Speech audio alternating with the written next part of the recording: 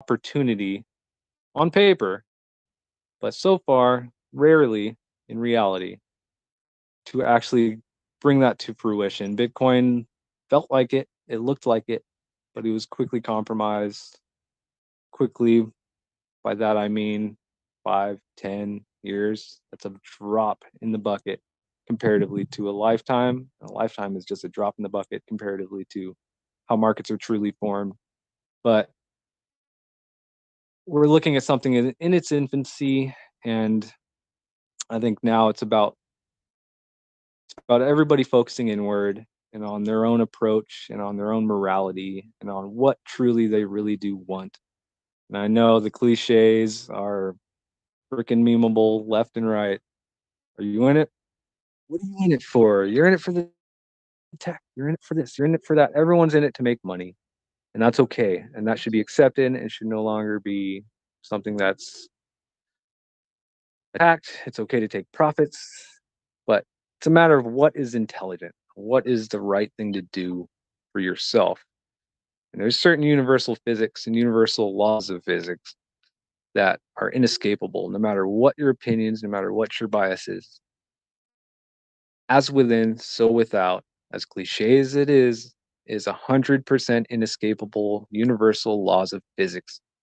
So if everybody was to be able to educate themselves and learn what the fuck they actually truly want and get past whatever pre-programmed, predisposed biases they had when it comes to money and when it comes to success and when it comes to power, then the entire space, no matter what ecosystem, whether it's fucking shitty scam coins or whether it's Hex, the epitome of the greatest possible entity within the entire crypto space so far, and really, honestly, the only true crypto that's ever been created. Long-winded, comes down to do your own thing. Yeah. No, I agree with you. There's other coins and protocols out there that are true crypto. Now, obviously, Hex is the one that we talk about, but don't just say that because that's what you hear. There's a lot of, not a lot, but there's a few other projects that are purely peer-to-peer crypto.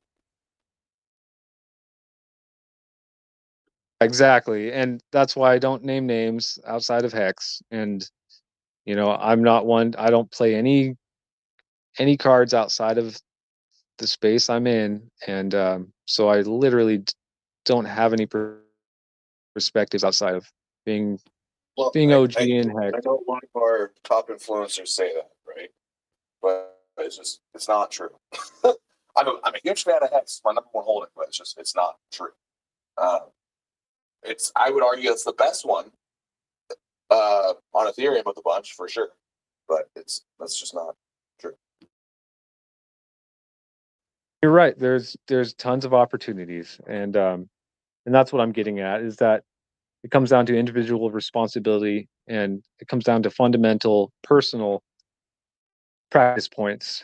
And no matter what you're in, there's certain things that will be universal within the approach to your process. And so much of that comes back around to your responsibility and your ability to handle your emotions, follow certain steps of approach and certain steps of due diligence. And I kind of got diluted in my long-winded freaking rant there, but yeah, you segued perfectly, and maybe you want to give a little statement on that, pontificates on that. I agree with the general sentiment of your statement. Definitely do. So I wouldn't say that's wrong. I'm a strong believer, and I'm sure you are too. I'm sure this wasn't your intent to tell people things aren't true, but I'm a strong believer in the truth as well as doing smart things. I'm sure you are as well. I'm not saying that you're not, but yeah. Sorry.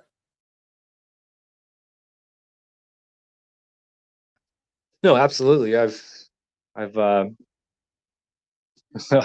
had my time in mud puddles, and not everything's a mud puddle. There's so many opportunities out here, and especially now in this bear market, it's time to, in my my opinion, is it's really time to just zoom into ourselves and how we approach any investment, whether no matter what the market. And right now is the time to reinforce our approach to investing in its most fundamental um, of educational approaches, and what that means to how from earning your representation in energy, whatever currency you live within as your proxy, and how we're trying to use that to better ourselves in whatever markets we see fit,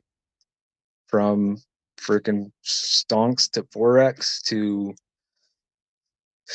commodities to crypto. It's just all, ultimately, you won't ever succeed in any of it if you don't first focus on yourself and what your expectations are, and having goals, and all the cliches come into play here. Um, and I think the original question, I did lose that. So if I think I missed the name of who Yeah, I'm prompted here. that. But Yeah, like the interesting thing is that market also has the natural mechanism of purging of the river of dead bodies, and we've seen many. It's natural. I mean, just to remember, no, history doesn't repeat itself, but it rhymes. But the first tech stock boom, no, I mean, there was Petco, there was Pets.com, there was Amazon, there was this, and even Amazon went minus 95%, and that doesn't mean that company, that product is.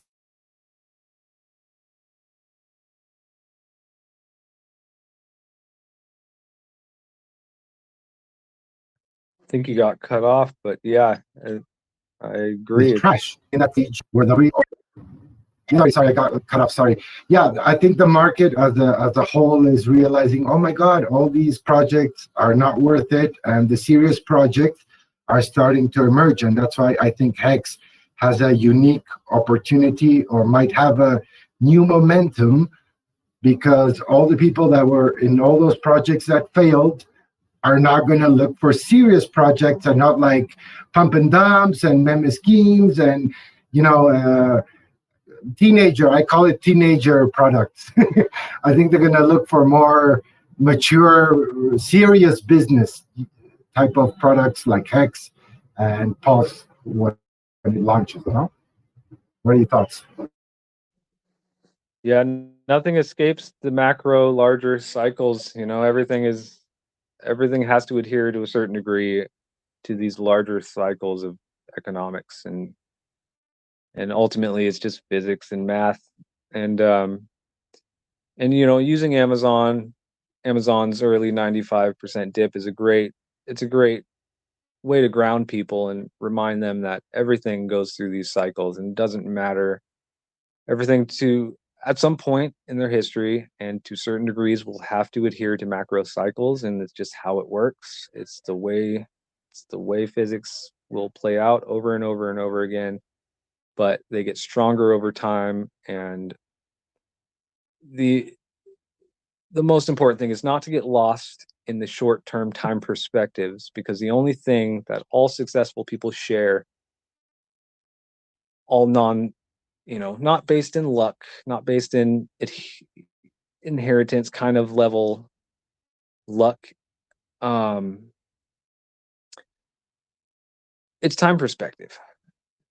Ultimately, the only thing all successful people share in this world is time perspective, and that being, the longer you think into the future while making decisions in the present, likely and historically, the more successful you will be long term. And that's just the way it works.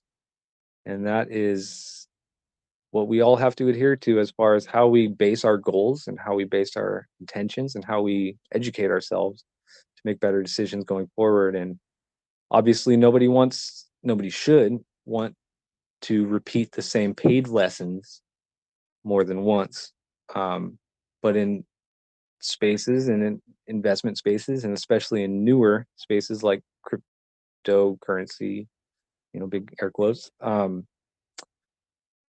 the more prevalent that's going to be because it's a new space and there's less educational resources. There's more people taking advantage of people. There's more opportunity for leveraged education to the negative outcome. But ultimately, the same things that brought fiat into existence, the same things that brought trading an egg for the value of a chicken thousands and thousands of years ago kind of thing, trading a tomato for whatever. It took a long, long, long, long time for currency to be a stable thing. We've gone through a lot of different versions to get to some kind of stable form. And even though it's manipulated, even though there's a lot of hierarchical bullshit, the same fundamentals will always apply. And it's going to be cyclical, and it's going to be mostly emotional when it comes to a retail level investor perspective. And all we can do is focus on ourselves and focus on our own processes, and the better every individual is and the more educated every individual is, the better the ecosystem will be and the faster it will improve to be a competitive and validated representation in global markets. And and do you think responsibility in the collective mindset is starting to kick in? Like, this is not a game. This is, like, people are starting to say, okay, this is not fun. I thought it was all fun. I thought it was No. Friday night. This is serious. You know what I mean? What do you thought? People are fucking dumb. People are absolutely stupid. And I agree with what Schwab was saying. I think a lot of what he said there has a lot of merit and was very, very, very smart and well thought out. I think these cycles, and we're starting to see, especially as we get into our, our fourth and eventually our fifth, these cycles all have themes, right? And they're all growing upon the base idea of crypto. So last cycle, we were seeing a lot of like ICO Web 2 shit, right? Like new bullshit projects, meme coins, a little bit of Web 2, and then very, very small amounts of Web 3. Coming up here on this new cycle, it's going to be a lot of Web 3. You're going to see a lot more growth in the NFT space, and not in the fact where it's like, ooh, cool, pretty pictures, but like actual accolades earned attached to your wallet, right? So let's say you go take a master's class in whatever, okay? You're trying to get a job in the either crypto space or something, and you've proven yourself on the blockchain to have a certain amount of knowledge, right? You've solved a certain problem, you put together a certain project, and you've done it, and you've earned some kind of accolade that's visible on the blockchain that says, so and so, this wallet address has shown proficiency in X, right? Kind of like a school grade, like you've passed first grade algebra, whatever, right? That's kind of, I think, what we're going to see a lot of in terms of development in this next cycle is, real world use, growth, and generation of status, and not just in a money sense, but also in a knowledge sense. Especially for us going into Pulsechain, we're finally going to be looking at a mainstream chain that has a lot of built-in users, whether they want to or not, right? Everybody's getting a copy that we can actually afford to fucking use. It's going to be great. Really well put, man. 100% agree, and thank you. It's unfortunate that the structure will never be, to a certain degree, it'll never be outside of a hierarchical approach to. It ultimately comes down to those with the most money dictate what's available in the eyes and the hands of those who want to get a piece of the pie. And so many, really all of history when it comes to this kind of subject matter is dictated by those with the power. And this is possibly and seemingly the first time in our history, human history, outside of crypto, I mean, fuck, we're looking at thousands of years of macroeconomics that haven't had this level of potential approach for individual opportunity. And we're really looking at the first non-corrupted, you know, I'm saying this potentially, all signs point to the first macro entity in the mix without a corrupted hand in a passed down hierarchical fucking structure based in some kind of previous bloodline, some kind of previous obligation, some kind of previous incentive. Obviously, everyone's in it to make some money. Everyone's in it to gain some kind of competitive edge, some kind of power. But that is how energy reciprocates. It's how it grows. It's how it works. It's always going to be hierarchical. You know, it's why capitalism is the greatest model possible. But yeah, man. The beautiful thing that will flourish from this negative things, and people are losing money. I feel that, is that they will really understand crypto, which is no middleman, not your keys, not your coins. They will really grasp that. I think that is what was the problem, in my opinion, of the last bull cycle. Over leveraged abuse, bad coding, or bad economic coding, and full of scammers. So people will understand, oh my God, okay, they will go back to the origin, cypherpunks, like, I have to manage my own stuff. No, I don't know. I think we will go back to what crypto is actually supposed to be. What are your thoughts? It's important to know that there are still going to be bad actors. There are still going to be bad intentions, and Pulsechain is not going to be void of shitty people. And that is really important for people to know. Even though the fundamental structure of it is great and the people behind its fundamental structure are great, it's still a capitalistic opportunity for a lot of shitty people. So it's important to know that, and not everything that comes into fruition on its foundation is going to be worth anyone's attention, but many will pay attention to it, and many will be burned as a result of that. And for me, that is the big simple example I give is the bear change is the whole, self-governing of your own coins. I think that's a very wise thing that you said about that being hopefully something people learn here. Sorry for talking with you there, QTB or QBT.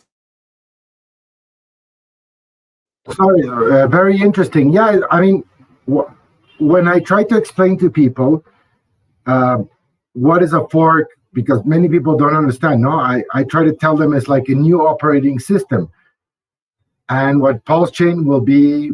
What is the layer one? It's the operating system, but programs built on top of it.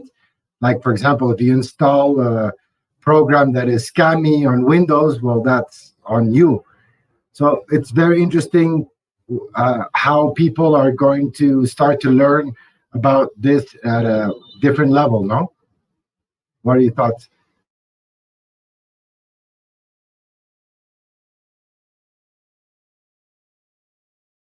Ultimately, I think one of the first times that we see a mass adoption in a large EVM, right? Binance, hard to fucking use if you're in the US. Matic, hard to use. There's two different chains you got to be aware of. Bitcoin, slow as hell, nothing to do other than move Bitcoin. Ethereum, expensive as shit, kind of fast, expensive as shit. Pulsechain, fast as fuck, super cheap, mass adoption.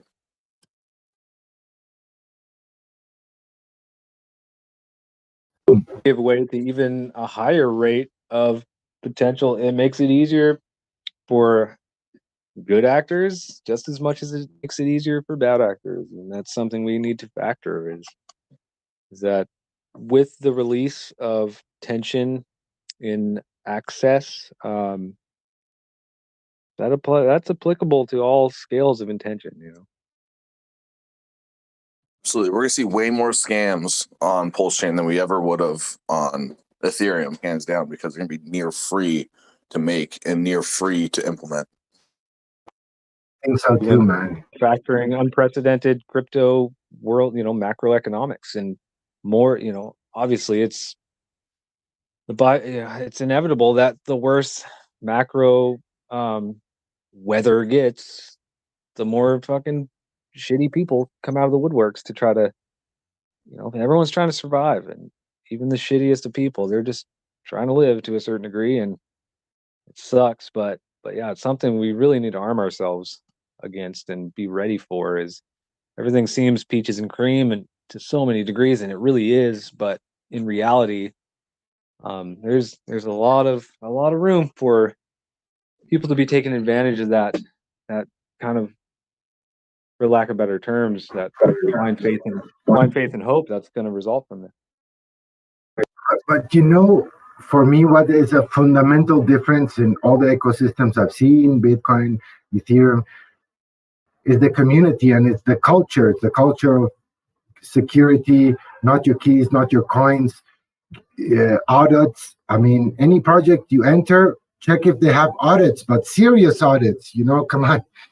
I've seen some websites where they do like some, some shitty audits. It's like, I think it's a culture. It's a culture that is showing people how to keep custody of their funds, how to manage it, learn about cycles, learn about FOMO and FUD, learn about 95% dips.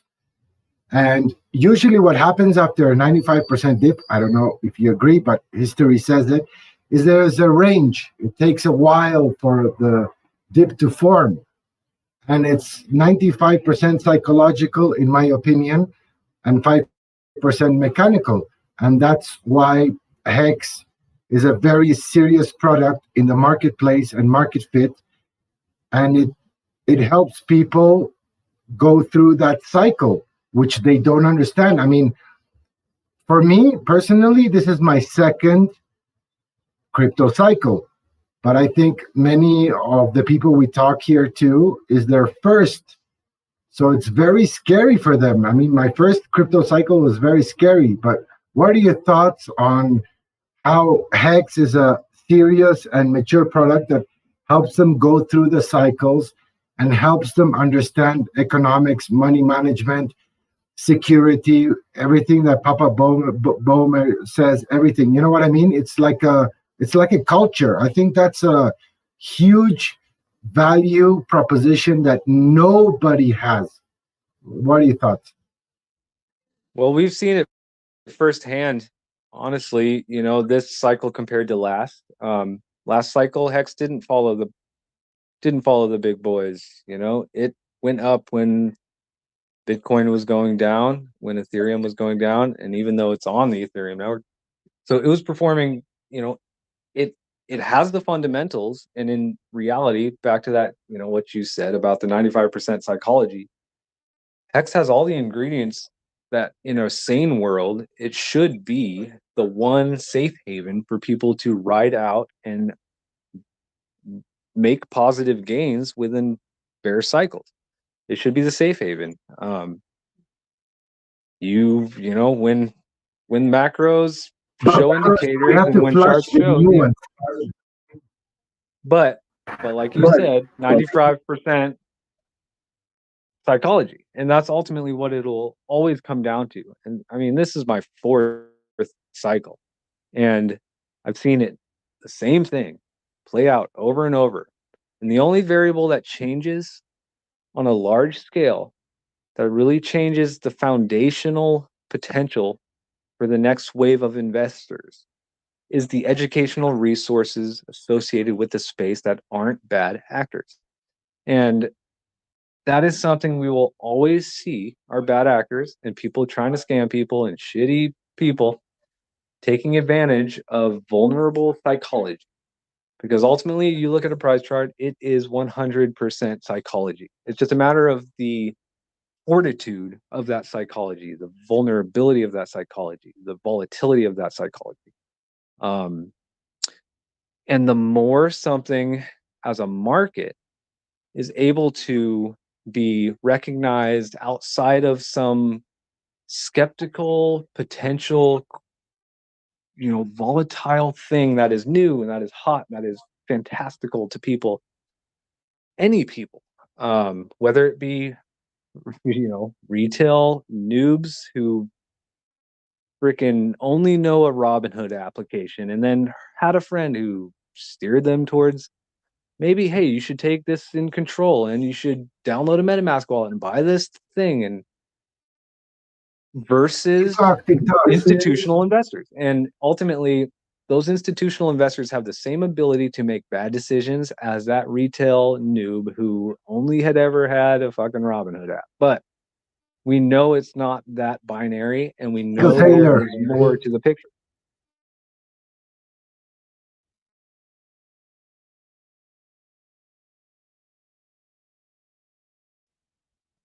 I didn't mean to cut you off there. Go ahead and respond. Sorry, I didn't want to interrupt you. I was just adding to, you were saying, institutional investors, and they're also learning their lesson, like Michael Saylor, Salvador, etc., 3AC, etc.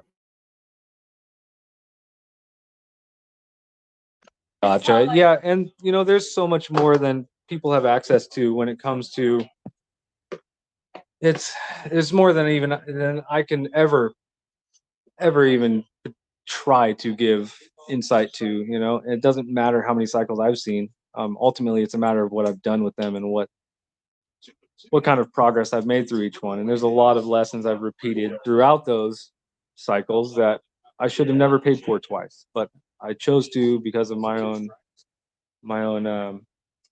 responsibilities and my lack of my own personal shit. But ultimately, Hex compared to other investments, it's the first time we have, and Pulsechain ultimately is kind of what we're really here talking about. It's the first time that there is something that I believe, from what I've seen, it's not just a belief, it is also based in what seems to be a mathematical representation, is there's more good people than there are bad people. And it's really big. And I think there's a lot of upside that's going to come from this. And there's a lot of down.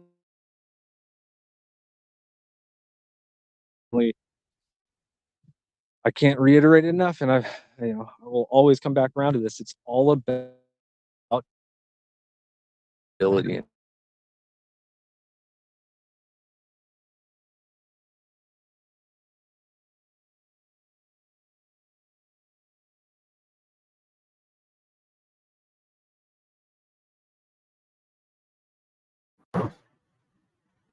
Sorry, it kind of cut off. But what do the rest of you think about all these liquidations in the crypto space? Is an opportunity for Hex?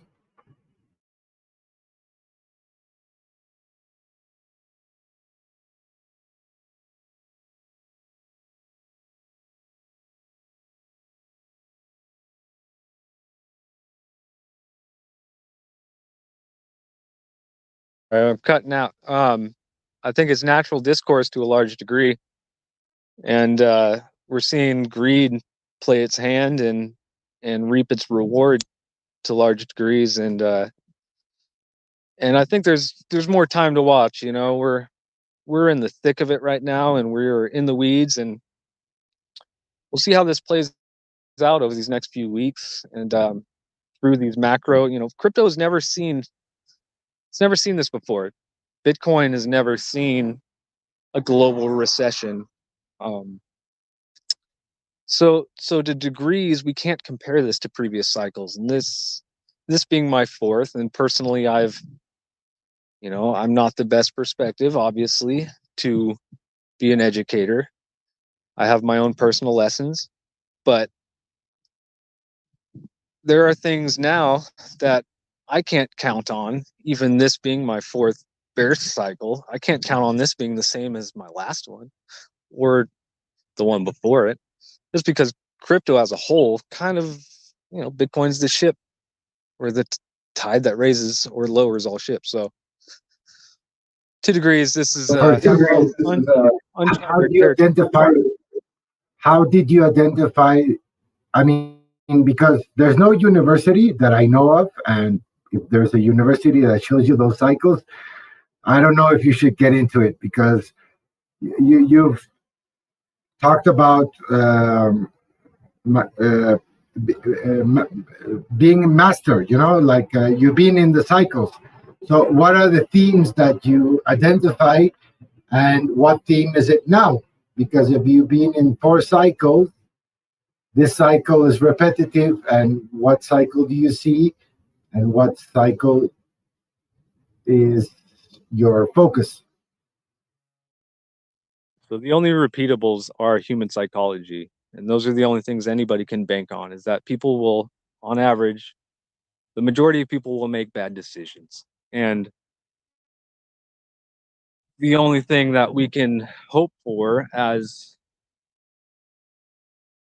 potential for upside that's unprecedented and new is that the fundamentals are different than they have been before. And that's where the people behind what we are interested in and what we are talking about makes it unprecedented and makes it potentially better to whatever degrees you see fit than we've ever seen before. So as far as my master is a word that I do not and will not ever, unfortunately, resonate with, but it's because I choose not to, and it's because I know that's never served me to see things through that perspective. And I don't think anybody should ever be working towards considering themselves within that frame of language, but it's just, this is different, man, and it's hard to put it any other way, really. It's just, this is unprecedented, and the only thing that's ever going to repeat itself, and the only thing I can share from seeing Foresight, is that it looks a lot like freaking 2013. It looks like a lot like freaking $1 to 30 in Bitcoin, but it's just different as far as the educational resources and the structure behind the communities, and, for lack of better terms, all the cliches. But it's different because of the people, and we just really, ultimately, you have to keep your own psychology in check and educate yourself at every freaking possible vector that you can, and then do your best to observe neutrally and observe from the sidelines, from the safest possible place you personally can observe from.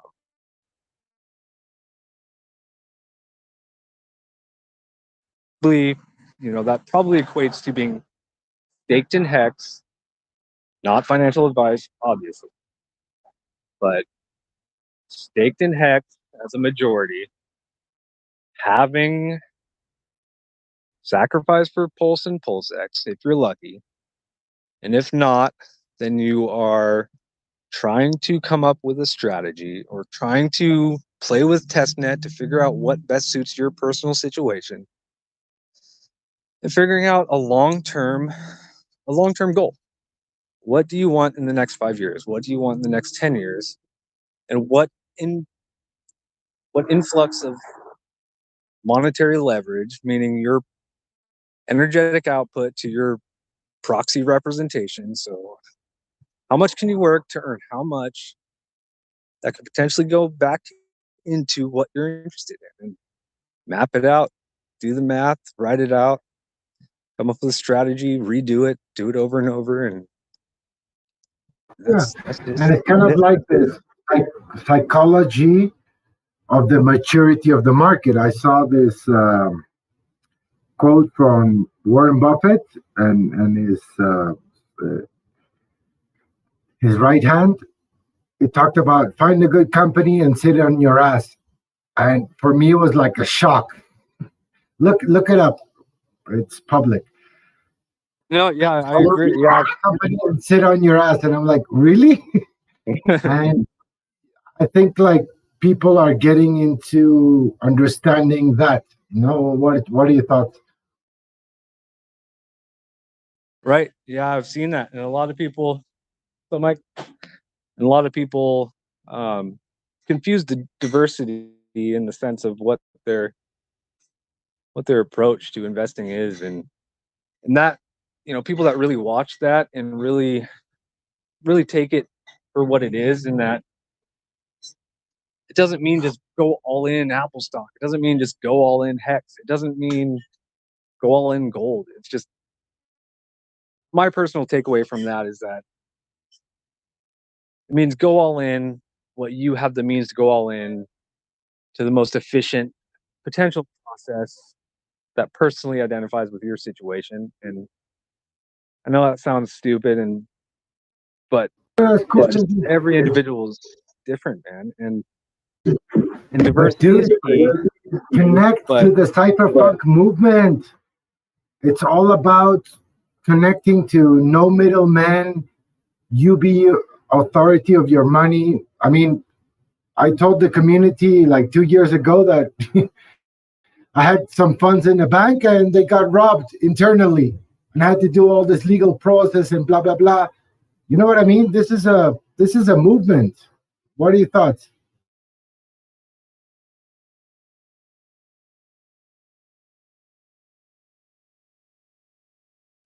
Yeah, and that's what changes this market versus others, and that's why there's so much potential differentiation comparatively.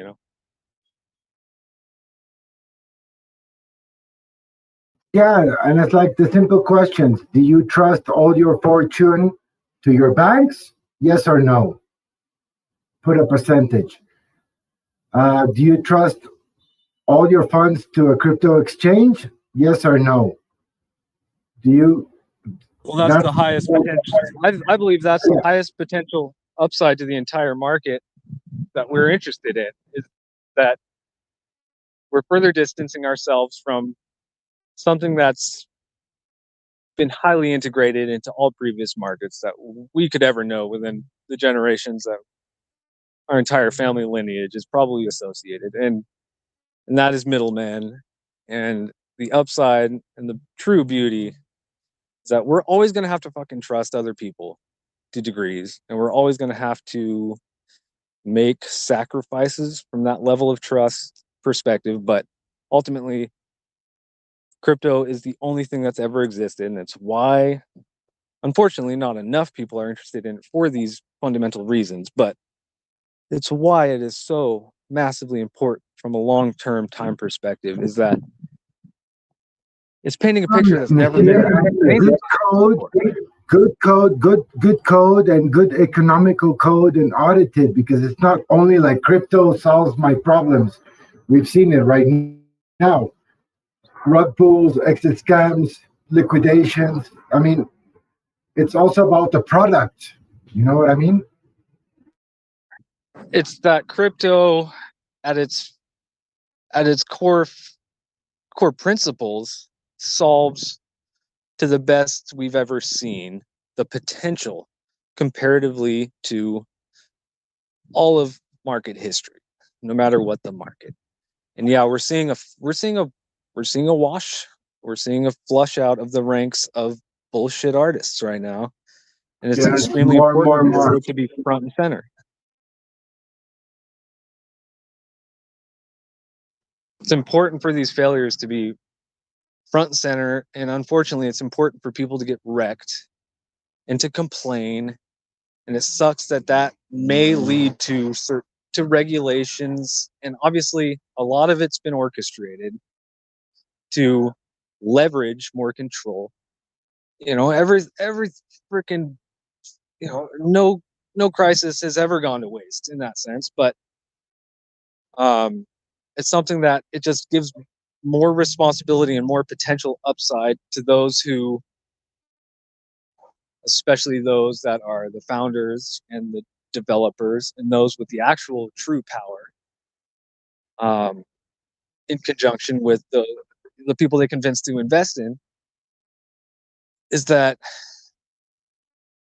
it's the first time ever that the crisis could potentially be it could be taken advantage of in the sense that the people can learn from it, really, and as opposed to just manipulating the people's perspectives of what's happening. And I don't know. I wish I could put it in a more intelligent way, but obviously, Bitcoin's white paper is still worth reading because it should be what's motivating people to not invest in just Bitcoin, but obviously make their own decisions and hopefully see that Bitcoin's been compromised. My opinion. But to be able to analyze other projects and other situations, other products, most importantly, that already exist, that are being created, that bring to fruition what was laid out, mapped out for us, motivated millions of people. But maybe not just, maybe there's some speed bumps. Maybe there's some ripples in the water that people have to navigate. And it's a matter of just using the failures, using the successes as motivation to continue to educate and to continue to. For example, something I do personally, and I heard it in Bloomberg, like, what was it, 10 years ago, and I still use it. It's a metric called safety, liquidity, yield. And I think crypto needs a lot of safety, liquidity, and yield. And for example, in the first safety, how do I know if this project is safe, if it's my keys, my coins, if it's admin projects and everything? That's what I love about HEX. It's like audited by 3 projects, blah, blah, blah. Liquidity. Okay, liquidity. Let's go to Uniswap. Let's check the liquidity, real liquidity, because the exchanges can lie. And I don't know what's your opinion, or anybody who would like to enter the conversation, but I think the liquidation process, like Celsius and blah, blah, blah, were like projects. But I think the next step is of exchanges. Maybe the big ones will survive, no? But the small ones will, I think, I don't know, it will be a history repeat itself. So safety, I mean, what is the safety of the project, and what's the due diligence?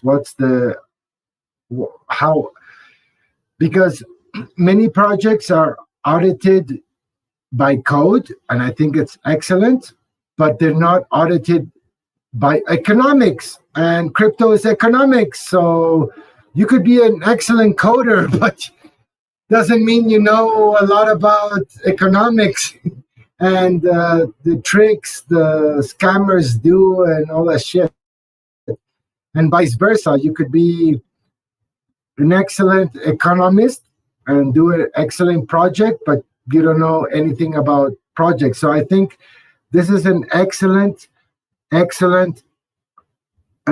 phase of the market of filtering out the good projects, the serious projects, and what is not worth your while. Although they will still try to, Twitter scam you and, oh my God, no, blah, blah, blah. But, I think this is a very important phase in the market. The transition from, I think, Shua, you said an excellent example of like high school, primary school, elementary school, kindergarten.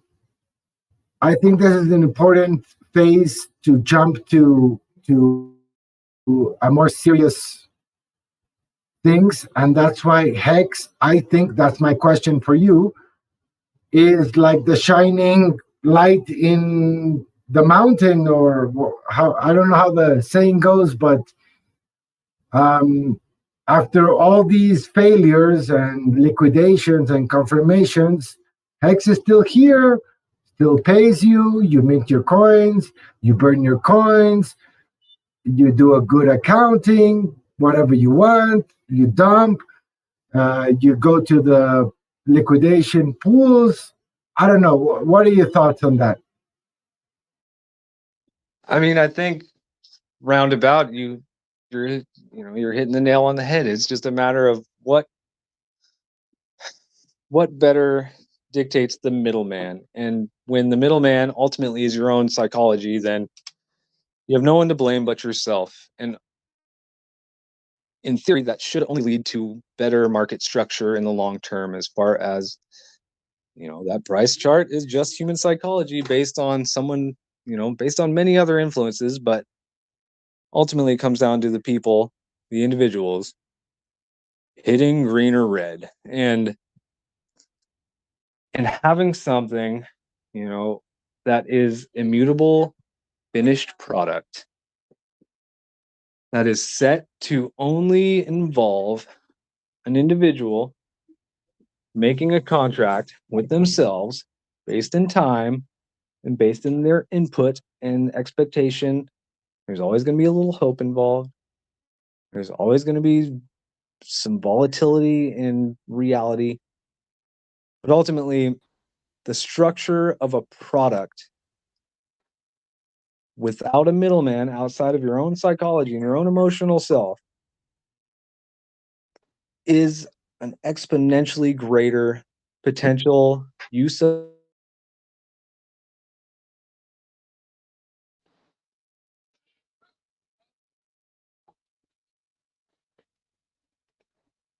Can I chime in here? Yeah. I've been listening for a while. Yeah, go And, ahead. Go ahead. I just want to sort of kind of change it up a little bit, but not really too much. The way I see things, I've had Bitcoin and been in crypto since about 2012. Followed it, had a little bit of Bitcoin, a little bit of Ethereum a few years later, but it was Bitcoin at the beginning. But what I've noticed is Hex. First of all, Hex is way ahead of its time. The message that Richard is talking about with not your keys, not your crypto, a contract that produces its own interest with no Ponzi mechanisms built in, no weird taxes.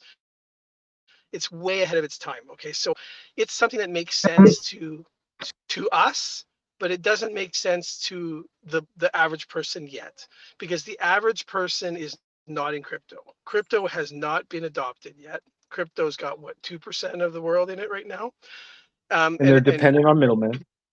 Yeah, back in about 2017, when I was in crypto, my portfolio did really well for a while before it tanked. I used to always just tell people, yeah, I'm in crypto, and I was the only guy I knew who was in crypto in my personal life, and everyone said, yeah, it's a scam, and it's going nowhere. Bitcoin's a scam, and it's going nowhere. And even me, in the back of my mind, I wasn't sure if crypto was going to be adopted yet. But 4 years later, 5 years later, it's a different story, and it's also a different sentiment from all of my friends. They're still all not in crypto, but they're all now agreeing that crypto is going to be here forever. But they're still too scared to get in because they don't have the confirmation from the media, the powers that be, the adoption. They don't have the comfortability to get in yet, because normal people always get in when it's too late to make the big gains. So we're in so early, and then we're in something like Hex that is so ahead of its time that most people aren't going to get it.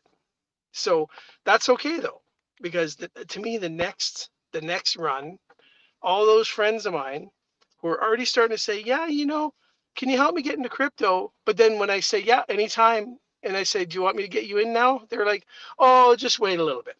But they're closer. But 4 years ago, they were telling me it was a scam. So the next run up, when they start seeing prices go up, all those people are going to start jumping in. That's the step one. And they're all going to jump in. They're going to go to the centralized shit. But that's okay, because that's part of the process. They're all going to have to get wrecked. They're all going to have to learn. And it'll be another 4 years. Then they'll get into Hex. But the ones who got wrecked this time will get into Hex right away. All my buddies who haven't got in yet, going to get wrecked next time, probably 4 years later, going to get into Hex. That's where I think Hex is going to shine.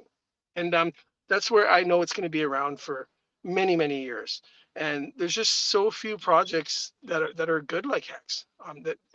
So that's the way I look at things. I think we're sitting here, we're talking about, the code and audits and all these things that are very important, but people are just getting in and trying to get comfortable with just having crypto go from the bank to a wallet, then getting onto an exchange. That's already scary enough for them. They have no idea about code and audit and immutable contracts. So I think I take a lot of comfort in that, knowing that I see the progression just from the no coiners, that they're now almost ready in about 2 years. Then next Right. pump they'll Yeah. be all in. So that makes me feel really comfortable. And we're in something that's 8 years ahead of its time, in my opinion. So That's why I reiterate the psychology side of things so much, is that, like you said, it's, and no coiners are the best example to use, especially from our own personal experiences. And I have almost a mirrored example of what you just said, and multiple times over and over. And I have people that fall off and do not, I have people that never even attempted, but I have people that did and went their own way and wrecked themselves in their own personal ways. But ultimately, it's just comes down to that Hex gives a clear, consistent doorway outside of that rehab clinic, essentially, for lack of better terms, of where cycle, no matter what the cycle, people will repeat the same behavioral patterns, and Hex is going to be consistent for all of time, and it's always going to be there. The only thing that changes is the percentage yield on your interest, and it doesn't matter because it'll all work to scale. And 10 years from now, 15 years from now, even though the payout per T-share will be much different, it'll be to scale, and people will still be looking at it the same, and it'll be almost better leveraged by people reflecting on the past, and hopefully, in a sense, comparing. There's an incline, there's a graph to be had there that should, in theory, lead people to better behavioral patterns and more efficient actions coming out of their realizations from the point of, this is a scam, and everything in between that up until, holy shit, I need to get in. And it doesn't matter what the interest rate payout is, it's just the consistency that should, in theory, matter long term. And the longer we go from now, or from day 1, day 30, adoption amplifier, the louder the comparison should get, and in theory, it should make it easier for people to grasp what they miss, and it should potentially grasp. It should save people a little bit of time in that rehab clinic, theoretically, but ultimately, yeah, it comes back around to psychology over and over and over and over and over again, and human behavior will repeat itself. And no matter what, you will get the same patterns of no coiners to market cycles will repeat over and over. yeah, I think a lot of people, when they look at Hex, more people will get into Hex in the future, when instead of getting, say, an average of 38% a year, I think that's StakeRap. It's telling me 39% a year right now. That's kind of the thing. So that's pretty high.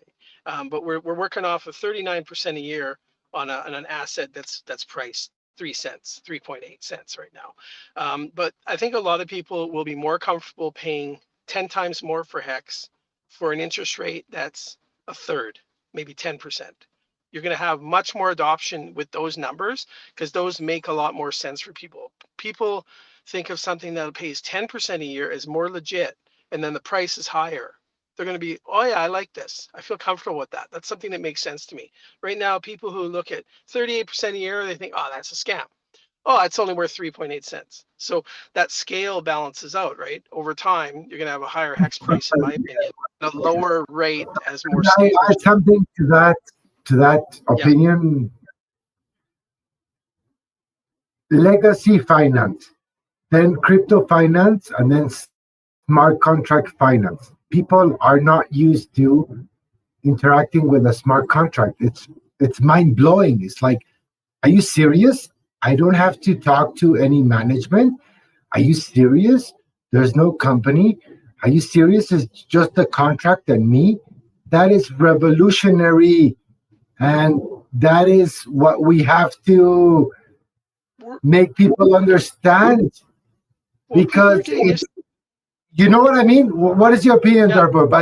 But please people are explain getting me used to. the evolution of money, the evolution Okay, of transactions. Yeah. people are people are already getting used to not dealing with humans already. I mean, yeah, I'm in Canada and I can open up what's called a Tangerine bank account. We have we have a bank called Scotiabank, which is one of the major banks here, and then they have a kind of a subsidiary that's called a Tangerine, and all it is an online bank. So you go to a site, you sign up, and all your bank's done. You never see a human ever. They don't even have physical locations. So we're already getting trained, with all these skip the dishes and all these buying food. Everything is becoming less and less person to person anyway. But So one explain day that. You do like interfacing robo with transactions or what? Explain a little bit that well, phenomenon because uh, uh, well, I mean, I'm just saying people aren't. I mean, I interface with many smart contracts. I'm not really looking at the code necessarily. I'm just clicking buttons, and that's in the end what's most important, right? Is how friendly does it look and how easy does it look, but what's going on behind the scenes is very technical. It's like your Windows operating system, right? You click the start button. Well, what's all the code that gets activated when you click that button? To click that button, make that menu pop up, there's a bunch of code that runs. I don't think about what the code is. That's similar to a smart contract, right? One day people are just going little to bit have to click of buttons, and that's when people will when it'll be adopted by masses, when it becomes more user friendly. I mean, it's just common sense, right? The reason all these guys but that I mentioned at the the beginning difference are all between technical. operating systems and finance. I think in this Pardon me? capitulation of the market, yeah, there's a difference between operating systems and No, what I mean is the listen, code. The code is important. I mean, yeah, yeah, but it's an analogy, right? It's like people don't like my buddies who want to get into crypto. They don't give a shit about the smart contracts. They want to know. They think of crypto as an investment because that's really what it is. The code and all the technology. People that say I'm in it for the tech. Those are similar to the guys who are that work for a bank, but they're in the IT department. Like I'm an IT guy, and I know that my place is just I provide the IT for the company I work for, but the company doesn't do IT. The company might do totally different work. Well, people don't care about the technology. They care about what they're getting into, what they're buying, and what it's going to do for them. So they want to get into crypto so they can make some money so they can buy a better life. They don't Yeah, care how it does it. yeah. yeah. So We But basically, do. We basically people after this don't care about dump, technology. they're looking at projects that did not fit their due diligence, that bad coding, bad economics coding, not your keys, not your coin. You know what I mean? What are your yeah. thoughts about that? Well, yeah, for sure. All of us who are in crypto who have been around and we've learned this game, we're starting to realize anyone who's been scammed is going to say, well, why did I get scammed?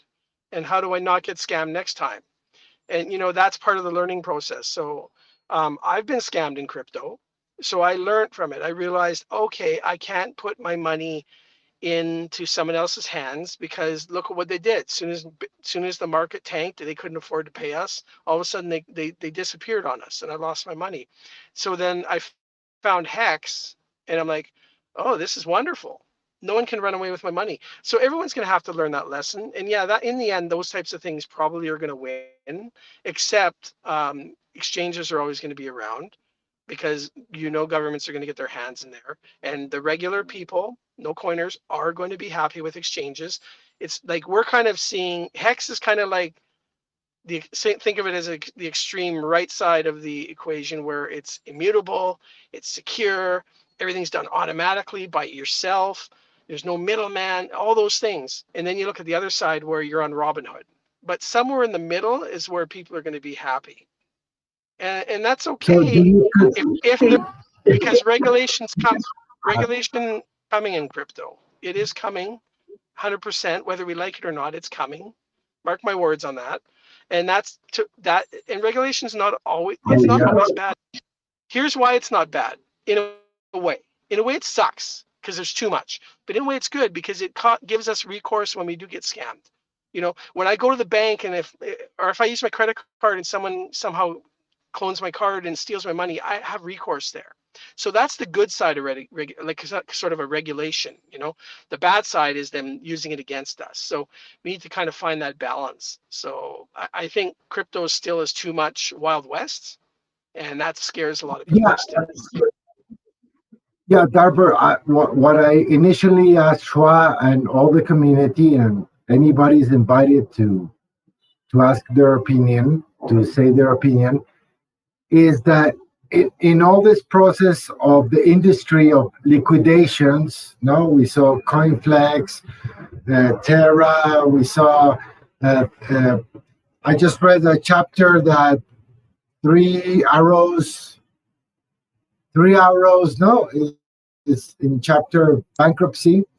Is that not an opportunity for Hex? Because how the industry works, and that's my opinion, and you tell me what you guys think and all the rest, is that all the projects that didn't work are gone.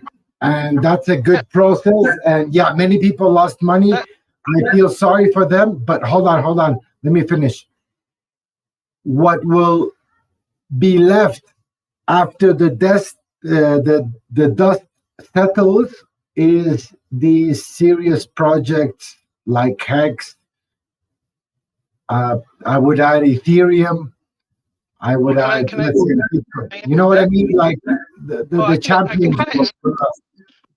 Yeah. Look at the stock market right now. Stock market's been around for years and years, decades and decades and decades, and they have there's constantly penny stocks out there that are shell companies and scams, and that's not going to be any different with crypto.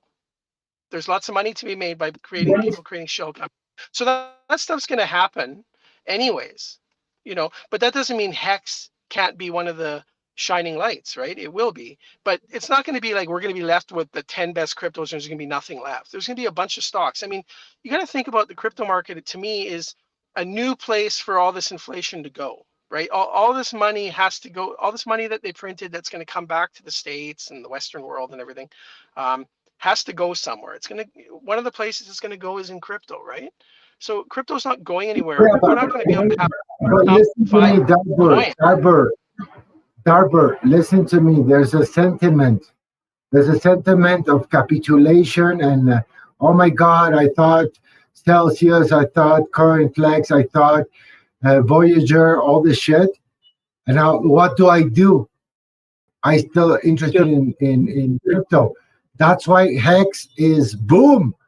That's the mature product because I was talking to Shua and I told them, in my opinion, the last bull market cycle was really teenager. It was really like, I don't give a fuck about reporting. Let's just do this and let's make money and blah blah blah. But you know, for me, like I told Shua, it's the comparison of with this I will end. The tech stock bubble in the 2000 with Amazon. No, Amazon dropped. Yeah. Okay, but can we go back to you're speaking from your perspective only, and we're only 2% into crypto. We're only 2% of the people. All the new people that are coming in have not learned that lesson, so there will be new Celsiuses there for the new people to get scammed out of. Until and that's why I love about Hex. Once you go into Hex, it's all the best practices in the world, in my opinion. It's going to take 10 years for people to figure that out. BT, I think you're getting a little hung up on your comparisons, and you need to be able to expand on the ideas you're trying to give forth. And you know, think of OTC and think of penny stocks in the 80s, man, and look at how it's evolved. You got to be able to evolve with and move with the conversation. Yeah, guys, I just wanted to say this. Like, I totally understand what Darwin was saying. I think one of the problems with crypto is in fact the usability, because I mean it's too. I mean, honestly, it's still very complicated to explain it to a complete noob. And I think that's something that crypto eventually has to evolve to in terms of handling multiple different chains, obviously interaction with the contracts and stuff like that. That's something it has to evolve to in order for the adoption to really reach the masses. So I totally understand. Like people don't care about the technicalities. People just care about the functionality. That's just the main thing, you know? So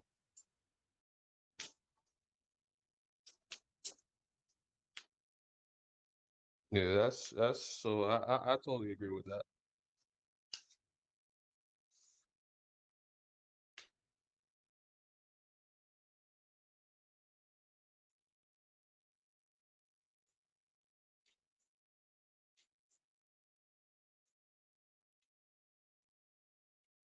Yeah, but definitely I like the conversation though for sure.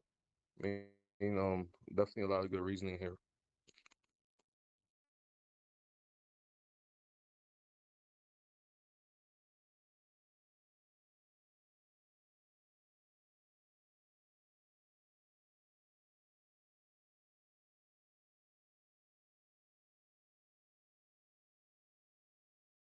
I mean, what are your thoughts on people taking risky bets, products that are not confirmed, that have no admin keys? You know, this is the capitulation. We need it. That's why, for me, this is a great hex opportunity because people will start looking into, oh my God, these guys survived. These guys are doing something good. What are your thoughts? Yeah, I mean, definitely like a lot of the people that obviously got wrecked. I think, as I said, I think this bull market was the worst. I mean, it was just a disgrace. Like some of the stuff that was going on. Even the whole NFT thing, which I think is a complete fraud. I think that's the crypto version of the dot-com bubble, pretty much. But when you really look at it, I think only projects like certain projects are definitely going to survive. Obviously, Hex, obviously Pulse once that comes out.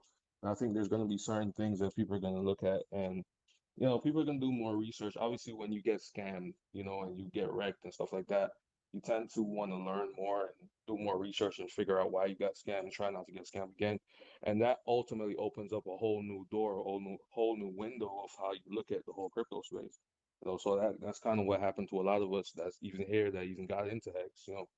99% of people that are in crypto got scammed at least once. So definitely, I mean, I think that's a good thing. I think the adoption will take place in that way, but also part of really appealing to the masses is also, just making it more functional.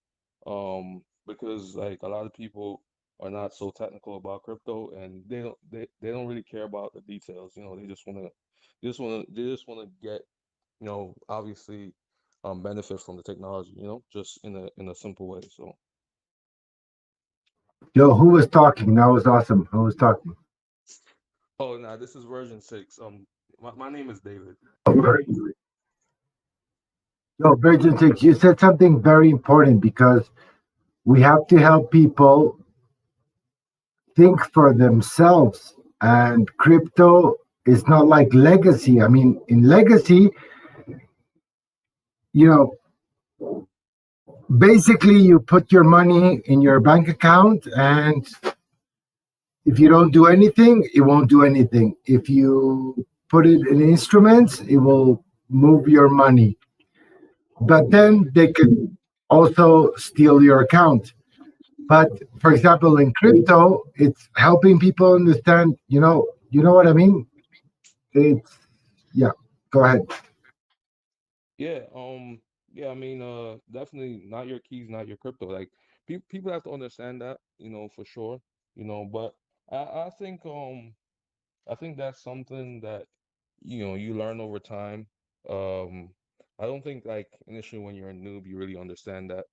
I remember when I just started out in crypto, I used to, store all my crypto on Coinbase, and that I started on crypto way back, like 2017. So, you know, um, that's pretty early compared to you know, I mean, most people in crypto right now.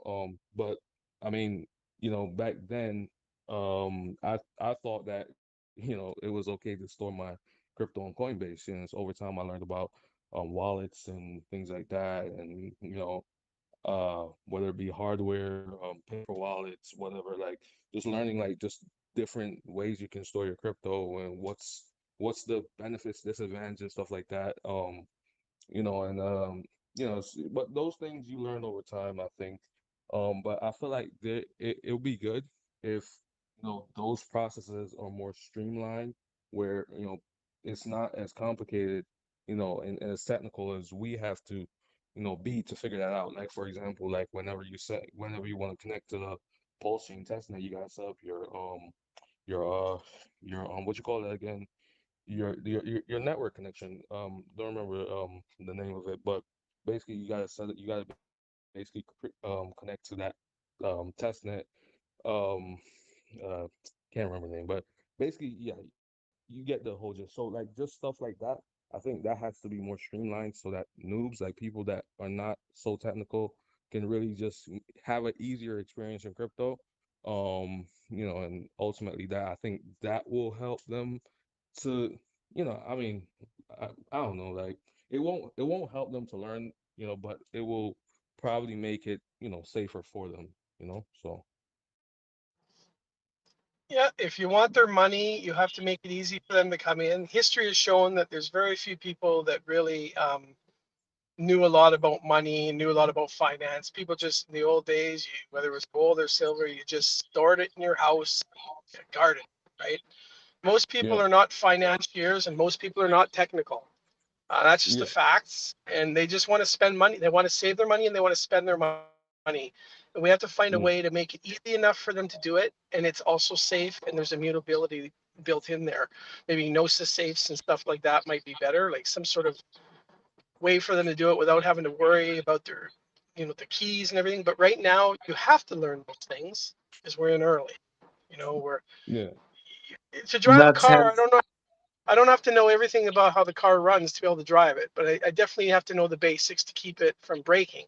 That's the same thing with crypto in the future. If you want mass adoption, if you want it to stay the way it is, keep it the way it is, and that's it. yeah, yeah. That's it. Yeah. but so many people trust middlemen is because they have that desire to, it's a lack of motivation to do everything themselves and educate themselves to put that extra little bit of work in. And it's why middlemen have Yeah, been so successful and so corruptibly so. It's because people just want to spend money and have the results, and and yeah, that's the transition we're seeing. Hopefully we would. yeah.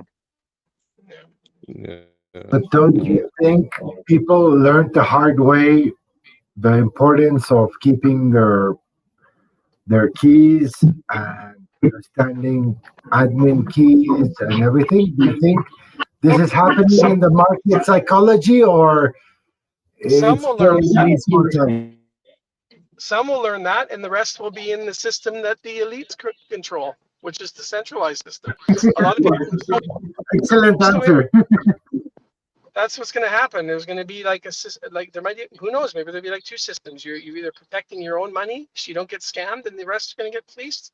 They're not going to get fleeced the way they're getting fleeced now. They'll get fleeced through fees. There'll be enough regulation to protect them from being totally scammed, but they'll have a bunch of fees. Whereas, maybe we won't be privy to all those fees if we're off their system. Who knows, right? But And there'll be human nature, more and more incentives. There'll be yes, more and more incentives going forward for people to not take control, and there'll be, yes, the centralized exchanges will have to incentivize people eventually, and it'll always, well, at least not always, but it'll be a long time that we see it being the vast majority, obviously, as it is now. But people that don't want to do the work, that just want the low hanging fruit and just want the least amount of effort. But we're already seeing that drawback, and we're seeing the need for these middlemen entities with, like, more often than not, bad intentions, to have to dangle the fruit bigger, louder, sweeter, and give more incentives for people to have to participate in their obviously lopsided angles. The hard question is all the people who lost their money with Celsius, Coinflex, blah blah blah blah blah blah. Do you think they will reincorporate themselves into the market? And how can Hex take advantage of that? As my previous self to use as an example there, and yes, I believe, I'm obviously an individual version of that, but a lot of people will leave it. A lot of the people that swear it off and leave it forever will come back because it's an implanted lust. But the good ones that come back have strategies and have plans based on their failures from the previous experiences, and many will just leave and never try again. But I feel it's probably close to 60% will probably look at it again. Yeah, I just want to piggy off that as well. I feel like crypto is one of those things. Once you get in, you can never leave. I feel like crypto is so revolutionary. The technology, is so different, and it's so much. There's so much to it that I feel like people, even if they're noobs and they never really understand it, like I feel like ultimately they'll see that there is value, even though you lost money. There's a lot of value in the space and the technology itself. And I think once you get into it, I think it becomes a part of you. I really believe that. So I think eventually, they'll just come back and they'll figure it out. That's what I think. Just like most of us did. So that's Yeah, but the question is, do you think they will learn the lesson of not your keys, not your coin, have a treasure, be what crypto is? Do you think? Well, Or I would it'll say a be lot of, I would say yeah. some of I them think probably I don't would even prefer that. know that about their keys still. They've lost their money and they don't really understand that they're just going to think, oh, that just happened with Celsius.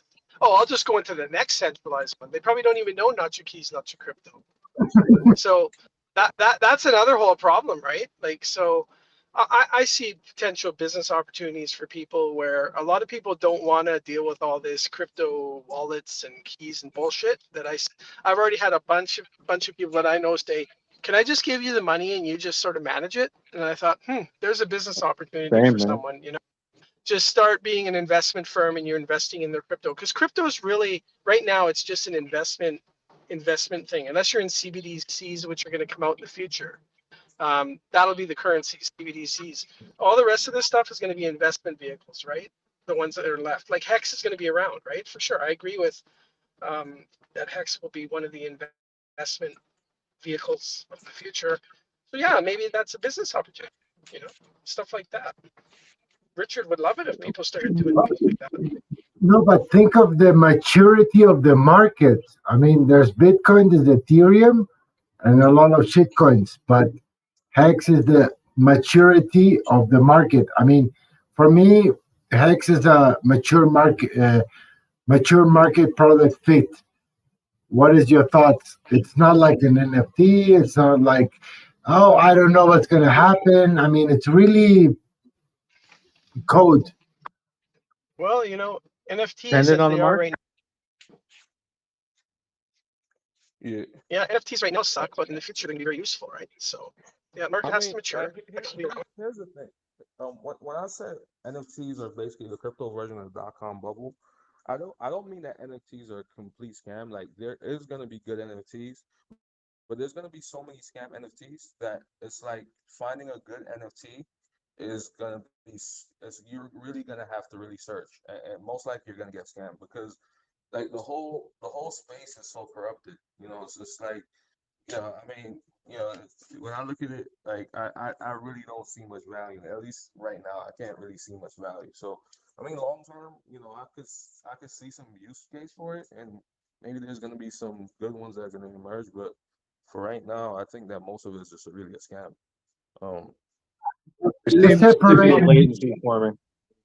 There seems to be Yeah, a latency forming in the reckoning of traditional air quotes NFTs, and I think that latency will actually it appears to be trailing the market as a whole, to where NFTs for some reason don't seem to be responding. Obviously they're down, and obviously they're getting wrecked, but NFTs are getting so flooded with various new advances in the potential behind the very concept in the market. And so NFTs, it's a hard subject to really try to pintail.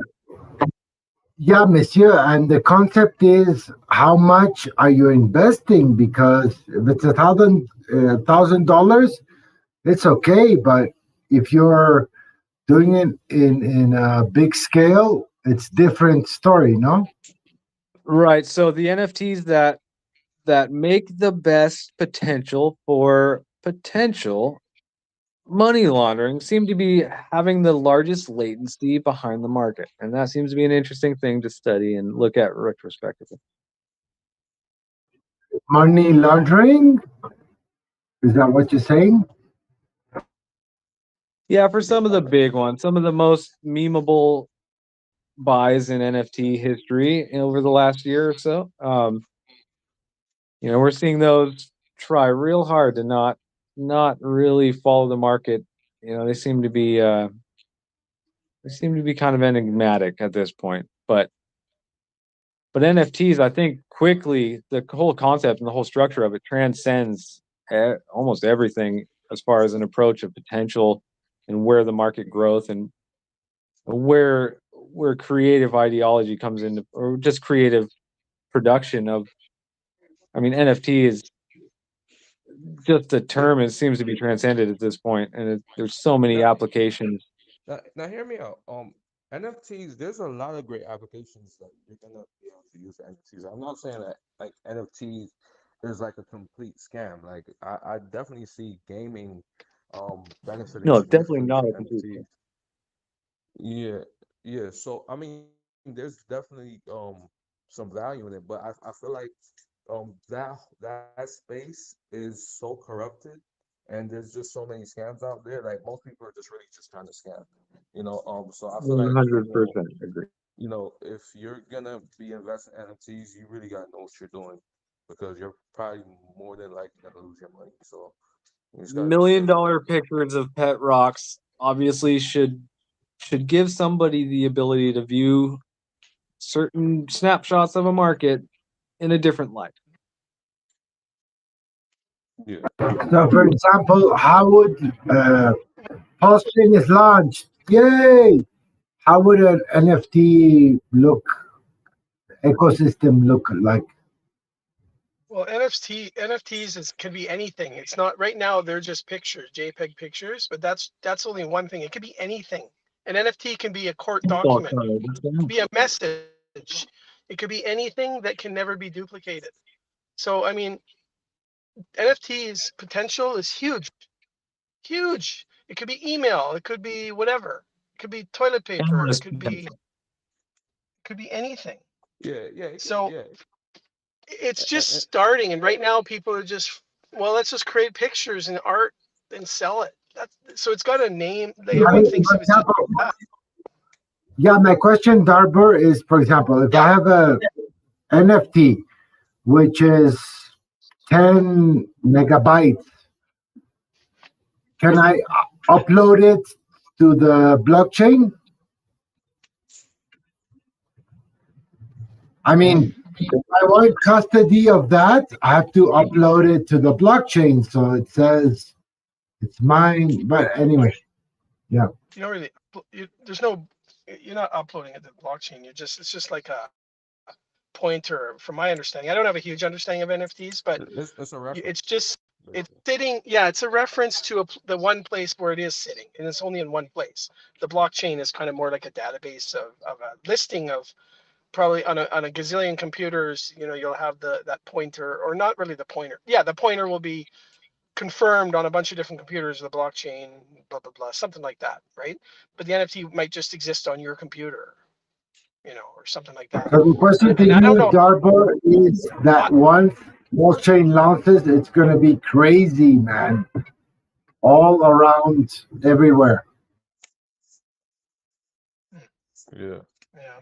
I think the one thing that people or also ignoring, because I know Richard Hart says that, like, what if the website hosting goes down with the JPEG file and stuff like that? But what people are ignoring is that, what about in the future if we have decentralized hostings and stuff like that, and things will always, there's no way to really take down the server. You know what I mean? So it's like that. Like, there's a whole lot of different things to it. And that's why I don't think it's a complete scam. But I think right now, like, I mean, you're probably you're really risking your money putting it into NFTs right now. And that's Well, Right.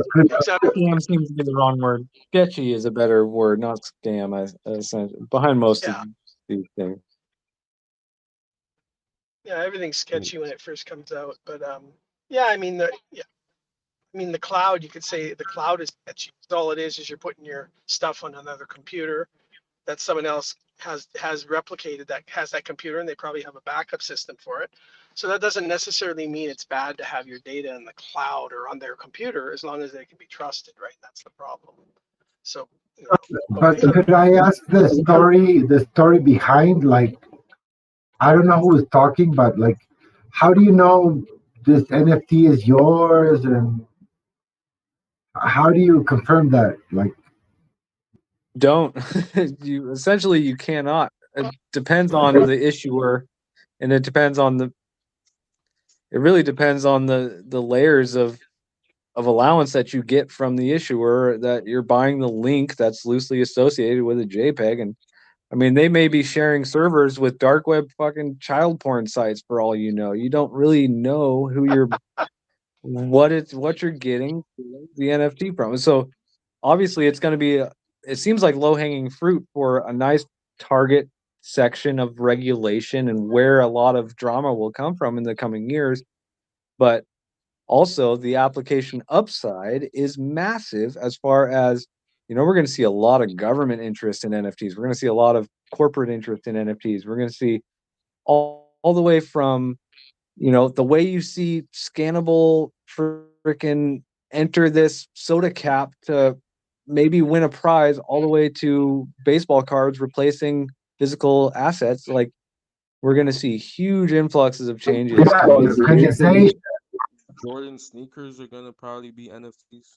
Right, yeah, and fucking voting could be fucking NFTs for all, it's like, it's got huge upside. but let's look at a simple example. Like, Richard Hart was in a Metallica festival with the guy from Korn. What would be the process? And you know what I mean? Like, how can you convert that into your own NFT, blah, blah, blah? Technically, I can't answer that, and I don't know if anybody can hear, but well, I don't give a shit about him, so I don't know enough about him.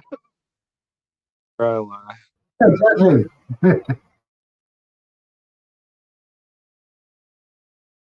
Do you think this is part of the population part of the market?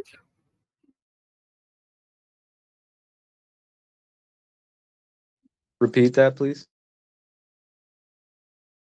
Yeah, like on the thesis of 95% is psychological and 5% is mechanical. Do you think all these types of things is capitulation? We were talking about liquidations and stuff like that. Do you think this is part of the natural process, or what are your thoughts? Well, think about it, QBT. On that thesis, 95% of NFTs already issued, in the traditional sense of what people look at the idea of an NFT as, is of these pictures you get online that you can make your Twitter profile or whatever. It's like, I know it's bigger than that, but to sum it up from this perspective, it's going to be duplicated once on the Pulsechain network, and then not long after or before or around or whenever, they're going to be duplicated again onto Ethereum 2.0. And then when will something else pop up that forks again and duplicates them again, and then duplicates again and duplicates again and so on. So at what point is it unique? And from the fundamental aspects of you only ever having a link that's loosely associated with a JPEG, there's going to be endless copies in the long run that are made as networks scale and as things have to adapt to demand and so on. So, and look at the $1 million. The greatest example is the freaking $1 million link loosely associated with a JPEG that is a picture of a badly pixelated pet rock. Somebody paid large money for that. It's hard not to assume that that was probably a good way to maybe launder some money as far as that person's intentions. And if not, then they were really, really, really stupid in paying that amount of money for such a stupid picture. But it depends on that person's idea of what art is. I'd say one thing about the NFTs is I'd say as there's a fork, I would say the NFT doesn't get duplicated, but maybe the link to the NFT would get duplicated. Exactly, but that's what people bought in the first place. Yeah, so it's still pointing just to the single thing, probably. But Sell to somebody else without you knowing. Well, yeah, that would be interesting, eh? Like if you could sell it, say, on Pulsechain, but it's still not updated on the Ethereum chain. You know what I mean? That's kind of interesting. Would there be two different people accessing it, both two different people thinking they own it, and they're like, look what I say, it's a picture. Look what I got, and then the other guy's saying, hey, I got the same one. They happen to meet, and they both own the same thing. You know what I mean? I mean, it could be really weird.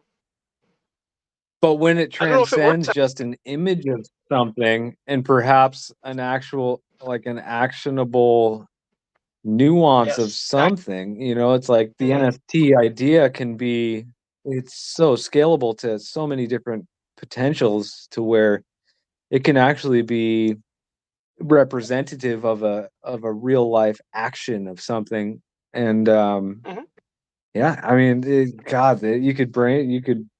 you could go nuts with the brainstorming, but it just seems it's crazy. I mean, it's literally just feels insane the way people are spending for what they're spending for at this point. But the potential is freaking endless, It's almost like the link to a JPEG was just someone said, let's just do a test and this is what we want it to do in the future, but let's just link it to a picture, and they said, oh, look at this. It just took off. Right, let's see what it's almost it's the most rudimentary thing that you would do with it that really makes no sense. Well, let's see what we can get these lab rats to freaking run for, Well, the one thing I will say is this, right? I mean, any technology in its early stages is always gonna be loaded with flaws. There's gonna obviously be things that are gonna be needed to improve. A lot of adjustments are gonna have to be made over time, So NFTs, the whole thing is new. It's the newest thing in crypto right now, and I think there's gonna be a lot of evolution that's gonna take place within that whole space. I think we're really in the primitive stages of that, and I think that's why it's so exciting too, because we're really, the we're so early right now, we don't even recognize it. I mean, a lot of this stuff if we make the right decisions long term, we're gonna benefit significantly, yeah, but it is definitely early for sure. And you're very likely correct in that sentiment. And there's so many subtle, especially in the conversation of NFTs. There's so much that surrounds the potential evolution of how it's structured, and yeah, you're right. I mean, that's the only point we can come back around to, is that we are very new. Outside of the way markets work and human psychology, and when we rewind this conversation back to charts as a whole and how Hex differentiates as a product compared to projects that are more corruptible, NFTs really are an interesting, probably the most interesting subject from a niche perspective within the market right now. Yeah. Yeah, I will say though that it's a great application of crypto in general. I mean, the concept is great. It's just the fact that there can be so many scams involved in it, especially at this point in time, that you really have to be careful. I mean, I feel like most people are gonna lose their money in this whole NFT thing, and then there's probably gonna be a few actual good NFTs that are gonna appreciate in value. Um, you know, but it's gonna be the people that made the smart decision to buy the right NFT. So it's just I mean, you're really taking a huge risk, with this whole thing. 100%. And it's a great way to launder money, which probably means there's a lot of bullshit to wade through and murky water to tread Yeah. through. Yep. Yep. Yeah, it's crazy, man.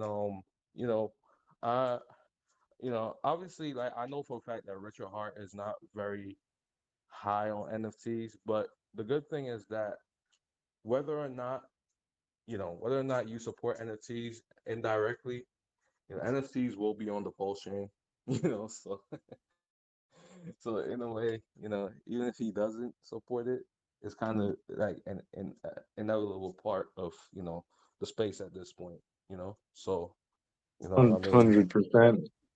Yeah, I it's a feel like great eventually, yeah, I feel like eventually even like he will see the value of it. I think there's definitely a lot of value to it, so I definitely disagree with that, what he said, but but also I can see from where he's saying that there's a whole lot of scams involved in it, and I totally agree with that too. So, you know, I'm trying to look at it like the early years of YouTube to where it's like so many of those early YouTube channels nobody knew that yeah, they would blow up into something, nobody knew fucking um Post Malone's channel in those first two videos were gonna end up being Post Malone. Nobody knew, freaking um Mr. Beast was gonna be Mr. Beast. It's like PewDiePie. as long as the platform's there, the the strongest weeds will outgrow Yeah, the others, and it's kind of this weird state of obviously everything's dependent on this scary to maybe this weird regulation kind of approach to everything right now, but yeah, in reality a lot of this will thrive outside or within regulation, doesn't matter, um but I understand why Richard hates NFTs, and oh yeah, I I totally get it. side more on that Yeah, perspective, but also in the same sense, I understand how endlessly applicable NFTs are to various offshoots of artistic creativity. And I get where the long term application will be. I honestly yeah, believe it will be something that's so much bigger than loosely tied JPEGs to scam money laundering shit. yeah, And yeah, definitely. it's the applications are endless, and we're going to see more corporate adoption to NFTs. It's happening rapidly. I mean, look at Oh, baseball, banking. trading baseball cards, for example. That alone is a huge monetary market, and you Yeah, can take that idea and you can apply it to so much more, and you can apply it to yeah. any soda cap possibility. But like it's crazy. Like literally, as you said, like anything could be an NFC. So you could even think about, even for banking, you could think about bars of gold, like if they're storing gold or something like that, or you know, uh, I don't know. There's so many applications to it that it's like, I mean, it can apply in so many different ways, and a lot of it, and really, I mean, how like you think about authenticity of like jewelry, for example, right? Like you buy a chain, like you hear like a lot of these rappers, like they're having fake jewelry and stuff like that. And if it was a situation where you could authenticate the legitimacy of like where like whatever is making that jewelry is coming from, then it would basically lessen the likelihood of you having to buy fake stuff and like for example fake sneakers, like being able to authenticate that against an NFT, knowing that there was only a certain amount of them that got created, you know Absolutely, yeah. And Nike, yeah, look at that's like dunk releases. Look at shock yeah, drop shoes. Um, yeah, yeah, no, that's a great way to look at it. I mean, and I could take it yeah, as wildly deep as the air I breathe. It's like in the future, when it comes to carbon emissions, every human could be taxed for the air they breathe out. It's like there could be a government mandated sticker on my chest that measures the output of my oxygen or my CO2, and yeah. that I could very mean, well be utilized and measured through the same tech that's measuring the shock drop of a fucking Nike SB Dunk. yeah, yeah, definitely, definitely. It's there's so many applications to it. It's just it's basically endless when you think about it. Um, but I think as I said, like we're in the primitive stage, so a lot of people all they think about NFTs is the ape. You have the little ape with the banana or whatever on the picture of you know what I'm talking about. So but that's all you think of when you think about NFTs. Like there's nothing else to it. Like at this point in time, it has no other application. So everybody just think it's a complete scam. It has no value whatsoever, which I think right now it's basically a scam. But in the future, I could definitely see like, amazing applications for it for sure, So No, I'm with you. It's a matter of, it's not like it is kind of subject. It is there are a lot of kind of subject. It's like obviously there are a lot of fucking scams, but the yeah, tech is you quickly realize like the upside or the usability of the actual technical application of the of the tech behind NFTs. And though yeah, it is in its infancy and there will be many scams riding the tech, obviously everyone's clamoring right now. Like we're already seeing it in corporate use. It's like just something it's growing more rapidly. But for the people, background to like what we saw this last year plus is is going to be the snapshot of historical, like, holy shit, that's going to be what's in the museums for years to come, is the fucking $1 million pet rocks and all the apes and all the yeah, whatever's. It's like that's going to be the funny shit we all look back on, but in reality the application, it's like that's what's going to make, it's already transcended that pretty drastically, honestly. But as far as what people buy when they use the word or the phrase NFT, what people are buying when they say NFT is such a tiny infant example of what that tech is actually doing and actually going to lead to. That's just it's funny. It's primitive. easy to meme Yeah. and it's easy to make fun of and it's easy to look down on. But It's like back in the day, like basically a caveman discovering fire, pretty much. I mean, it's like he doesn't know any of the applications of fire. He just knows that fire burns. You know, so it's just one of those things. Over time, you're gonna, gradually, figure out what you can use this technology for. And it's just going to take obviously innovation. There's obviously going to be legitimate people, legitimate companies, big companies, banks, institutions, whatever, that are gonna see this technology and they're gonna apply it to their product or to their service or whatever they're doing. And I of think course, that's yeah. gonna initiate sort of um, you know, the next stage or the next evolution in the whole NFT thing. But right Well, now, it's yeah, it's that widespread potential that is why there's so much focus on it. It's like I yeah, don't know if you and I don't know if you remember this shit, but I remember seeing fucking air from a Kanye concert sold on eBay in a Ziploc bag, and you know that is like gonna be the lowest form for a long time. And I think it doesn't yeah, matter the evolution of good usage of the tech. Like we're gonna see so much good tech behind NFTs quotes before we get past it.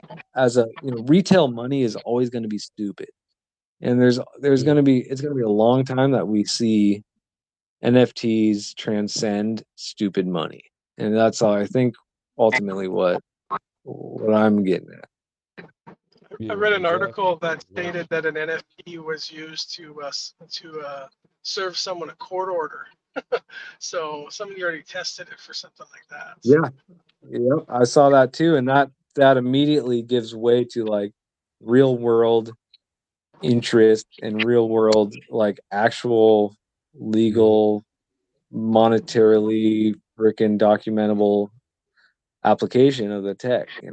That's where it's already taking off. It's already being used. So we're just going to be caught up as retail investors. Anybody that's just caught in the JPEG or links to JPEGs kind of thing, we have to wade through the bullshit and realize the companies from an NFT. If you want to be an NFT investor, it's not about buying NFT pictures or links to pictures. It's going to be about investing in companies that are using the tech yeah, to what you are interested in, kind of thing.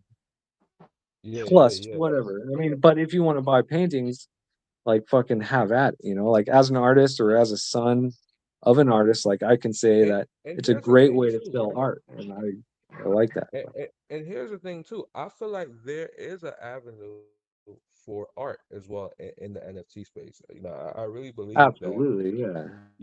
Yeah, I really believe that art is a great application for NFTs, but it's just that a lot of the stuff that's out right now it's just a joke to me. I mean, like if you can literally go on Fiverr and pay a guy $50 for him to create you 100 NFTs.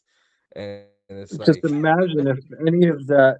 Just imagine if yeah, like all the shit we've seen over the last year and a half of these pictures selling for crazy amounts of money, like because it's yeah, limited. Scarcity obviously is the greatest marketing freaking approach ever, but yeah, and that's freaking we're we're multiple thousands of years into scarcity being a good approach, but um we're gonna look back on that shit and laugh our asses off, and people are already laughing at it. But there's also an element, if I put myself in the shoes of the artist, of like I want, how fucking blessed would I feel if I sold one of my, something I put hours and hours and hours, countless hours and emotion into, and holy shit, this series of pictures or this one picture or whatever gets taken seriously and gets sold for huge amounts of money. It's like what yeah, a fucking great what that's pretty amazing. But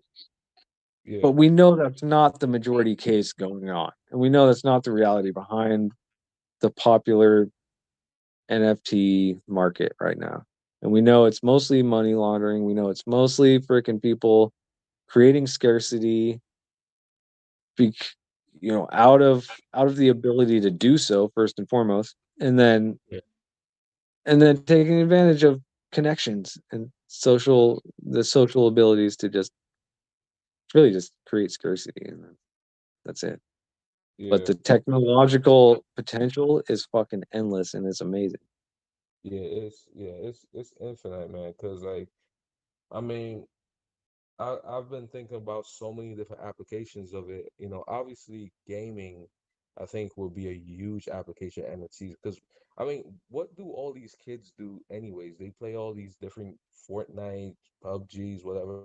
Like, I mean, what if like those whatever they're buying within these games, what if they were just NFTs and you could just sell them back or trade them with other people, instead of just it being just in the game itself? What if it's something that you could actually own, like You actually own that gun that you bought. You actually own that You just armor you that just you painted. literally outlined the golden goose of the whole entire subject right there, gaming. Yeah. Yeah. So it's like, there's so many endless possibilities of that, and it's like, I think once that really truly gets adopted the right way, I could definitely see like a whole bunch of money pouring into that and into NFTs for sure. What you think, Darber? What's up? What do you think about it? Oh, NFTs. Well, yeah, they have a future for sure. I mean, it's to me that's a given. Yeah. Yeah.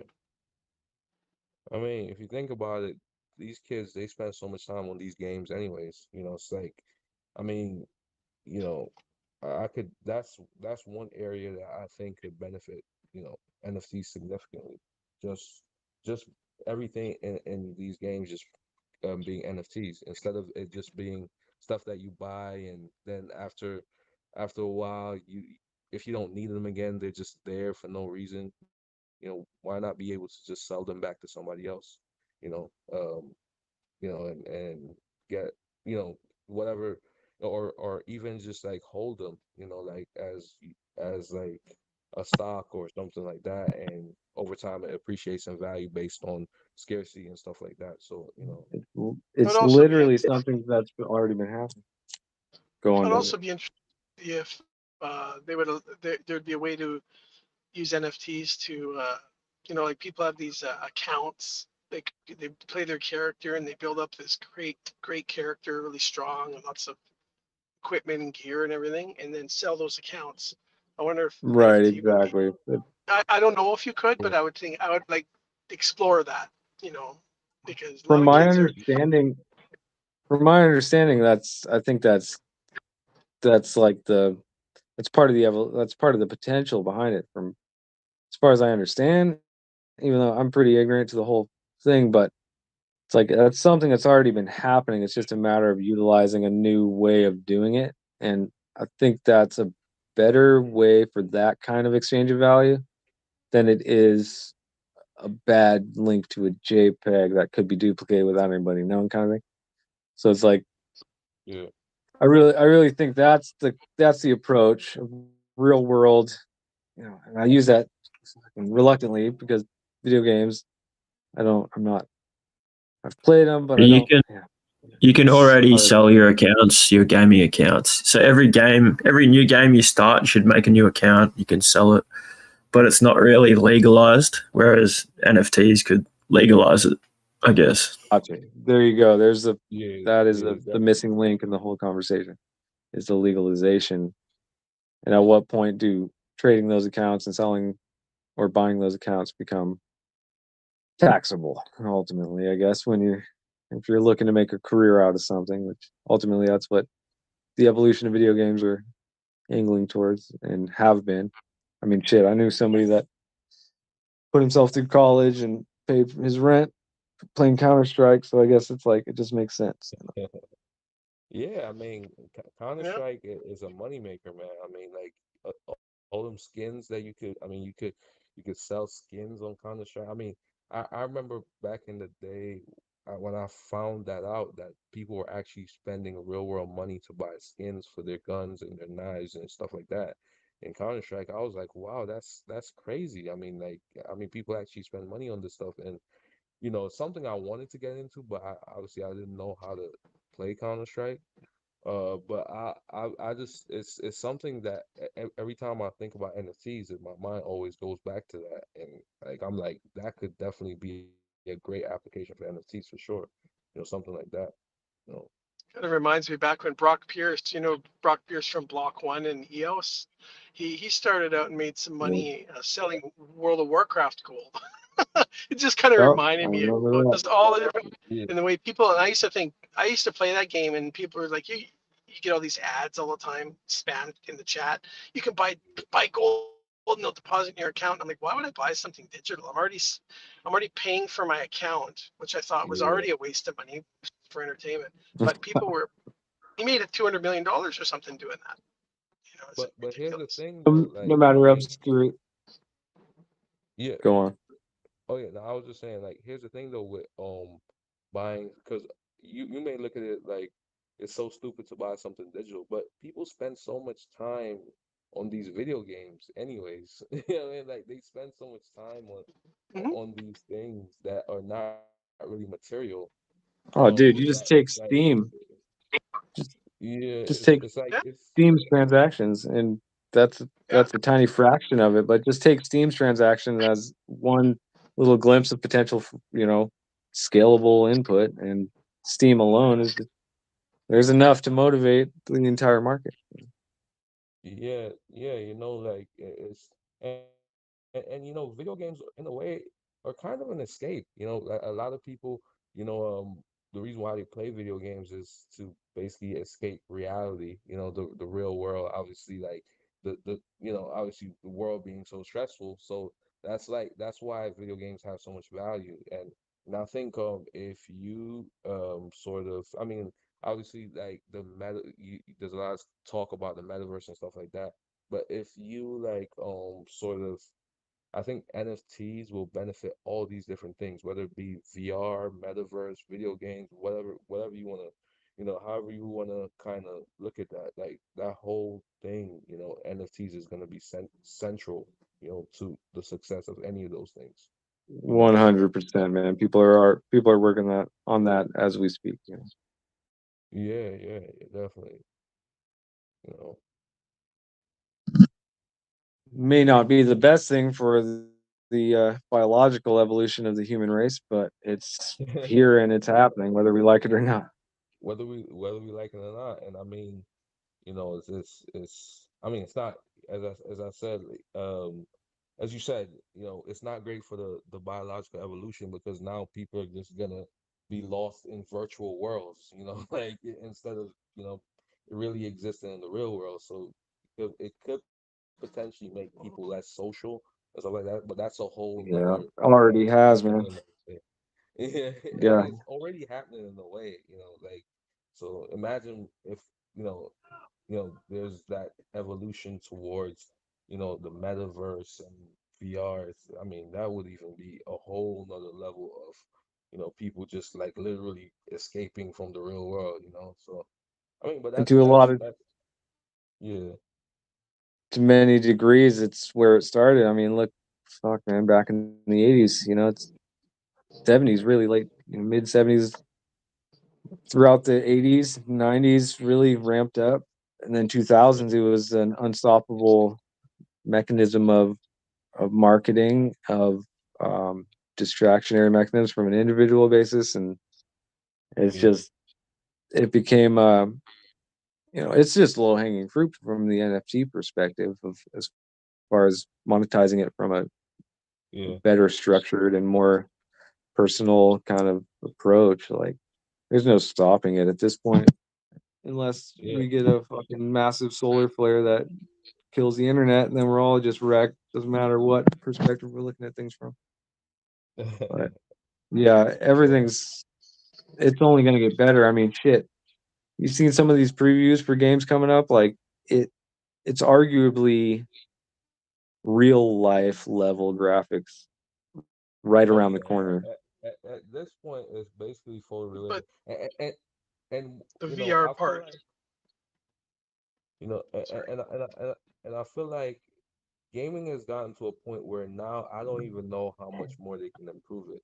I feel like even technology, I mean, has kind of gotten to a point where, I mean, how much more can they do? Like eventually, it's Well, either they're gonna have to evolve to a whole different kind of like, what are we gonna do now? Holograms, like, well, well, the so the VR right now It's all sucks, feel coming. but what Elon wants to do is have it one day where we'll be able to plug ourselves in and get and be in like the cloud or in the on the internet or into a database type thing. And I think once they start getting into that kind of transhumanism kind of creepy technology where they're going to be able to tell you how to feel and uh, allow you to create certain emotions and also physical feelings, that's where Right. they're Yeah. working.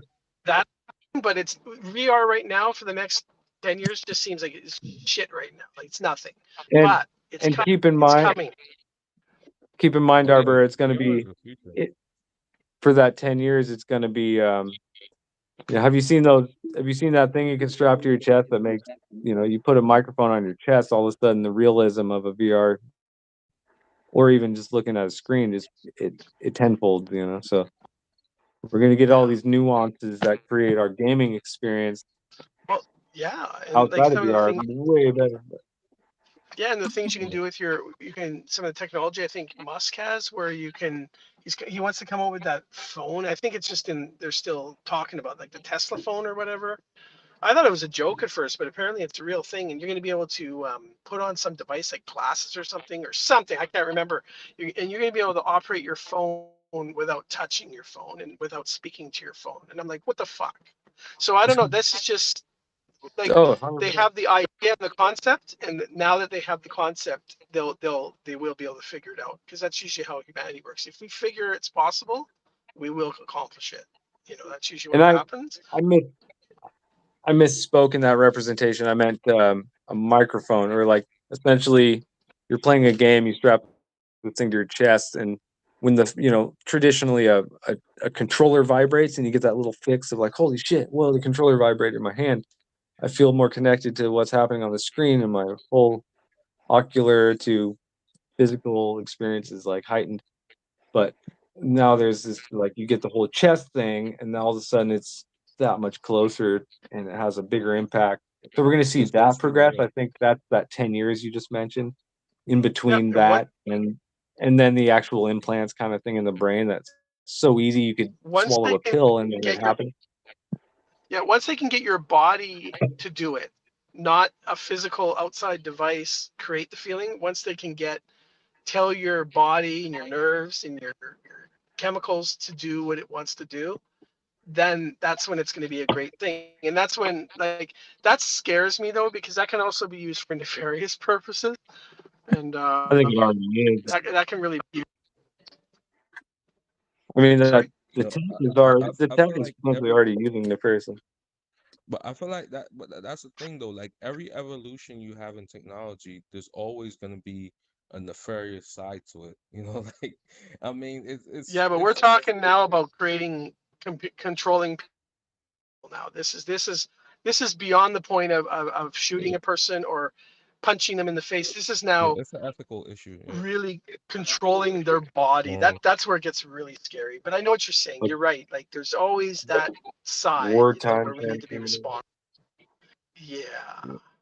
Yeah, it's definitely a moral, ethical question. I think eventually you start, the more the technology evolves, like you start to get into these moral, ethical questions, like I mean, I saw an interview with a guy just recently with the Google AI robots, and obviously like there's the one robot I think they recently created that the guy claims that the robot is basically aware of himself, so like the robot is actually doesn't want to die and stuff like that. So like That's it like that's Google. That's the Google algorithm. yeah, yeah. So it's like, but it's like because these robots are designed to learn and to actually adapt to their environment and stuff like that over time, you wonder if they can actually develop their own consciousness. I mean, the more you if obviously improve the technology, now you're starting to borderline, now are these robots and can these robots end up becoming persons, like and it's always that question. So it's a whole lot of things, like more you start to get into those moral ethical questions, and it's just like it's really scary when you think about this stuff.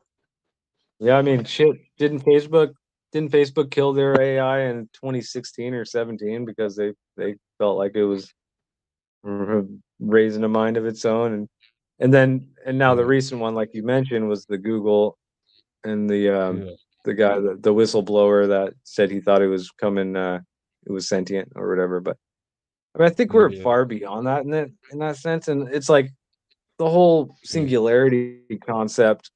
like, what is the difference if there's already rehabs for video gamers? It's like, really, at this point, we just need to take care of different subject matter. Yeah, and because I mean it's a lot about that, like stuff like that. I mean, I mean, there's so many things to it. I just feel like we're at a point right now in technology where I feel like the next evolution within the next 10 to 20 years of what we're gonna do, there's gonna be a lot of ethical, moral issues that's gonna have to we're gonna have to start taking into account, because we're beyond, like, we have developed smartphones to the point where they are so good now that, I mean, the only thing that we can really do now is add better camera and more memory, or more speed, but we can't really change like the whole design of a smartphone. The smartphone is always gonna be, unless we're gonna completely just like come up with a new concept like the Tesla phone, like where you can control your phone with your glasses or whatever. But it's Right. like but we have kind of maxed out in this area, so that the next step is really doing stuff with AI, and just things Yeah, that are they're just more futuristic. transcend the medium, man. Yeah, yeah, Yeah. And like we're already kind of seeing that in the sense, like, it started traditionally, it would be like illegal content. Traditionally that would yeah, be the dark web. And then now it's yeah. like you're seeing fucking video games just get insane quicker than anybody ever fathomed. And even though you Oh still get kind man, of nauseous playing a really good, playing like an Oculus, the newest whatever, but it's we're gonna see. So this all really ties back into the conversation of the NFT thing. Yeah, so this is how I Um, see it could go. Maybe you can tie your wallet to your game, and then if you yeah, sell your account, it goes to that um, person's wallet, and that's how you log into the game. that would make yeah, the most sense, and that would make it all kind of like worth And you can't get the weird scammed and offshoots stuff of it. like that. Yeah, 100%, man. That makes the most sense, and obviously people have been doing that, but in these like clunky, like peer to peer. It's like you try to sell like. I've yeah. known people that sold like you Middleman. can create a Yeah, whole universe in fucking um like Minecraft, right? And then like sell that for huge money, and people can sell, or like a really big. I mean, pretty sure you can even sell like a Skyrim account if So yeah, yeah, it's being able to create markets for what people are already spending ridiculous amounts of what should be monetized time for in a new yeah. version of monetized time. Yeah, because we've seen, like, I mean, it's so disgusting nowadays with the whole microtransaction thing with all these video games, and obviously people having to spend so much money after already paying for the game and stuff like that. Um, you know, I mean, if people could actually, okay, like, the developers, they could still get their money, but just make it an NFT, so that, okay, people, even though uh they bought it from you, they can still sell it back and recoup those funds if, let's say, they don't need it again. So, like, if for example, if they're buying a gun in Call of Duty, right? uh you don't need that gun again. You upgrade it to a better gun. I'm saying? You should be able to sell that back and make your money back, instead of, obviously, just having that there and wasting so much money. You know, it's I think it's not fair to, the gamers, people that are, I mean, you don't want to be spending your hard-earned money on just video games. You know what I mean? It's like, It definitely so I gives think, way to it encourages open source to, I guess, to a certain degree, and yeah, also community input. It's like, 20 years from now, 10 years from now, like maybe we'll see fucking Second Amendment like political arguments based on video game representations.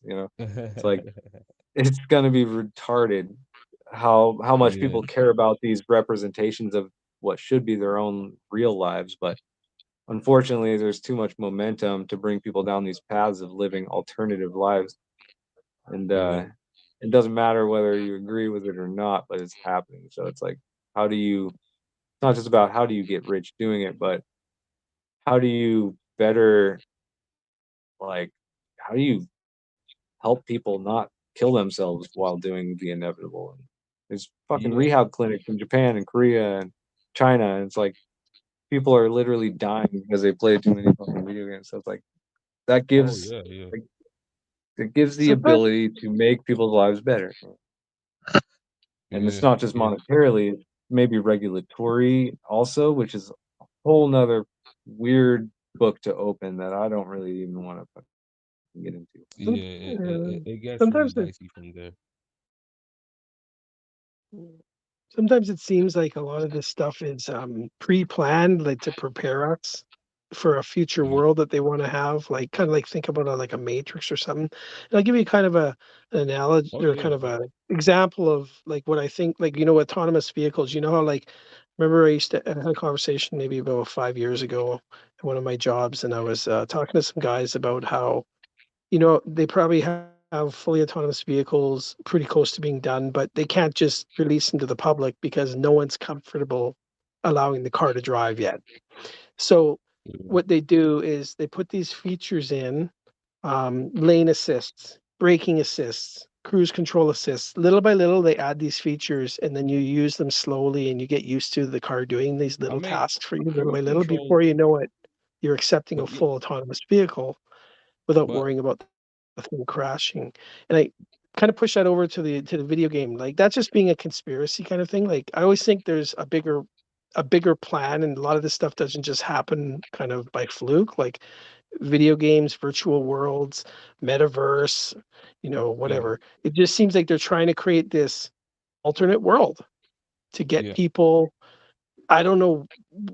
It just seems odd to me, and they're just preparing our children. Like when I made the but comment before about WoW Gold, World of Warcraft Gold being stupid, because I still come from the school of, real world, and the journey is part of the reward, not the destination, right? But now they've got everyone saying we want it now, and we don't even want to go outside and play. We just want to. but you see, but Well, it I like how started you in said the that.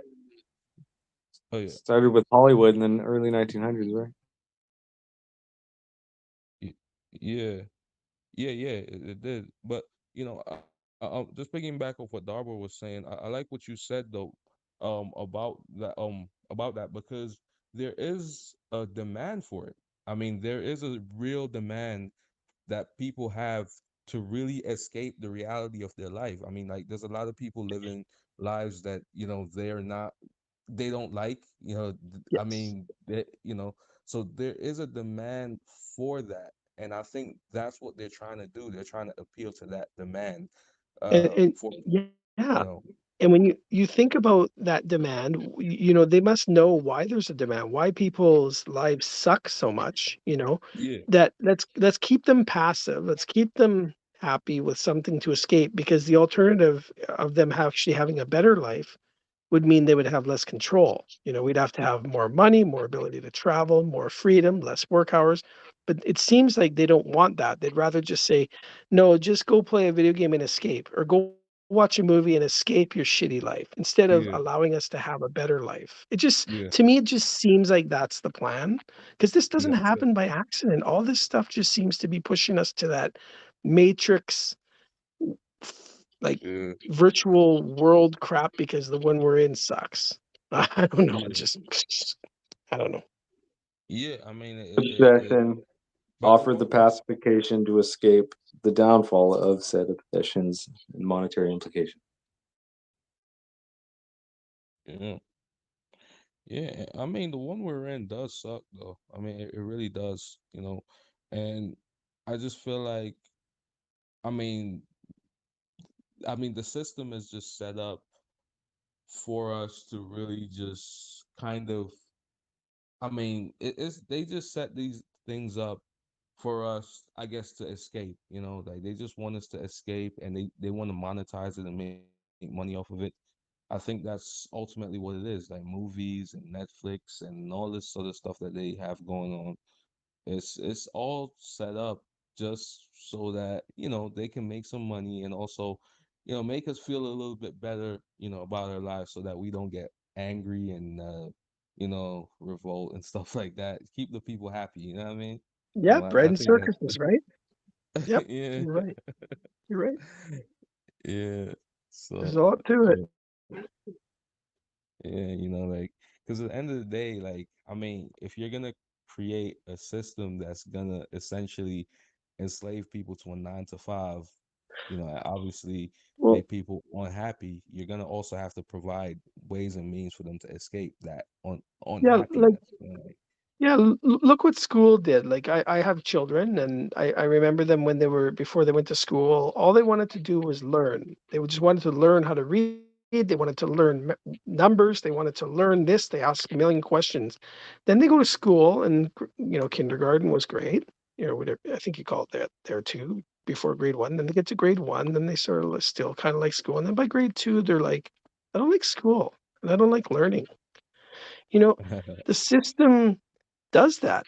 It's kind of like the yeah, system is there to get the kids used to the 9 to 5. And what yeah, is the job? What does the school teach them? Go get a job, work nine to go five. get a It job. doesn't teach Yeah, them, it doesn't teach them to be a free person and don't worry about that and just go start something of yeah. your own and follow Or your interest. No, liquidity. it tells you, so they create a sucky world and now they just find a way for, well, how do we keep them happy enough while we make the world suckier for them? It's just so strange. How do we Yeah, get them yeah, to trade 5 days for two? And then how do we get them to pacify those 2 days without actually doing anything but do the bare minimum input and do corporate interest? And yeah, it's brutal, man. And it's real. You're not Yeah. conspiratorial in your observations, Garber. It's how it's yeah. structured, really, ultimately. Yeah, Yeah.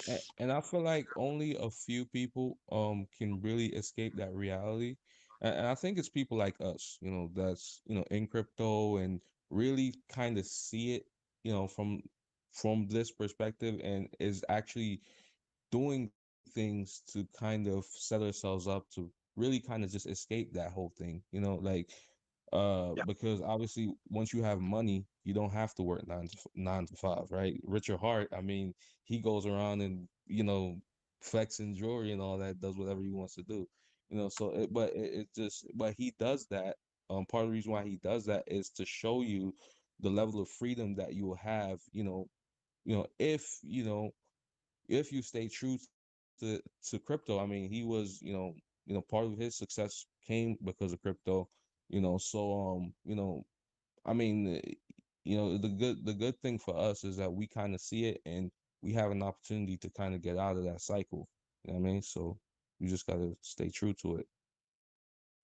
Right. And what is, to bring it back around, it's like, what is the outlet? What are the vectors of upside to what seems like a toxic direction in society? It's like, how does Pulse Chain, how does Hex, how does the entire ecosystem and the community, how do we foster an outlet that plays into the obsession to a degree, but also gives educational, structural, motivational, psychological resources that break the model of just the sickly side of it all. And so back to NFTs and the power of them, it's like there's a reason why we're carrying them all over, and the reason why it's essential that Pulsechain doesn't, turn its head at it, and why it's just the fucking tech is invaluable.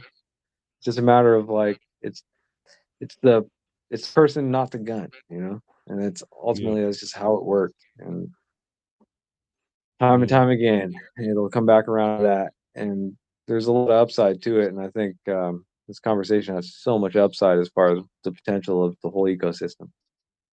yeah. And even I mean, I know a lot of hex people, maybe a lot of people in this space. um they will probably hear what Richard Hart said, and they'll probably look at NFTs as a scam because of what he said. But also understand that Richard Hart, he's admitted that he's been wrong about stuff before. I mean, I remember he said that in the initial stages when he just got into crypto, he was never a fan of ETH, and over time he saw the value of ETH, and he, obviously created Hex on top of the Ethereum protocol. So he because but just because obviously he recognize the value of the platform and what it really does. So I think even he can admit over time that he can appreciate things. So I think, I think people shouldn't look at it from the perspective that, oh, because Richard Hart talks down on it, it means that it's bad. But it's just more about right now the technology is primitive, so people are going to talk bad about it regardless. It doesn't matter who it is. And I think over time, even people that are negative about it, will see, the value of it once it gets applied properly, right? I mean, right now the application is really bad, so it makes sense for people to Right. look at it as a complete scam, but I think over time, Yeah. once the application is done properly, I think people will, appreciate it more. Richard's Yeah, clearly Richard Hart understands the true applicational potential of NFTs, but it's important. I think it was and is really important for him to stick behind his pointing out the Yeah. NFTs that were sold and made public and that took all the all the spotlight. It's just so much junk and so much. He's like the only reason he well. was hating because they were scams, but he He's knows al- Yeah, he's they are. Yeah. he's also speaking about things as they are now, right? Like he's speaking about NFTs because of what they are right now. Just like when he Yeah. talks about VR, he says he bought the most expensive VR kit. He said it sucks, right? And he's right. Right Yeah. now it does. And he does change his worldview, but he does call it as he sees it at the moment. So like he's done that about things. Yeah, like that. But when people just blindly follow him and say, well, Richard Hart says this, you got to still have a mind of your own, you know. Yeah. absolutely. Like it's think deeper, right? But yeah, I mean, you got to know where it's coming from, and then use your own brain and come to your own conclusion. You know. Yeah. Yeah. From a Yeah. marketing perspective and understanding that he's just been on a lot of that's marketing. Yep. Yeah. Yeah. But yeah. Anyway, hey, I gotta go, you guys. It's been a great conversation. You guys have a great night, man. All right. All right, man. Yeah. Yeah, man. It's definitely the whole NFT thing, man, is very, very interesting. Very interesting to say the least. You know, I really, you know, I'm really just excited to see what's gonna happen in the next, say, 5 years. You know, and that's part of the reason why I'm so excited about crypto. And I don't worry about the bear market. I just look at the bear market as just a buying opportunity, to be quite honest with you. You know, if anything, this is the time, all the people that have missed out on the last bull market, they should be the ones getting in right now. But obviously, they're gonna they're not gonna want to get in, because people usually buy green and they sell red. So, it's kind of like a human psychology thing. But if there's gonna be any time you're gonna try to convince people to get into crypto, it should be now, because these are gonna be some of the best prices that people are gonna get for this stuff. You know, because once it goes up again, it's gonna definitely do better than the last bull market for sure. for You sure. know, You know, 100% correct. You are yeah, 100%. I wonder if right now is the bottom, or if we got to wait like about a year just to sort of, I wonder when the yeah, bottom will begin, and then if we're going to go sideways for a while. It just seems like it's going to be like a year before we really start having any kind of yeah, confirmation that we're in a new bull. You know? yeah. I think we may go down one more leg. Um, I think Richard Hart said he thinks it's around 11K for Bitcoin at the bottom. I think that's definitely plausible that we would go down one more leg. Um, just because I just don't feel like this 19K. Um, I mean, we did see it kind of break down below 19K. It actually went to 17K recently, so it did kind of break this area anyways. So I wouldn't be surprised if it breaks it and goes Yeah, all the way down to, you it know, just doesn't seem long enough yet. Hasn't been mm, down long enough. yeah, You yeah. know, It's been about a year since it was high or something. It's high, it's top. Mm. It's almost like, yeah, another one more bottom and then a little bit of sideways, slowly up action or something. And then once it starts breaking, whatever the new resistance levels are, then we'll probably start talking bull. But you always That's why. confirm the bull much later than it actually starts, right? Because we only know it's a bull after we see evidence of it. It's always Yeah. the case. And that's why I will even caution people, don't be surprised if we see Hex go to a cent. I mean, that may sound crazy, but it's definitely possible, because obviously all the cryptos, I mean, Hex tends to be the crypto though that actually goes against what the market generally does. But what you find is that a lot of cryptocurrency, they usually follow Bitcoin. So, it's still on the table. I would not be surprised if Hex does go to a cent. But then again, as I said, that would be a buying opportunity. Like if you were able to get Hex at a cent again, like there was like I remember when Hex went up to 55 cents or whatever it went up to, there were people that were wishing they had bought Hex at a cent. So if you're able to get that opportunity again, you should definitely look at that. Like that's like literally, gold. Like you gotta gobble Well, that up. Like, yeah. Like I bought some at 5, I bought some at 4, I bought some at 3, and then I just decided I'm going to skip 2 and wait and see if it hits 1. And yeah, from there, otherwise, if it doesn't hit 1, I might buy some more if I think the bull market's starting or something. But otherwise, I'm going to wait. I might wait another 3-4 months, see if it goes there. I'm hoping it does. yeah. But I yeah, mean, if it does, I mean that would be such a great buying opportunity. Like, yeah, you yeah, know, and I mean, it's easy to say it now, but you see, a lot of people too. What I recognize with people is that they'll say, like when the token is up, like way up, like when Hex was around 50 cents, yeah. everybody was like, "Oh, I wish I could have gotten Hex at 3 cents." Well, it's 3 cents now, and people don't want to buy it. So it's always that human psychology where I mean, like people, people, they they will say, with hindsight, they will say, "Oh, I should have bought it there," but when you actually have the opportunity to actually do it, then you don't do it. So it's like, what, like, it's so confusing with people Yeah, like that. You know? it's because, yeah, it's the same reason that people don't get into crypto even though they know they should, because Yeah, that's why they always get in. That's why, like Richard always says, people like to buy yeah, tops instead of bottoms. It's because at the top is when they're feeling most confident, and at the yeah, bottom is when they're feeling most, most fearful. So yeah, yeah. people.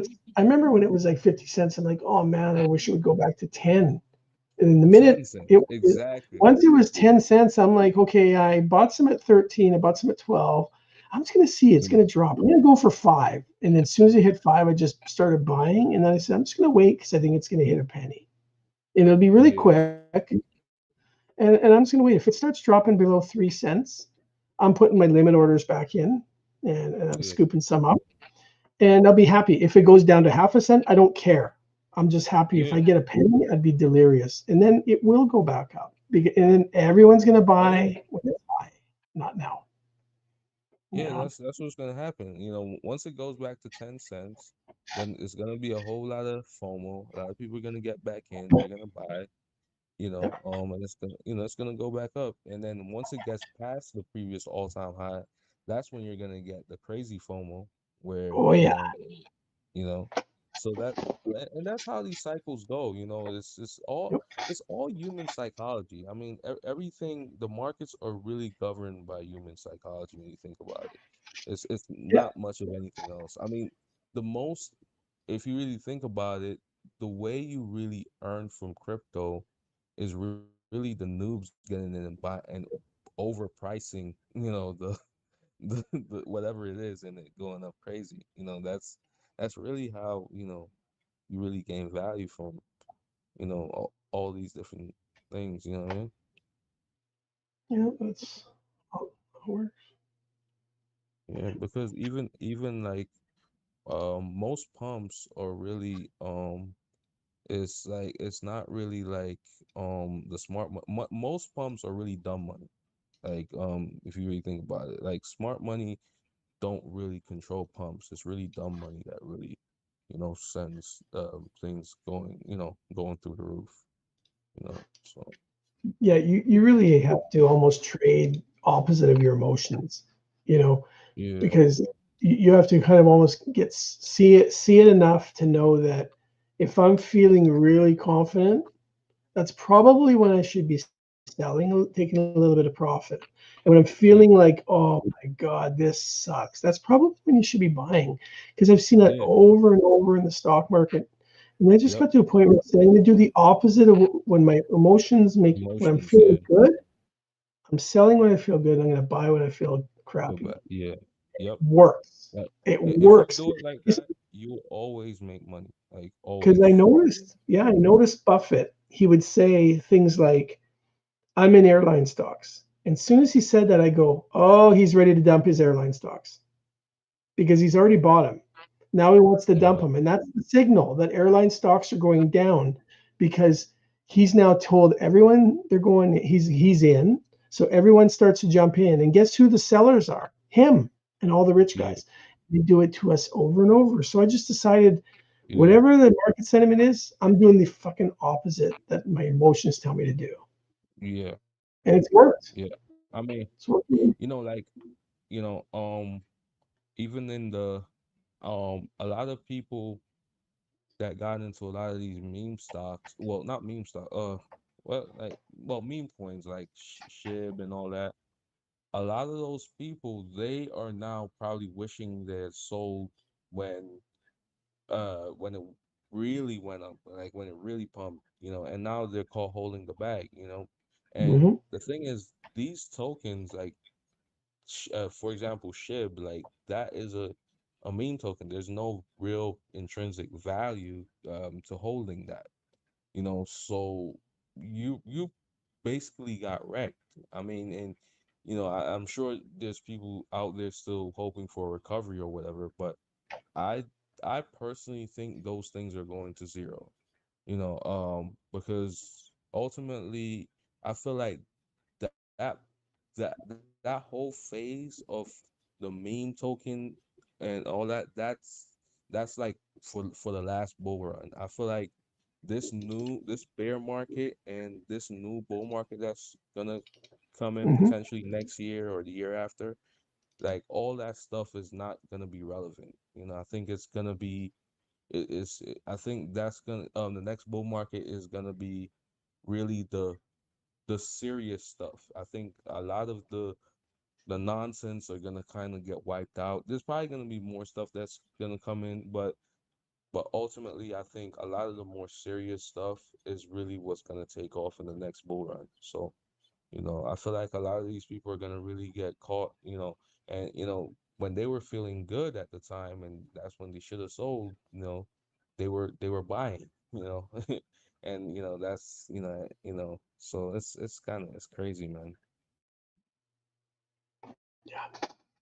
Yep.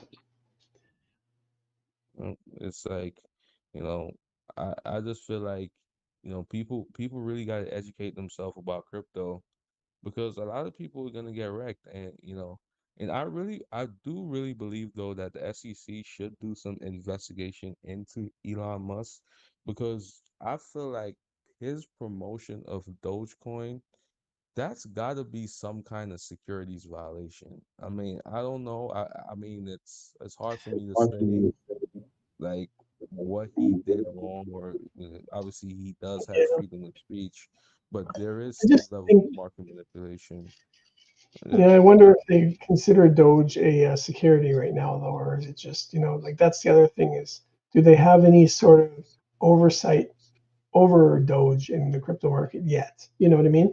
So that yeah, would probably be a thing. But would that happen anyways? No, because I mean, Buffett and those guys have been signaling that kind of crap for years. I mean, the CFTC, what have they ever done?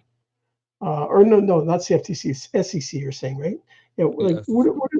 yeah, what have they ever done? What have these institutions ever done to help the Oh little guy, yeah, like the CFTC when it came to gold and silver manipulation. To me, it's like there's a club, like George Carlin said, there's a big club, and we yeah. It's ain't a in it. fraternity.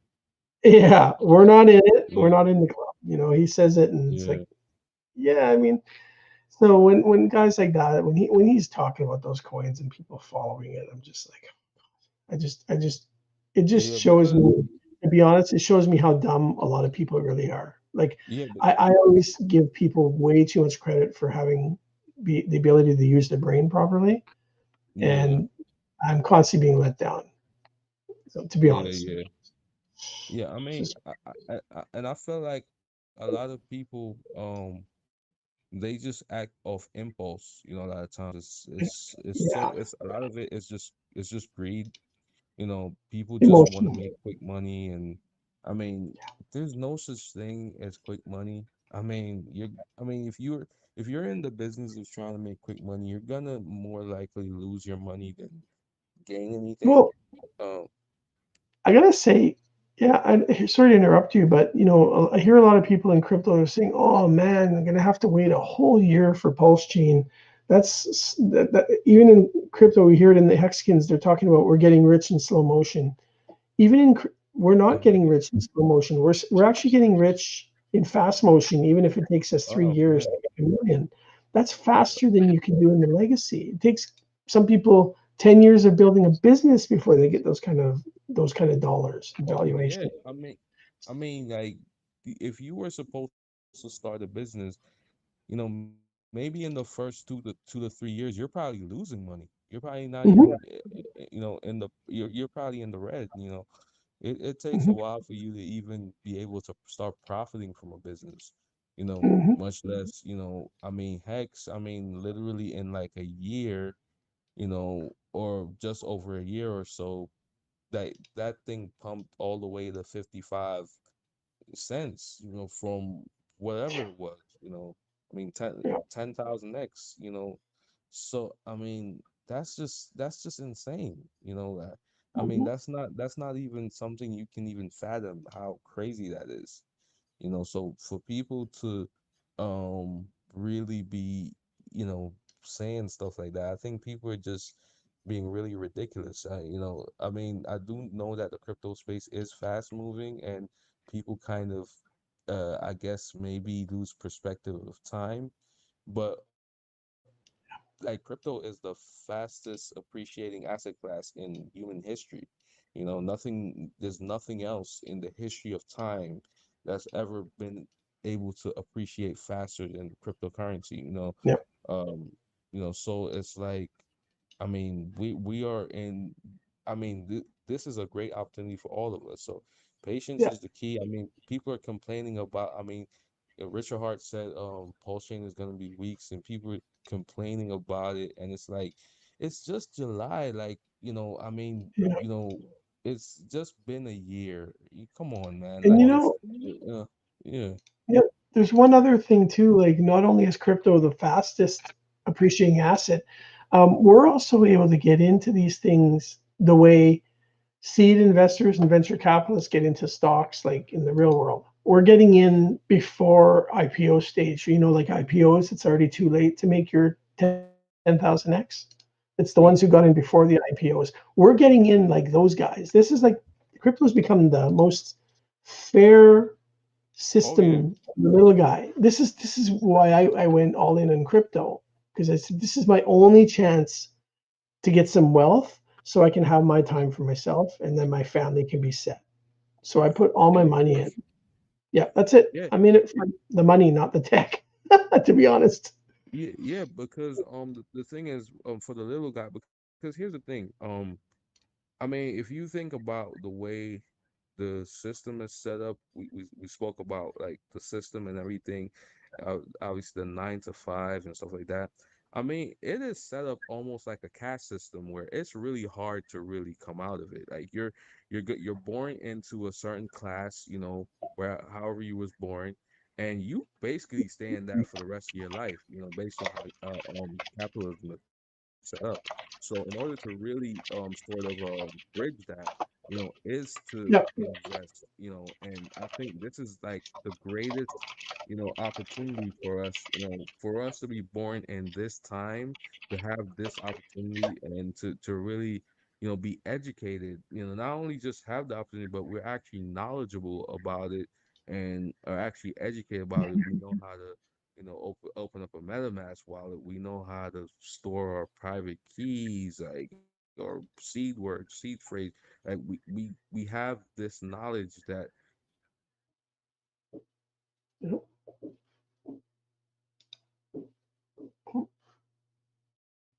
I think I lost you. Sorry, it was Darber I was trying to reset.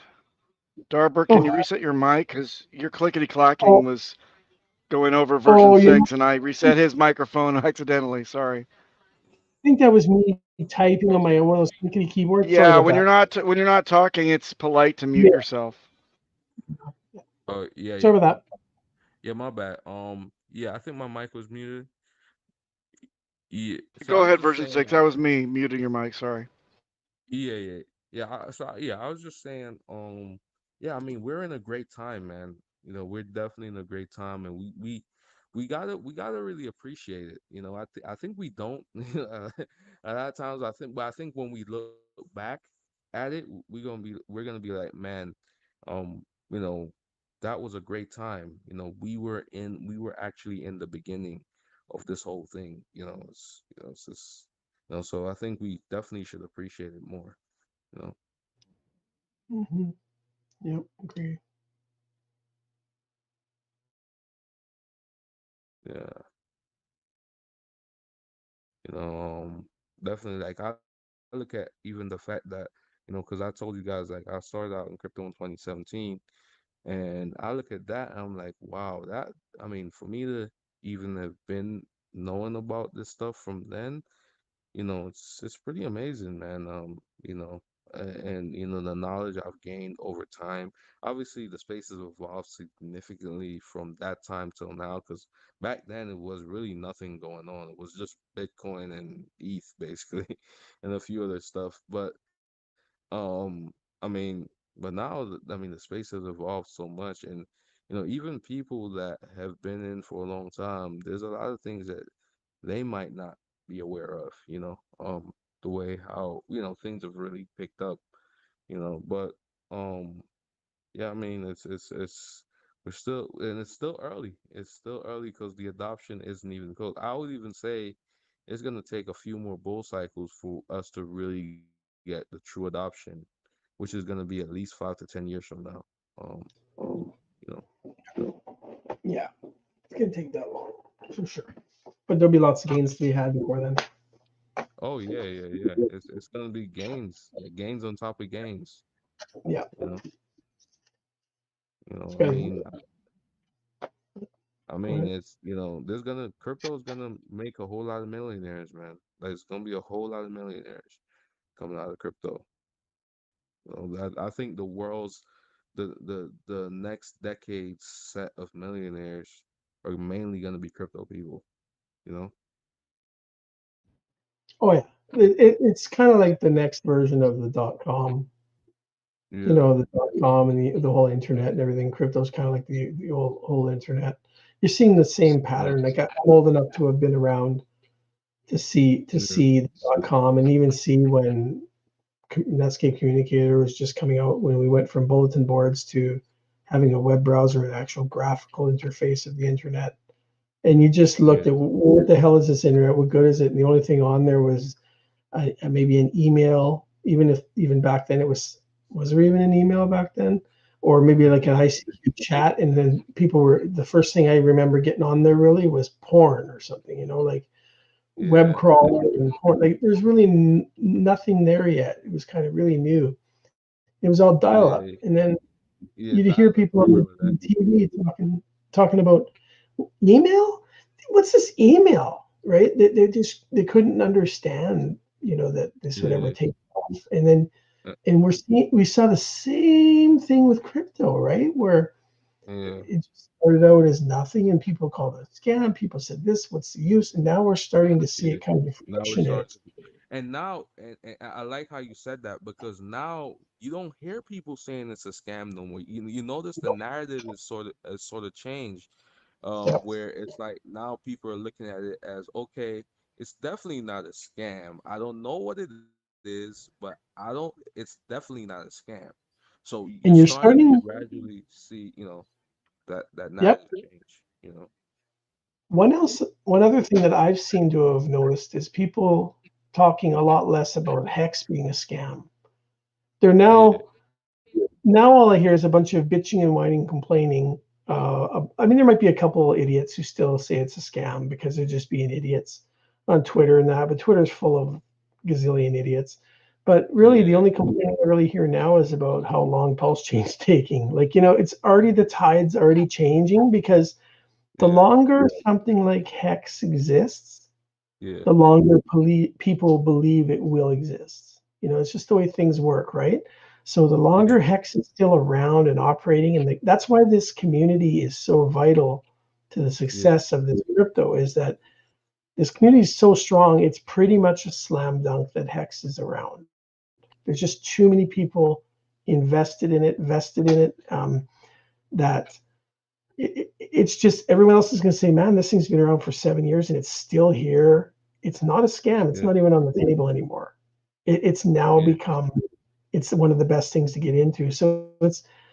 it's it's pretty much a no-brainer, unless we have a solar flare and the internet goes out. Honestly, I will even say, to be honest, your best bet is to just ignore every other cryptocurrency and just go all in on Hex, because I mean, like, we see what happens with a lot of this stuff. I mean, you know there's no way to really guarantee. Look at what happened with Luna, the other day. All these different things just crashing, out of nowhere and stuff like that. I mean, it's risky, man. Like, this whole space, Mhm. we you just don't know when a lot of this stuff, you know, just crashes, because people are so dependent on these people, that have their keys, and Yep. the centralized authorities. It's risky. So you're better off working with something like Hex, where you know for a fact you have everything, you own your crypto, you have your keys, and everything is transparent. You don't have to worry about, hacks, scams, stuff like that. It's just Plus, it's it's better it's for simple. taxes too. It's better for Better for taxes, that. better for building wealth. And I just stick Yeah, with basically whatever Richard's creating is what I'm in. Because yeah, early on, when I used to hear him talk before, when he used to talk about it, I'm thinking of creating a cryptocurrency, and I'm thinking of calling, and they came up with the name Bitcoin Hex. I followed yeah, him ever since back then, way back then, and I'm thinking, I didn't know about him back when he was in the Bitcoin founder and all that. I didn't know him then. I wasn't yeah, that much in crypto, even though I had Bitcoin. But I started hearing about him before he had even started Hex. I started listening to some of those old videos. And then he yeah, started talking about Bitcoin Hex. Then seemed to take a couple of years. And I remember all that stuff. I said, the guy's really got an edge to him. Like, he really just says whatever the hell he feels, doesn't have a filter, back then especially. But yeah, he's smart. He's so smart. He's so right. He just yeah. knows so much. And But then but you see his as you product. Oh, sorry, go ahead. yeah, yeah. But even though you said that, like, there's something I can definitely respect someone that will just say, what he feels, and doesn't give a shit about what people thinks about him, because I think there's a certain level of realness that you get, from a person like that, as opposed to somebody that's gonna always say the politically correct thing. You know what I mean? Like, I can That's appreciate, true. you know, um, a person like that that's gonna say what he feels. It's true, but there's a world full of a lot of people who act that way, but don't talk. They talk out of their ass. So it's one thing for a person to just say what they feel and say off the cuff, and it's another for them to actually be intelligent. So I needed to see Yeah, that the guy actually had brain too, not that he can just yeah, curse and say what he feels about blah blah blah, or call someone out. But he had to also prove that he had to become genuine to me. and it all took time. I did realize he was smart. Before Hex came out, I used to still go, well, I used to tell my wife, well, before it came out, before the adoption amplifier, and around that time when I was getting in, I said, well, he just seems genuine. He seems like he cares. I'm going to put some money in, but it might be a scam because you never know yet. You never know. But what happened is when the adoption amplifier came out, there was all that FUD about the, people, the OA money and the wallets, and that happened in that first year. But by that point, I started realizing where he was coming from, just watching enough videos, and to the point now where you just know where he's coming from. You just almost feel like I've never spoken a word to him, except for a couple text messages back and forth. I've never seen him face to face, but you just sort of get a sense about a person after seeing them speak for, it's about 4 years now or something, or 5 years. Or, you get to know them like you almost think you know them personally, And so he's a smart motherfucker, and you got to follow those guys. Yeah, I understand what you're saying. There's a certain level of genuine, like a certain level of realness to them that you really don't find in a lot of people. You know, especially a lot of people that are developers and stuff like that. You tend to I mean most of these guys that come out and talk about their projects or whatever, it just seems like a whole bunch of bullshit when you just hear it. Like you just know, okay, this shit is probably a fucking scam. You know what I mean? Like, but there's a certain level of realness that you get from Richard Hart that you really don't really get from most people. Like, You know where he's coming from. You know what's in his mind because it's coming out of his mouth. You know what I mean? He pretty much, that's kind of what I've learned from him. He pretty much says what he thinks, and he kind of says he does what he means generally. I mean, he's not gonna, he might do some strategy here and there. I don't know about that, with when it comes to when he's doing Pulsechain. God knows what's going on. I can't step in his mind, but when the guy says he's going to do something and he's committed to it, he's delivered. he's delivered. Yeah. Yeah. What else can you go by, right? Yeah. Yeah. But Yeah. I mean, and for those people that are complaining about the pulse chain, I mean, there's no need to complain about the launch of it because we know it's gonna be available. I mean, we have the test net too. It works, everything works, and your tokens are there. Um, everything is transparent, well, visible. You know, exactly. so it's all we have to do is just wait. For whatever bugs. He said there's some bugs that they gotta fix, and obviously, you know how Richard Hart is. He's a perfectionist, man. Like he's not gonna just release some bullshit.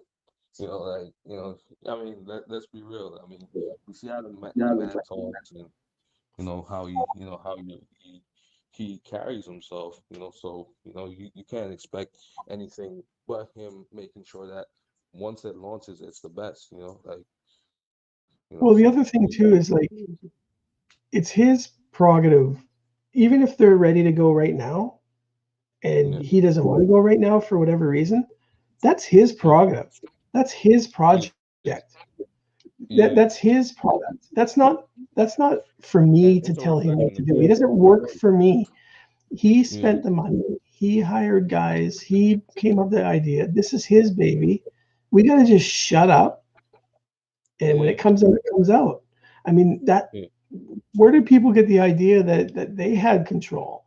This isn't a company, yeah, and I don't know. Like maybe, like I don't really care. I don't even waste time speculating whether he's timing the bear market. I really don't care. If he is, that would means he thinks it's in the best interest of his project.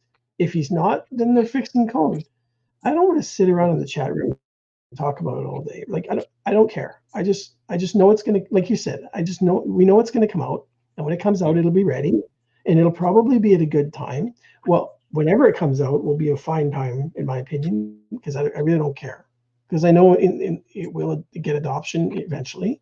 And yeah, that's all I care about.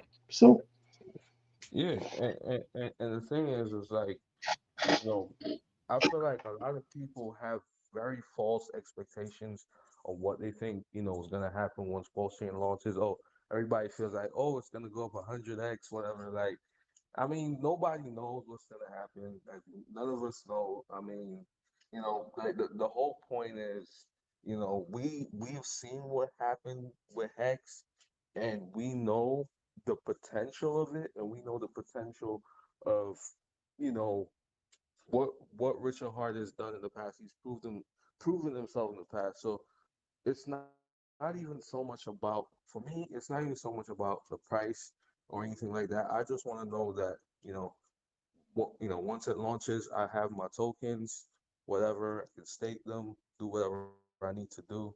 And that's it really. It's not, I think a lot of people are getting misled, and, I don't know. Like, people, I don't know. Sometimes people need to kind of bring themselves back to earth, like, You know, like, I guess a lot of people a lot of people are just looking for a quick buck, so they will sell. The people talking about it's going to go up 10x, 100x. That's probably their selling point, and that's fine. Whatever. and I'm not saying it can't go up 100x, but just don't like put your expectation. Just don't be ridiculous. Like, I mean, Well, like, eventually it's going to go up 100x.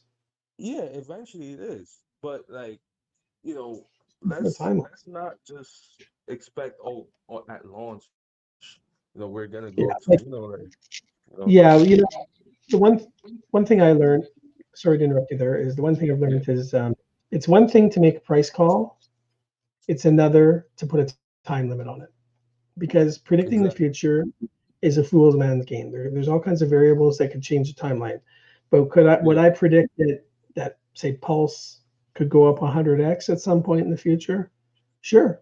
Do yeah, I think it would go up 1,000x in the future? I could probably think under normal circumstances that probably will happen.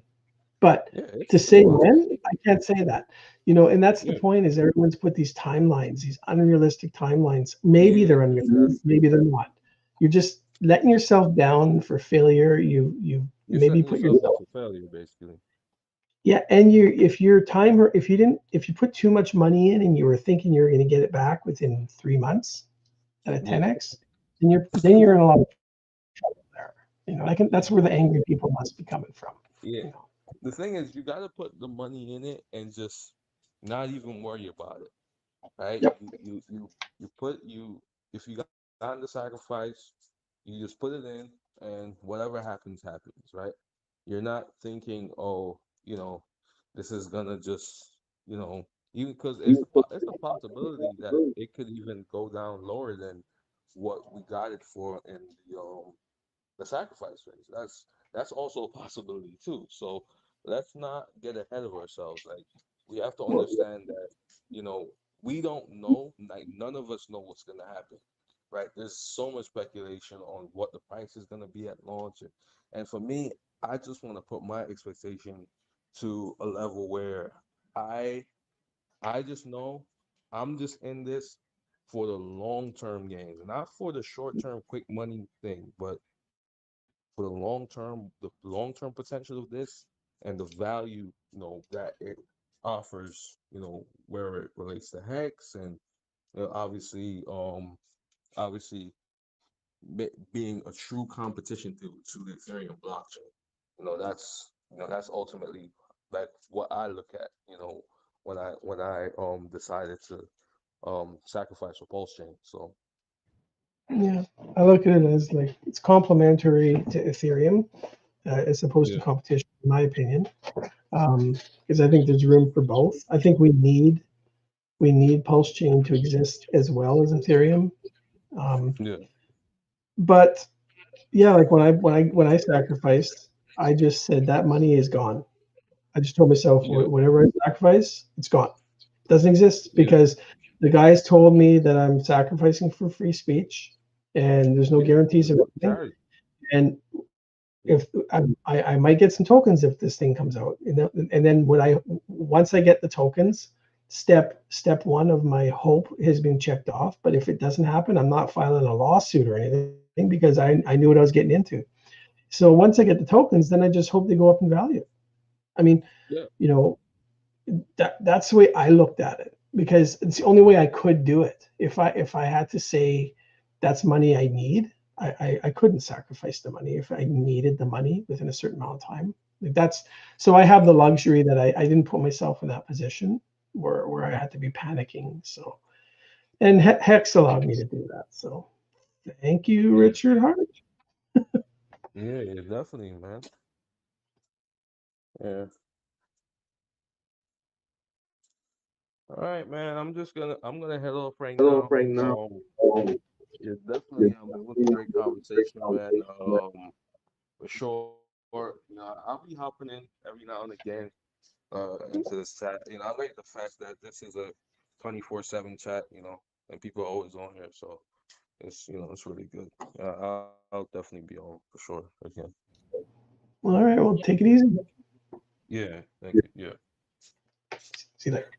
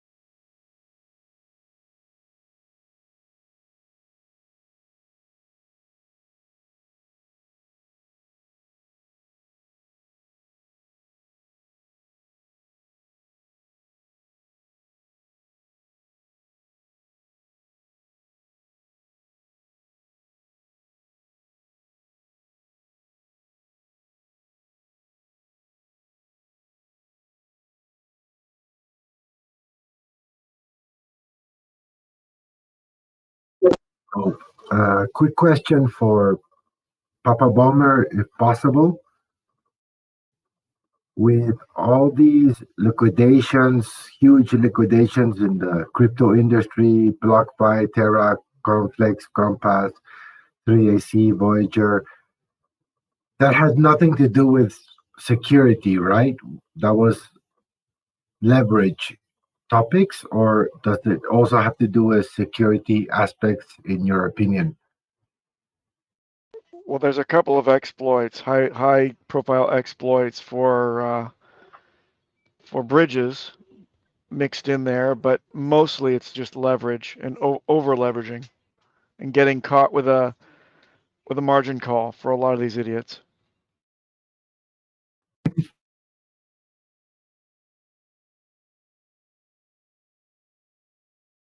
Crispy can probably better answer that, by the way.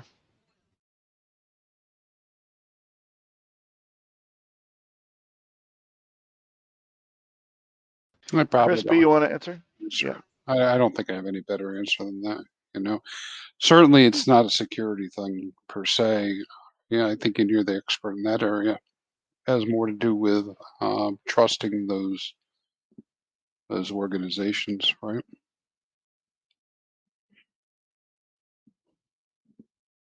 Unless I misunderstood the question. No, I think you got it. Unfortunately, right, in my very short time in crypto of 4 or 5 years, this happens on a regular basis, right? Somebody new comes in, they say they can do everything. Don't worry, trust us. People trust them, and then something happens.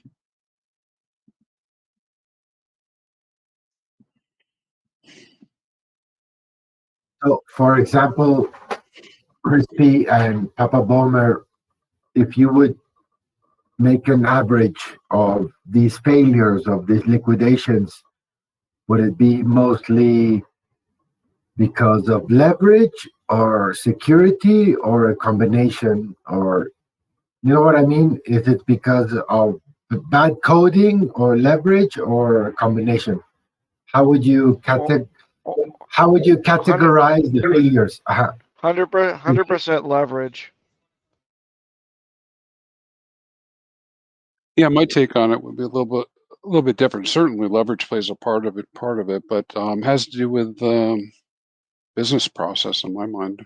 You know, I mean, I can go wreck myself without crypto by doing very similar things, and at the root of that is leverage. You know, I mean, I could take a second mortgage on my home. I can go invest it in real estate. Real estate goes down. I lost my money if I get called, right? So very similar situations. I mean, geez, 2017, the call was we're going to 60,000. We're going to 50,000. We didn't go to 50,000. People got wrecked, right? You see the same thing played out this time. We were going to 100,000 at a minimum, 100,000 US minimum, right? Probably 250,000, you know, and with the trailing people saying, no, we're going to go, maybe we're going to go to 1 million this time. Well, we didn't. We stopped at what, 69. I mean, even the biggest cheerleaders were saying, don't worry, next week 78, 78, but it didn't happen. And so, yeah, and that's where the leverage and the rest comes in, right? Because they weren't collateralized to be able to handle it. And actually, I'm not the expert here, right? Sometimes there's benefits to organizations to go out of business, you know? And so never discount the idea that people go into business with the idea that they're going to exit, you know? Anyways, so to your point, your specific question, I haven't. I mean, all the organizations or protocols that got hacked don't seem to be the same ones that went belly up in this latest liquidation, as you call it.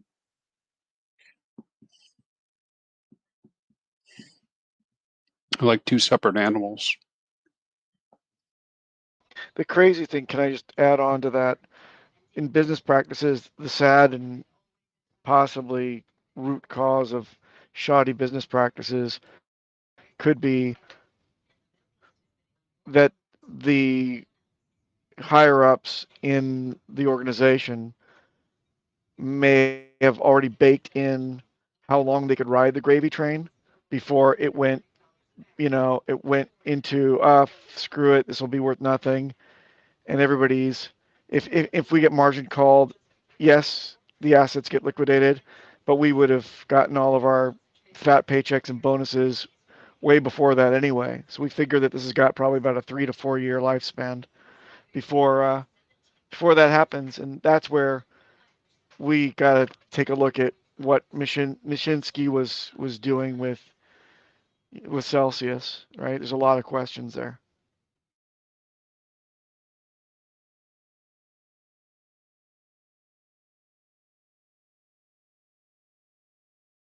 Yeah, and with respect to people saying, "Oh, Bitcoin is going to 100,000," it seems like the way this game is played is that, let's say Bitcoin is at 50,000. The people who are telling you that it's going to 100,000 are the ones who are selling to you right now because they benefit from you buying in. I think there's a lot of that going on. Yeah, the conflict of interest, no? And I think Richard Hart tweeted the difference between maximalists of Bitcoin and referral link maximalist. I think that was genius.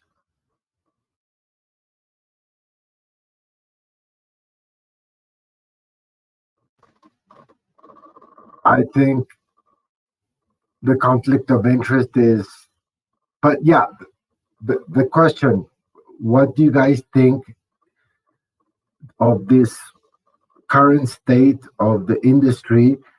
Do you think it's 90% liquidations, bad code, or scammers, or it's a combination? Would you say it's how would you distribute the fallout? I mean, we see BlockFi, Terra, Coinflex, Compass, Voyager, three 3 hours, Real Vision. I mean, how would you distribute if you would have to hand out an essay on Monday, doing a master's degree or a doctorate degree on crypto? How would you classify that? Was it a problem of leverage, bad code, bad economic code, scammers, or a combination?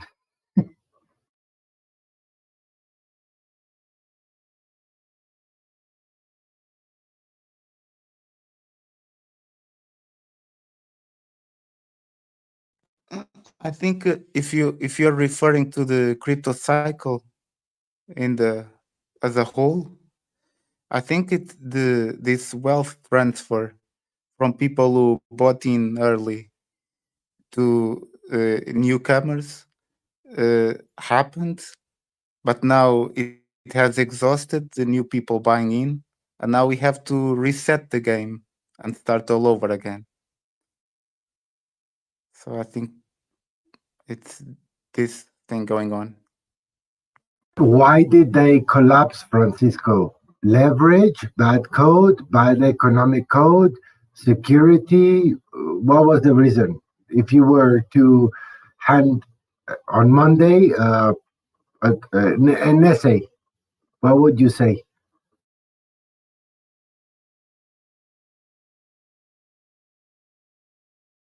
I think it had to collapse. It was unsustainable. Things cannot go up forever. And like I said, it comes to a point when there's no more people willing to play the game. So the paper you would send on Monday to your doctorate that doesn't exist in crypto, you would say this thing happened because of leverage. Is that correct, Francisco?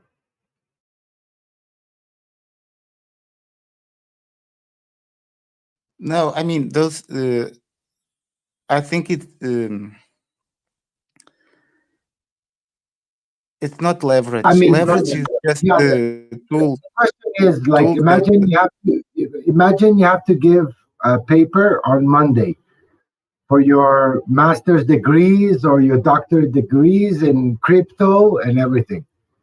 And they ask you, what the fuck happened right now? What would you answer? Leverage, bad code, admin keys, centralization. What would you put in your essay? In your yeah. no, in general, all those things that you're talking about are just facilities that have been created to make this game more interesting and or more appealing. But in general, I would just say like that we have run out of money, so now everything collapses. It's like imagine you're a kid and your parents give you money and you go on holiday and you have fun, and then they stop sending you money because they think it's too much. You've had too much fun, and then the holiday gets really uh, bad. You can't afford anything, and then you have to go back home. Something like that. Yeah, I got it. So your thesis would be no more inflows. The party is over. No more inflows. Yes. Yes. Due to what? You have to validate your thesis. Why is there no more money coming in? What would you say in your thesis? Well, there's this. I think now the mood in the economies, it's like the rise in interest rates. I think it's to make money more scarce. Like it's not as freely available, so people don't have as much money to use in crypto or in other investments. So this is something cyclical that they do. They expand the money supply and then they contract it like a crunch, and then the whole economy suffers. And but some people who during the good times they put money aside, they can benefit from this crunch. But in general, I think this is a cyclical thing that happens in economies.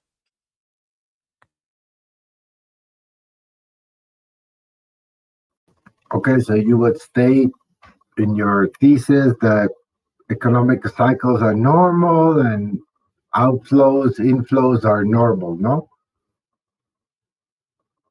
Yes, I'm not the economist. I'm just this is like But just a like an theory. exercise. Yeah, yeah, yeah. Yeah. No, we're just talking and interpreting the market, no? Yes, because I know it's sad for some people that put themselves in difficult positions, and also, I mean, myself, I didn't do well in this cycle, unfortunately.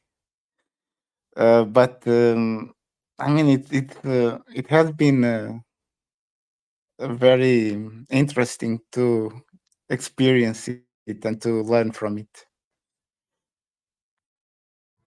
Can I tell you something, Francisco? You paid for your own master's degree.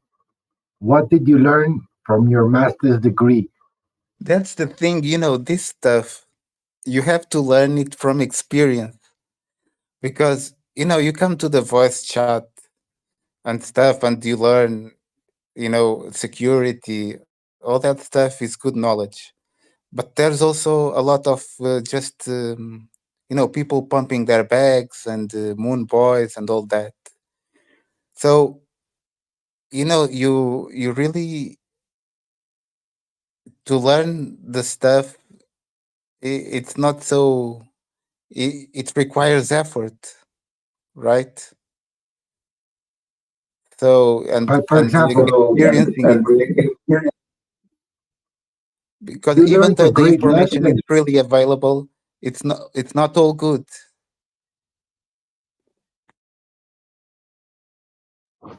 Okay, so you learned two things: pump and dump. Uh, just because somebody tells you it's going to go up doesn't mean it doesn't go up. No. Second, the terms of due diligence. I mean, what I'm saying is, what you told me, Francisco, you had a correction in your portfolio, no? My question Yes, is, yes. would you pay for? I'm inventing a product for a master's degrees in crypto. I'm gonna charge you $10,000. Would you take it, or have you learned it? That's the question.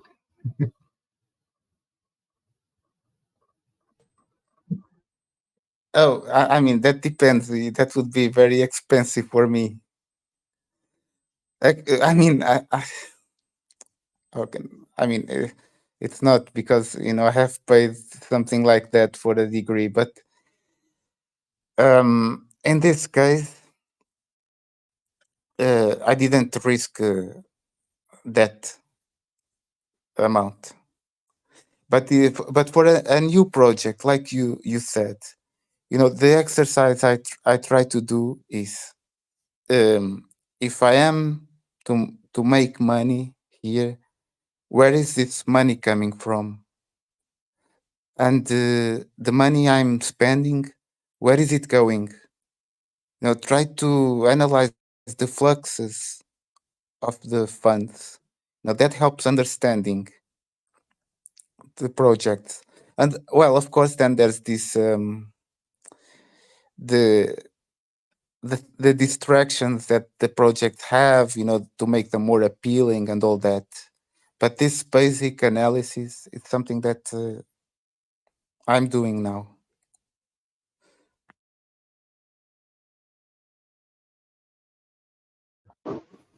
No, very interesting, Francisco. And I've seen you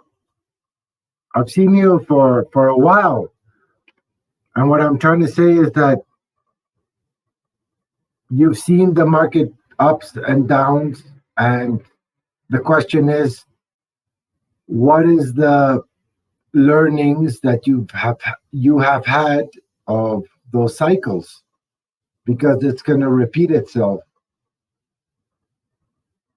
And I don't think looking for a external university or some other stuff externally, I mean, I think you've experimented it. So I think that's very valuable. And I think many hexicans have learned that, and many hexicans are going to learn that all the projects that got destroyed, all the over leveraged projects, the Celsius, blah blah blah, they're going to start coming into Hex. That's my opinion, because that's like a consolidation of the crypto market. But what I'm saying is, what are your thoughts, Francisco? Because I've heard you many times, and what has been your journey of learning?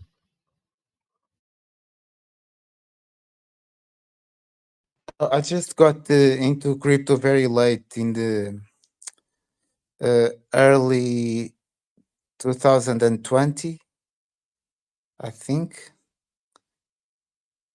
or even 2021 early, and then into a Pulsechain during the sacrifice for Pulsechain.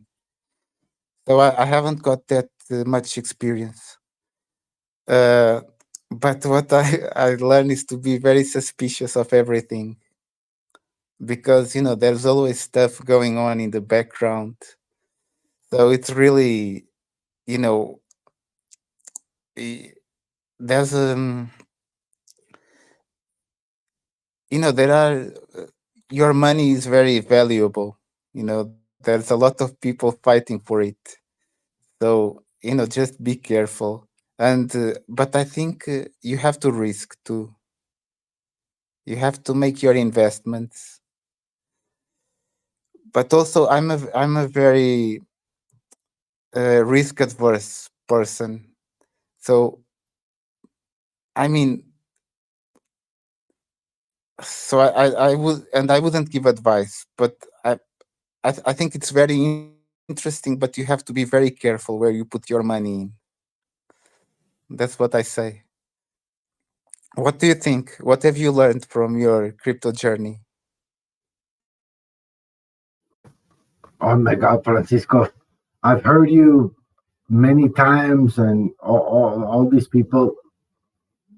Look, I don't know how to do it, but I think it's divided between immature adolescent type of instruments like shitcoins, um, teenager stuff. Like, oh my God, yeah, teenager stuff, and serious products.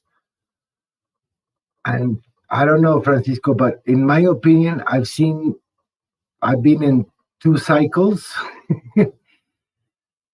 I've been in the ICO cycles where ICOs were all the great things, and then the only one that survived was Ethereum.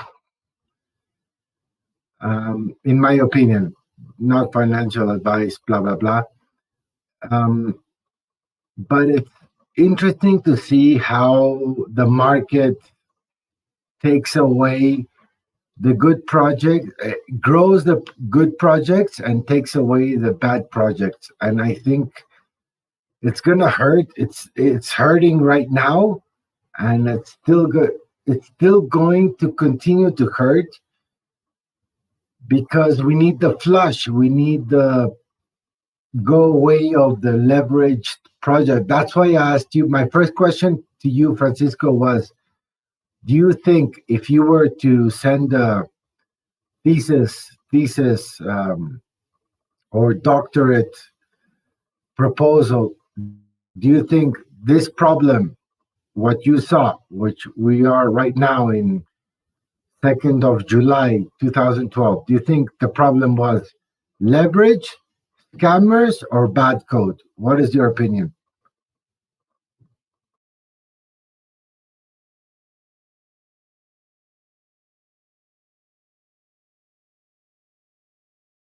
I mean, but I think if you ask that question, it's because you think that it's a mix of those things that are causing the problem. You read my mind. Maybe you have your answers there. I don't know. When you say, what's a scam? It's difficult to tell because, if people are shilling a project, they are just doing a job. They are not necessarily scammers. Because even if the product is bad, but if it gains traction and Yeah, bro. Let's go with the becomes easy. a good project. Yeah, let's go with the easy metric, leverage.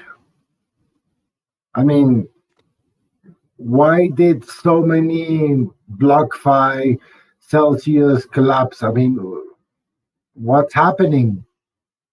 Francisco, what's happening?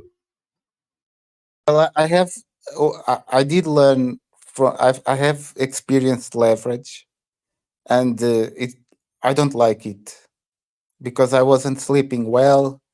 I ended up being liquidated, and it's not funny. So I wouldn't recommend that on anyone, and that's my experience with it. So it's like like when you go to a casino, and then you. Uh, some people, you go, you lose, you don't like the feeling, and you never go back. So that's the best thing that can happen to you. Because if you're going to, try to chase your losses and all that, and if you get greedy, I think leverage is not good. And Richard Hart, I think it's great that it makes people aware of the dangers of leverage. So it's just something, I think it's just something that is there to victimize people. So that's my opinion on that. But I mean, maybe you find it a I useful agree. instrument. I mean, before I would like to hear the opinions of everybody, but I think the cultural aspect of understanding of not your keys, not your coins has been proven. Yes or no? I mean, it's been proven. Then how do you do? Yes. Okay, yeah, you could have your liquid loans. Okay, cool. Then what? Then you can stake with a smart contract, which is audited, economically and by code. I don't know. I think while all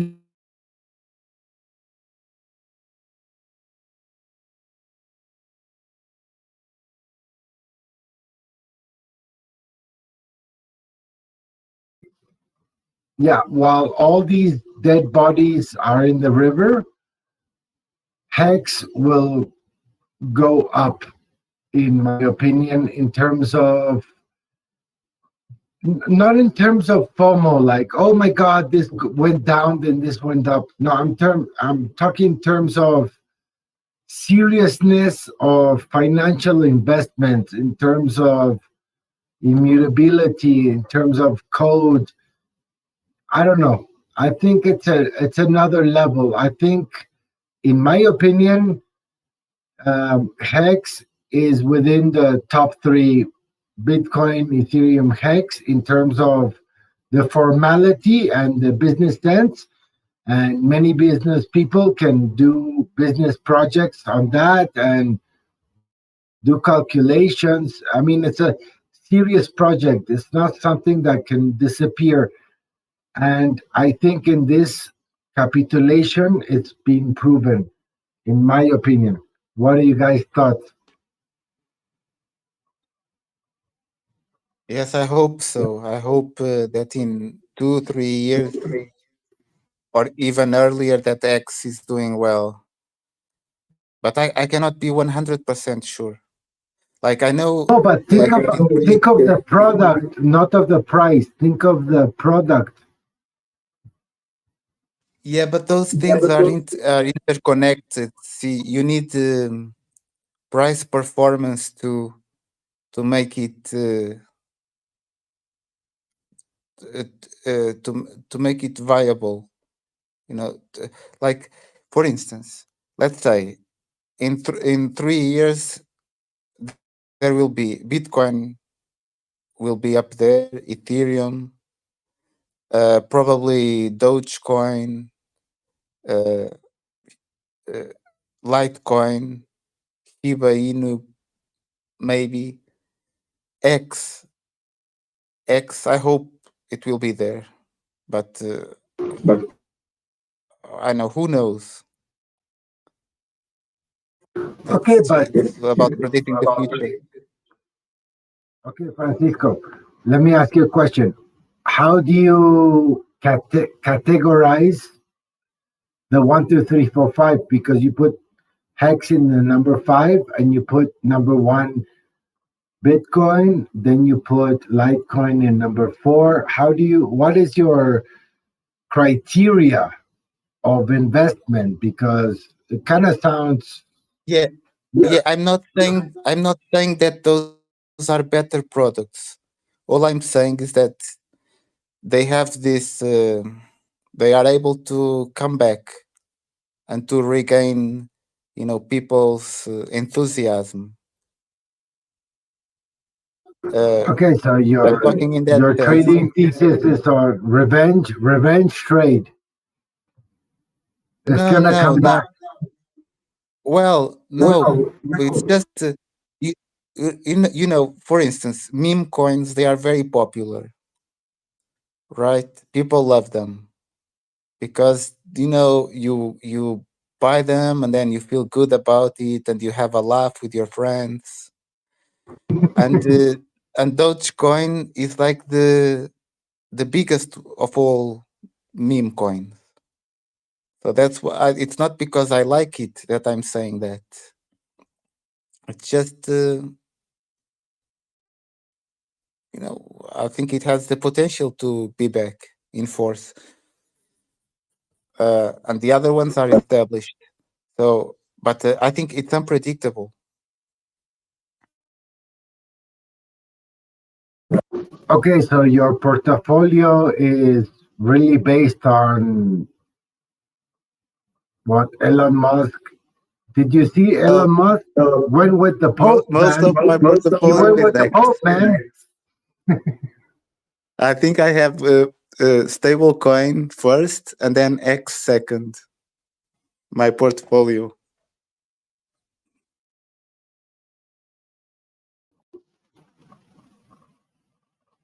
So the question is, what is your criteria? Because any tweeter can move your decision making, can move your portfolio analysis, can move your Uniswap confirm, MetaMask confirm decision. So it's all about decisions.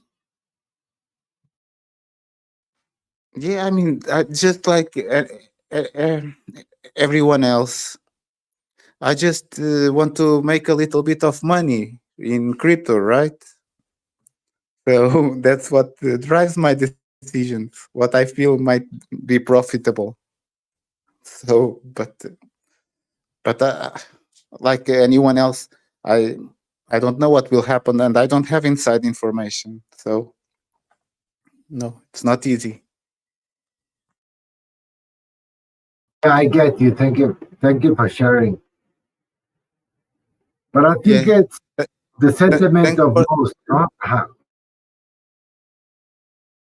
Sorry. Go ahead. Go ahead. No, I have to go now because I have to go outside the house. But yeah, thanks for the chat. Have a nice day. Thank you. Thank you for everything you said, Francisco. Okay. Bye bye.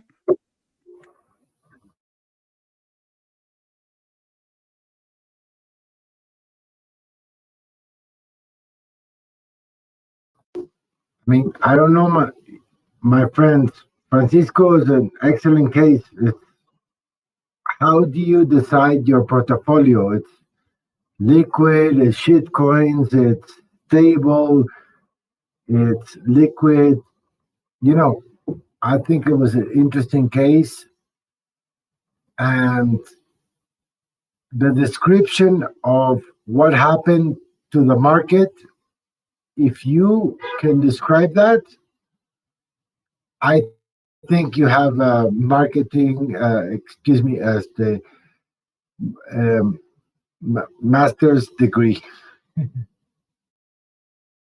What do you guys thought?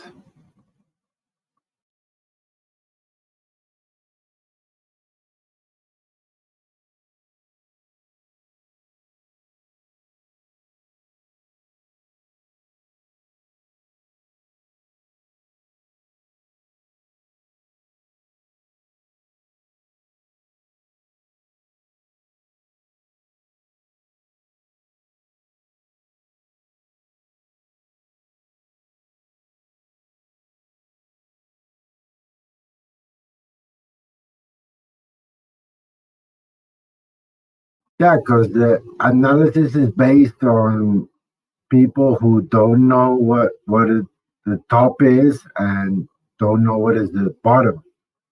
So how can we understand what is happening now? For example, I think we're capitulating. There's many liquidity liquidations, excuse me. It hurts, but I think it's necessary. The industry needs to understand what products are stupid, what products are good, and if we look at the tech cycle of the Stake 2000 stock exchange boom, we could see, yeah, Amazon fell 95%, but at the same time, in that time frame, there existed many companies that many people don't know, and then they disappeared. So I think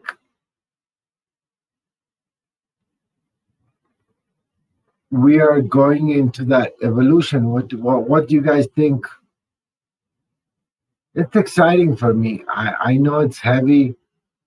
I know there's many losses. Many people are learning, not your keys, not your coins. Many people are learning, oh my God. Like Richard Hart said, I'm sucking middle cock, blah, blah, blah. Because my exchange doesn't let me allow to withdraw, and it's going to amplify. But I think this is a great opportunity for HEX to be the best thing in crypto after all these guys. What do you guys think?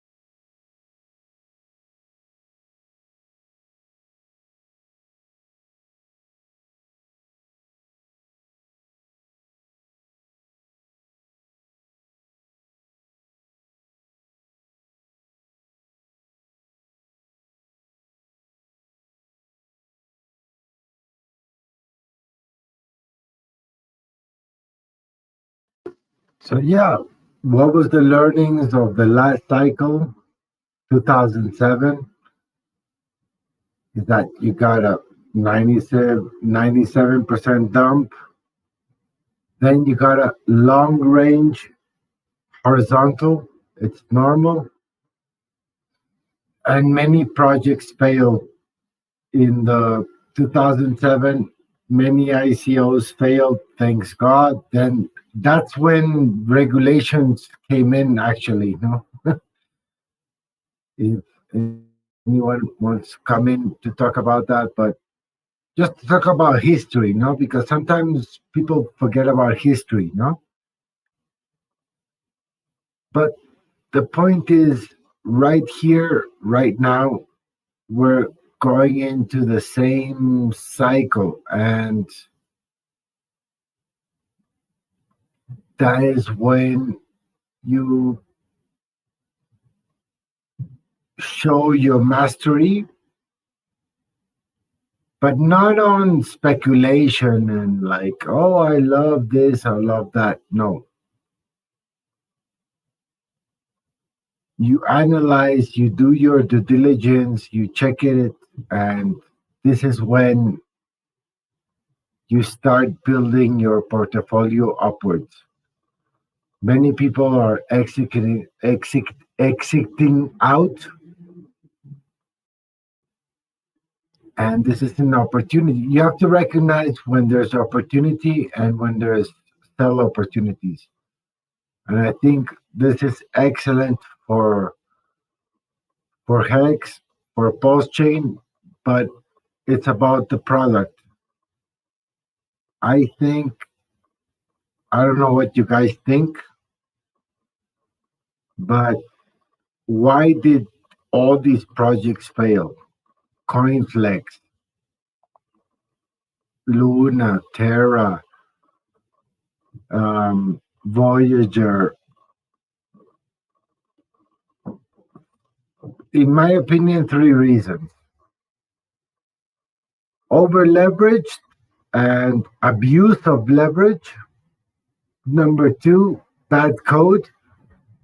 And there could be a bad code in terms of coding, but there could also be a bad coding in economics, because you could be an excellent coder, but that doesn't mean you can code excellently in terms of economics, and the other way around. You could be excellent in economics, but that doesn't mean you're an excellent coder in smart contracts. So in my small analysis, that's it. Abuse of over leverage, abuse of bad code, and scammers. And I think the market is doing that. I hope we as a Hexicans can help recover those non-believers, because imagine you just went into a scam and you just don't believe in anything. You just don't believe in anything. I think those are our onboard potentials. And overall, in the gatekeeping has been 201 market cap, coin market crap, which sucks. And Hexicans has sued them. I think it's wonderful, but this is over. This is gonna change. Crypto is gonna change, and they've seen the products that don't work. They've seen the scams that don't work, the projects that promise you that you have your coins, but at the end of the day, you don't have your coins. The projects that you have your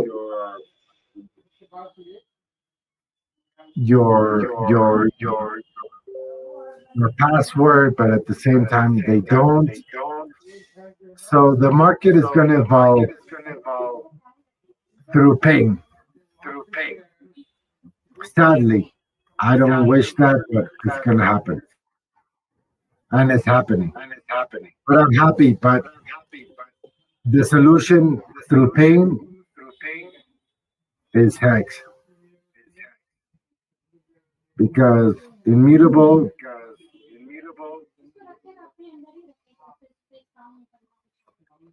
The contracts are audited. two by code and one economic, which for me is very important because, as I said, you could be really good at coding but really bad at economics, or you could be really good at economics and really bad at coding. So I think that is great. So I'm really happy. I'm with you guys. And what are your thoughts? Yeah.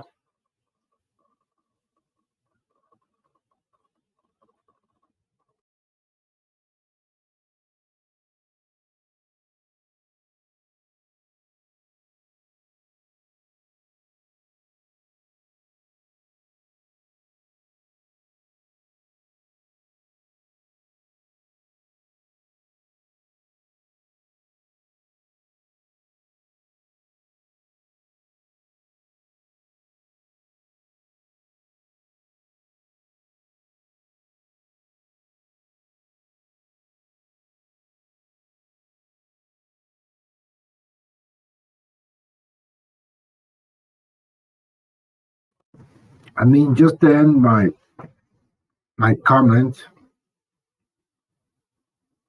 if you were to ask me why crypto failed last year, it's because of bad code, and it's a very immature market. It's a very pump and dump, etc. You guys know that.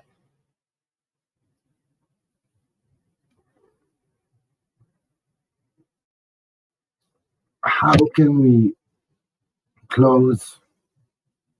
How can we make people understand this? And I think after so many real life losses, I mean, all the liquidations of 3x, Coinflex, Pose the rest, blah, blah, blah, blah, blah, blah. Voyager. I think the market is going to mature. So we're going to transition from a teenager type of market to a more grown up type of market where he's interested. I mean, how does a grown up market look like? Oh, he's interested in, is this my keys in my uh, my keys, my coins? Who's the management? Who's this? Who's that? What's going on in the blockchain? So I think we're gonna go into a new generation. Maybe it's not you and me who are the old people, but I think the new investors that are really focused on not your keys, not your coins, are gonna enjoy really the next wave of Hex. I think Hex is gonna do a new wave, and it's based on fundamentals. What are you guys' thoughts?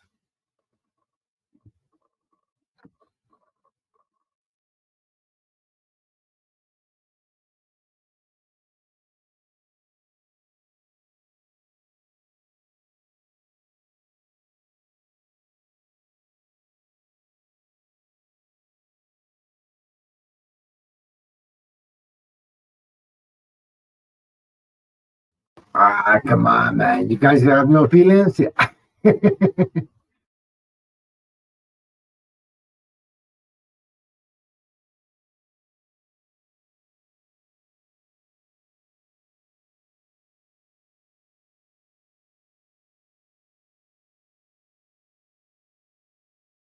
too difficult to predict the market. But the fundamentals are consistent, no?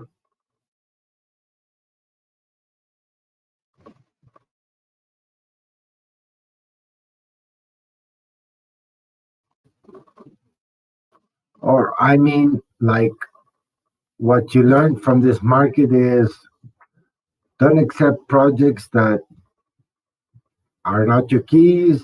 Don't accept projects that. What are your thoughts? That's exactly what RH was proning since the beginning. Yeah. Papa B, are you there?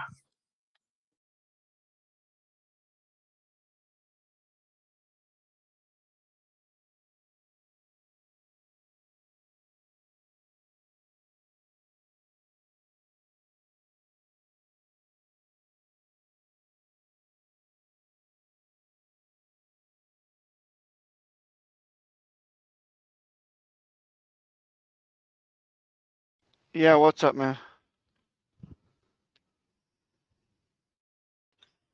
Yeah, well, I was willing to continue the thing we started last time for the transition from Model T to Model 1, and then the 24 words, seed words to the Model 1 from Model T, all that.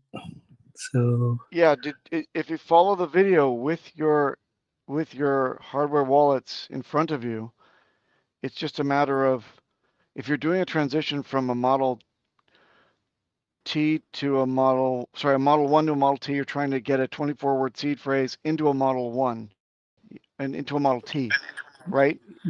From the yeah, Model 1 to the Model T is what you want to do, correct? yeah, therefore to have the 24 seed phrase. Yes, yes. So you do a factory wipe of the Model T. Is this Model T fresh out of the package, or do you have to do a factory wipe? Factory wipe. Okay.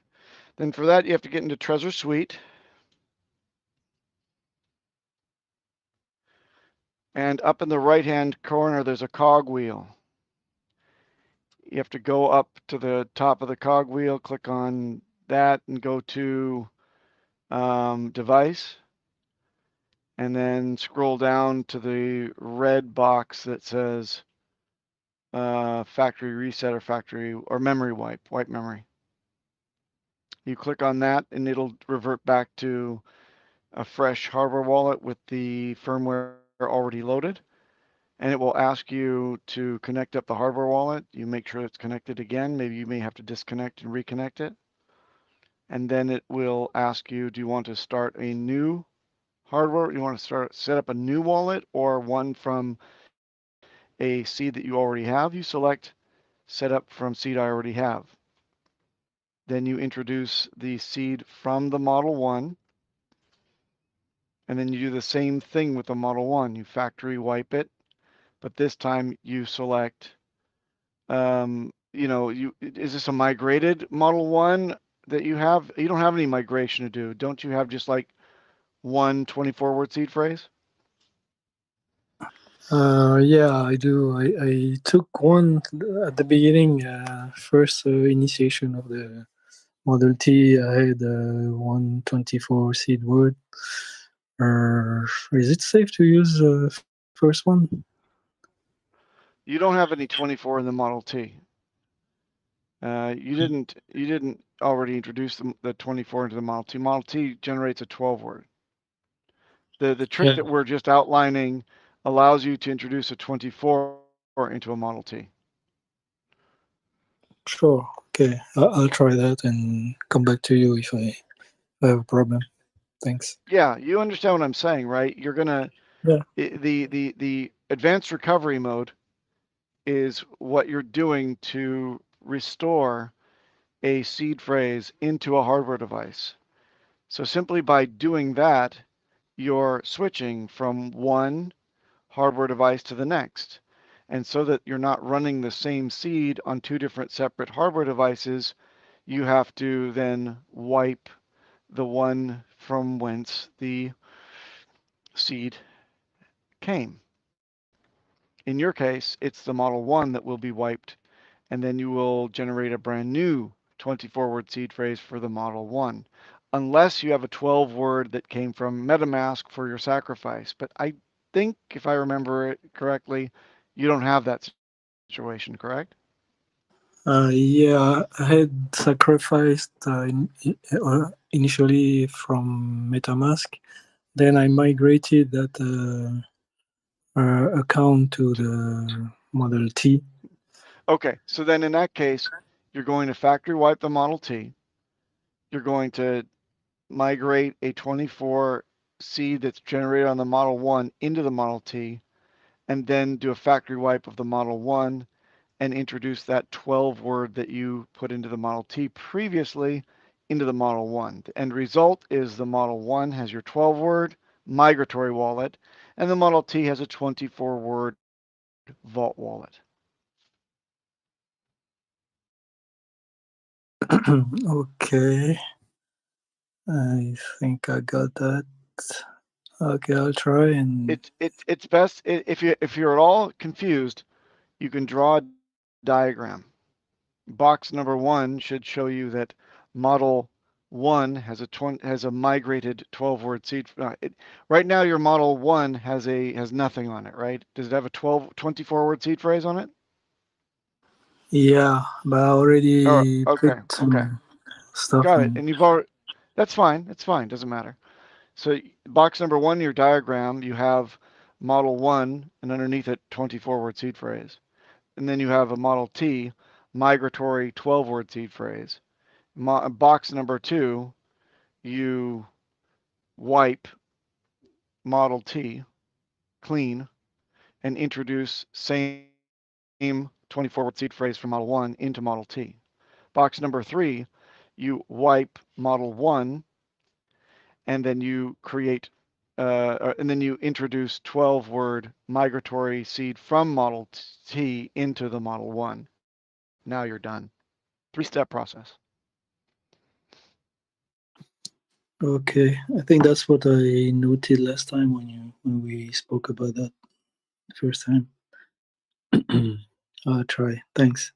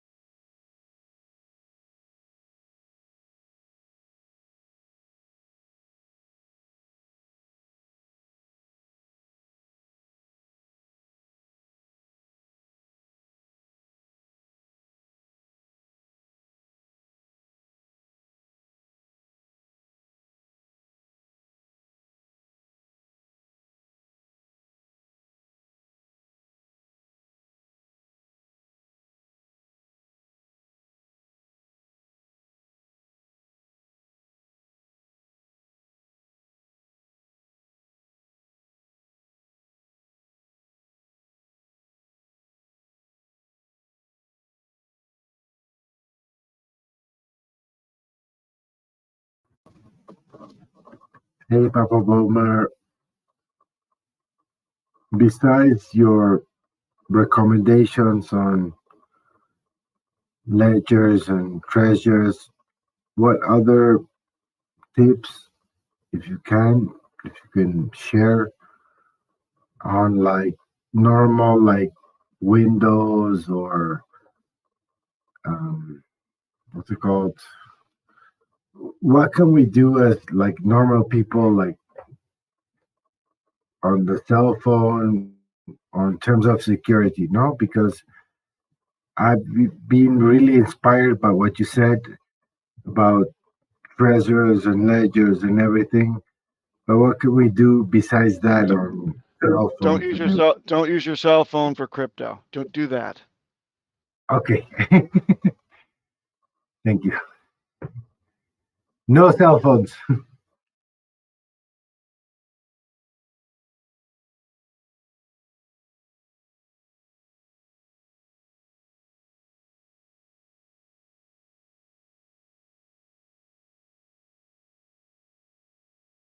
But why would anybody use their crypto for cell phones? I don't get it.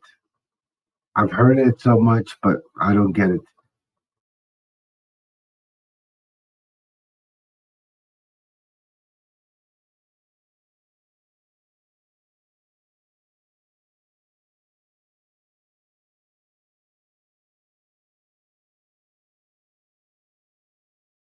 Because it can be done and because people have weak constitutions. They fail to consider if I told you, hey, would you like to invest in my bank? I do it all on my cell phone. You'd say, that sounds stupid. But if you consider MetaMask can run on your cell phone, or all these, silly Celsius bullshit things can be on your cell phone, it looks normal. And you say, certainly the company wouldn't provide this if it wasn't safe. So I'm going to use it because I think of convenience first. And obviously, they want their numbers to grow because they want you to feel it's convenient. Because rather than educate the masses, it's much easier to accommodate the masses. So that's why.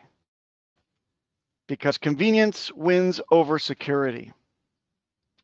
And you have to be smarter than that. Does that make sense? No, thank you. I'm a noobster, and thank you. Awesome. Yeah, you're totally right. Awesome.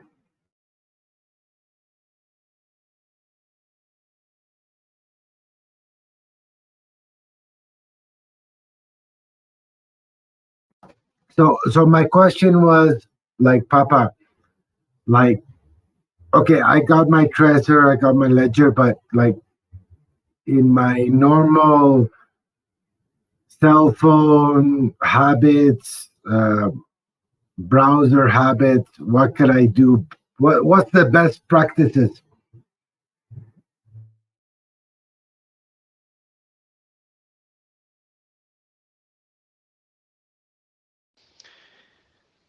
Don't surf for porn. Use a dedicated PC if you can. And simply use your hardware wallet for all of your needs on the blockchain, period. That's best practices. For example, how does this MetaMask is used as your dumb pipe interface, but your backend is always your hardware wallet. And make sure that it's at home on your PC. Your PC hopefully is dedicated only for crypto and you haven't gone to any stupid sites. But you have to consider, even if you do have a dedicated PC, that it is at risk. That's why we use a hardware wallet. Does that make sense? Oh yeah. If you could share, and you don't have to share, but what's your Papa setup like? What's your Papa setup? Well, I'm not going to share all of my setup, but I'll say for the layman, the best approach, and for some of my important wallets, I have a Windows dedicated PC. It's a laptop. It's an HP, and I have several hardware wallets, and that's it. It's pretty simple. For What advanced does stuff, we've got other stuff that goes. Oh, sorry, go ahead.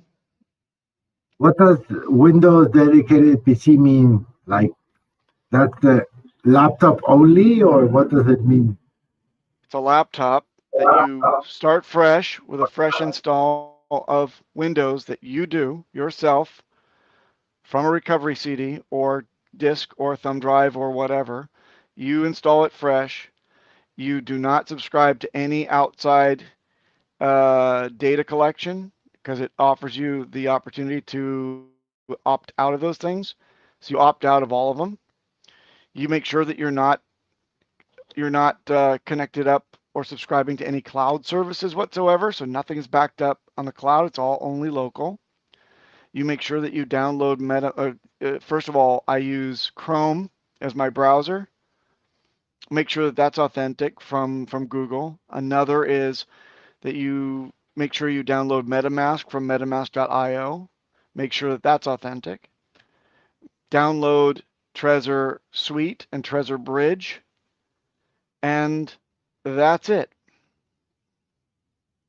Nothing else on that PC. That's a dedicated laptop for Dedicated laptop. Only those three programs, those three things. Yes, and the sites you go to are only the ones that are germane to the crypto that you use, namely go.hex.win. You could use Uniswap if that's your Kuliana. Soon to be only of course, Etherscan and things like that, but you're going to only load in and bookmark trusted sites. You're not going to start clicking on anything that is crypto related. You're not going to do your YouTube viewing. You're not going to do Twitter. You're not going to do Telegram. You're not going to do anything on that laptop. You only do your crypto. It doesn't have to be a high-speed laptop. It does not have to have a discrete graphics card in it at all. It's 4 to 8 gigs of RAM. We have a dedicated video where we break down budget-wise the makes and models that we think are good on Wake Up Hex show. Okay, we're getting some. Are you using a headset? Volchung. Volchung Chong. Brother, you don't have a headset on.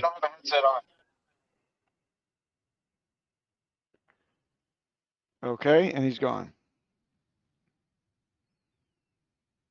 All right, the point is if you're at a loss for what kind of hardware device you should be looking for, take a look at the Wake Up Hex show, episode 125 on the Discourse Syndicate Network on YouTube, and we explore the ones that we can find. Can you share that link somewhere? No, you can do a YouTube search for Wake Up Hex, 3 words. Look for episode 125.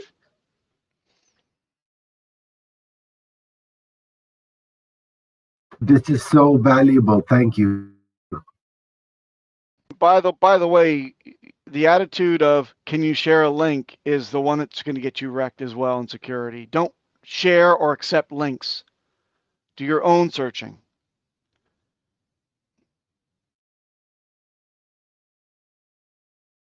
You're totally right. You're totally right.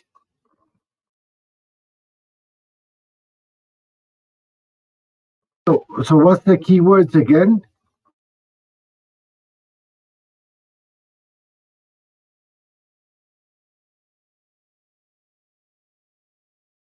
Wake Up Hex.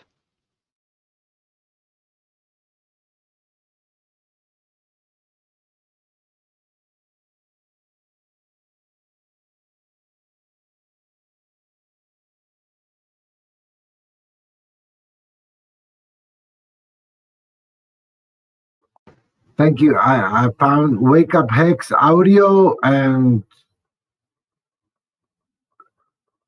the meetup of 140 seconds.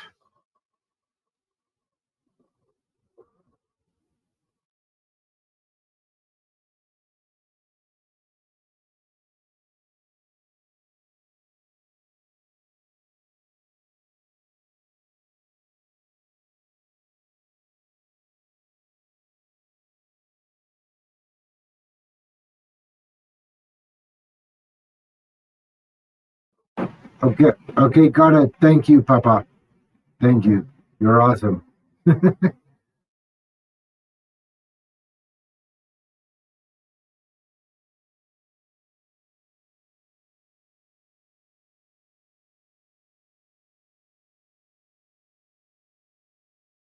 But could I ask you a question, Papa, if possible? If people started with a normal MetaMask with 12 seed words, how could they do a soft transition into Trezor? Or Okay, for that, get into the main text chat right now on Telegram. Go to pulsechain.com text chat, type in exclamation mark HWMIG.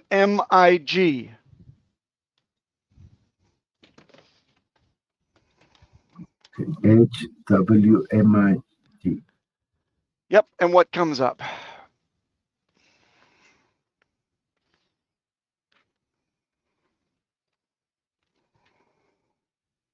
The first link should be a video where I go through a migration for a Trezor. Do you see it? I saw it. Yeah, awesome, awesome. Okay, and then the second one's for Ledger, but I recommend doing the first one.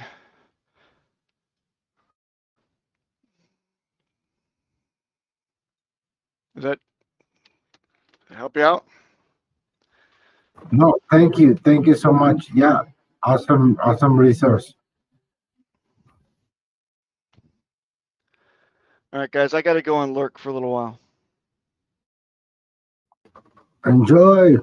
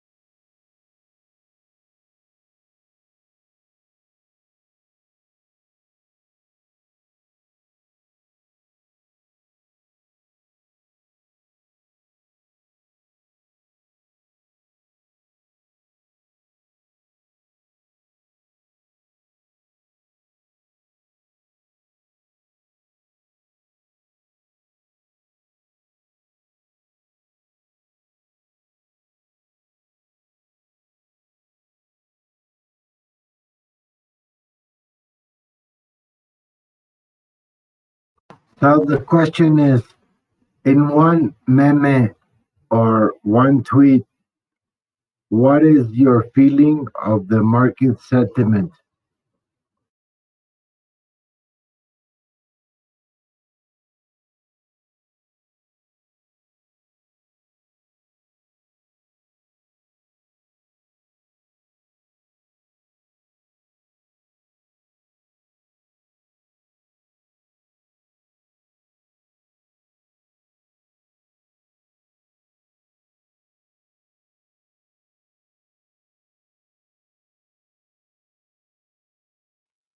Should check the video of Crypto Crew University.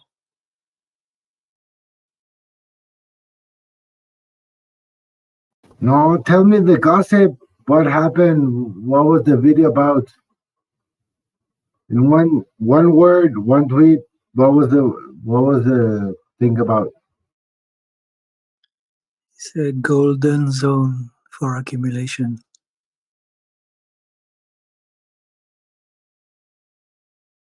What does the accumulation mean, man? Goodbye.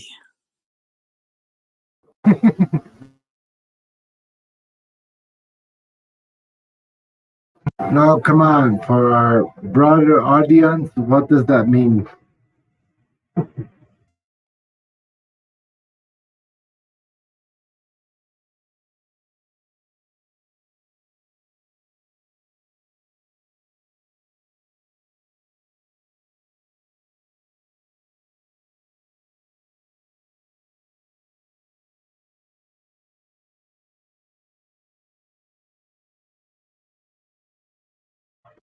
For example, when Hex was in Bloomberg, for me, Bloomberg is the big shit.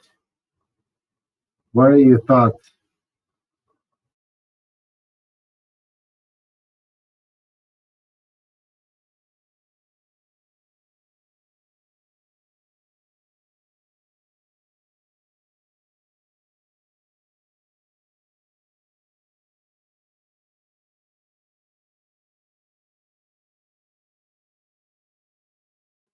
I mean, think about it.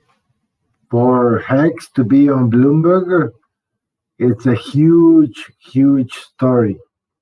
What do you think?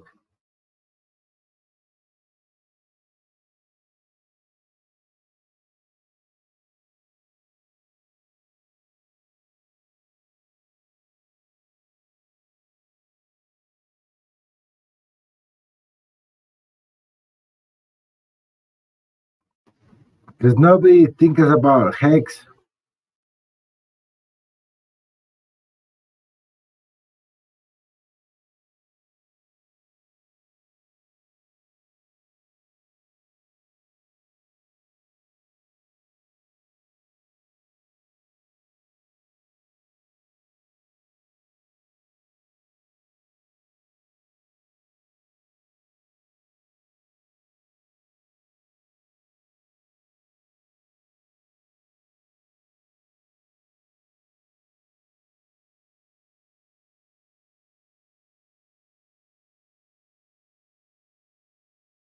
I mean, personally, I'm excited that this is happening in the market and Hex is going to grow, and we need this.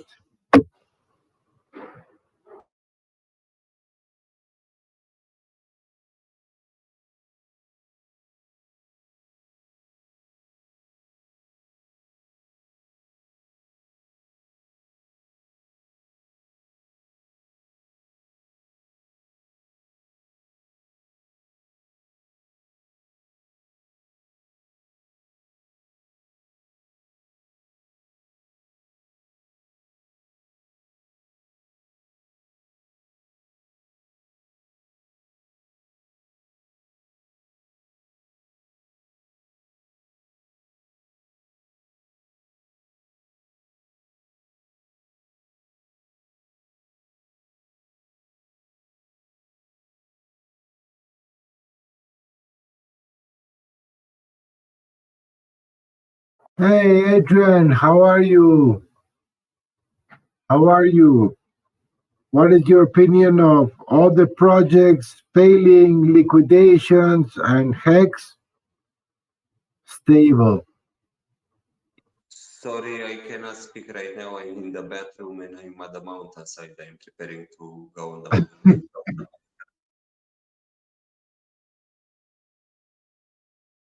We respect your bathroom situation. Thank you.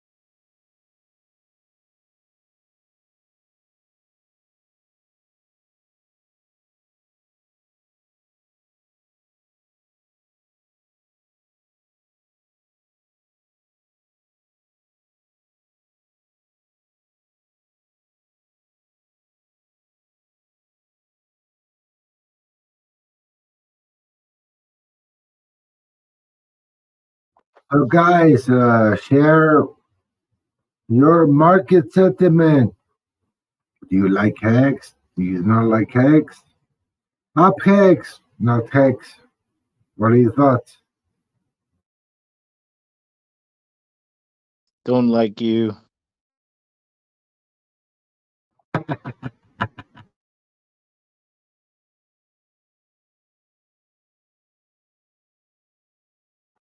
But you got money, right?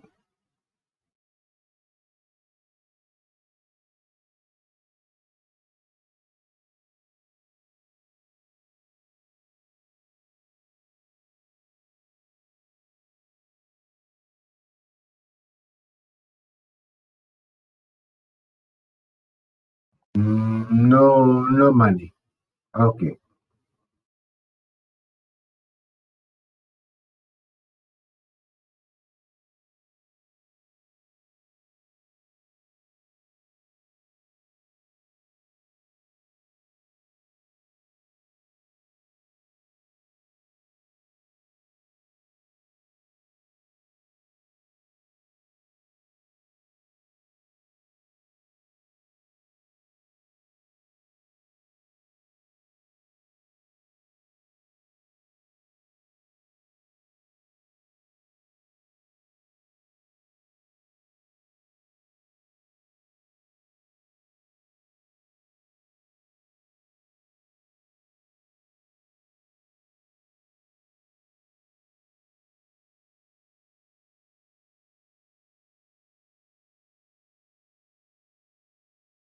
So, what's your opinion, Big Shot?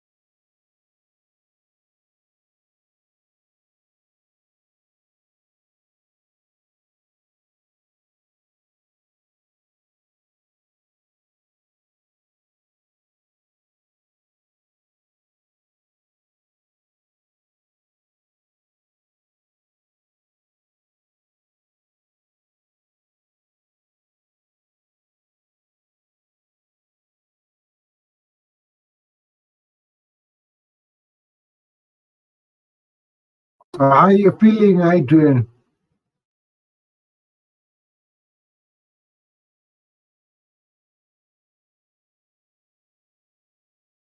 About what?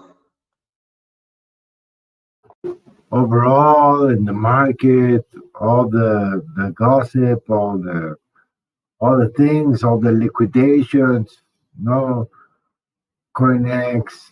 Um, oh, how do you feel? It's like a vacancy time. I'm just patiently waiting in the background and enjoying life in the meantime.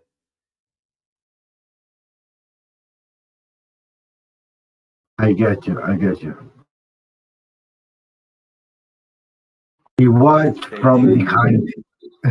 We watch I'm from spending behind. the most important. I'm spending the most important asset Richard Hart gave us, and that is our time. He gave us our time back. So I'm planning on spending it all.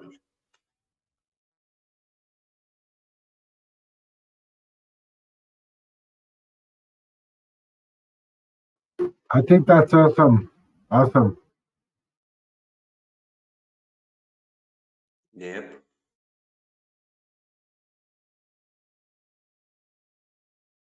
And do you think the market is crazy or rational? I don't even look after what is happening. I don't freaking care.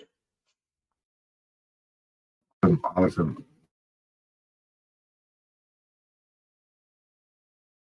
What is your opinion on all the liquidations and all the capitulations? Crap as always. This is business as always for them. Hmm. Expected or unexpected? Totally expected.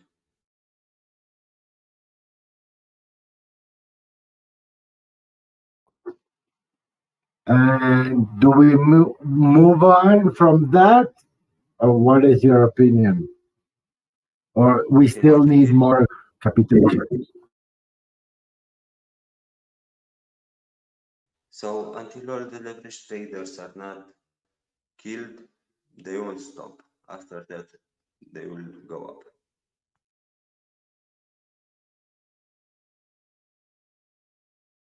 No, but my question is, do you think they are capitulated and we move to the good projects, or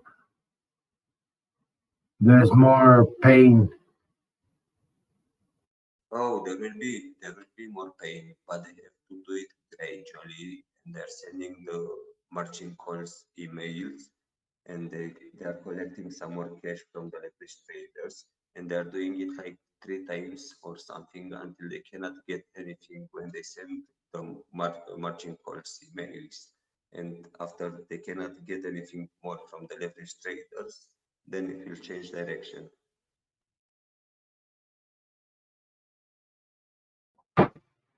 So, Adrian, do you think it's because of leverage, bad code, or scams, or what would be your distribution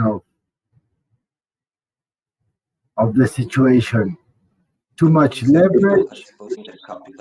people are exposing their capital through, let's say, leverage trading, loans, and other stuff. And when you throw a piece of meat in the middle of a field full of lions, one of the lions will always take the meat.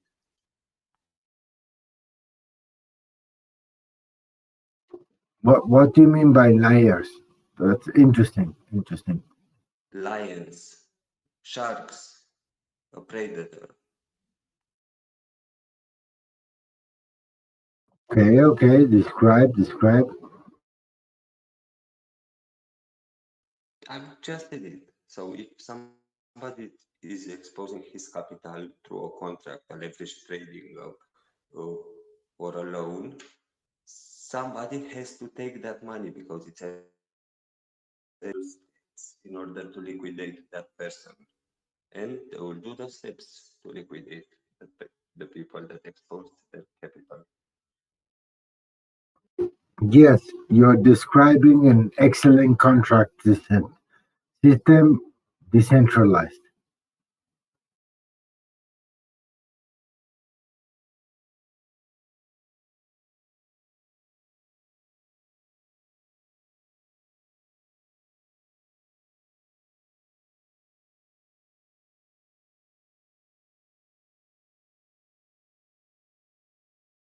I mean, for me, compared to liquidate a position in Binance or Bybit compared to decentralized liquidation, what you're saying, Adrian, is yeah, we have to trust decentralized liquidation pools, which is Uniswap, which I'm in.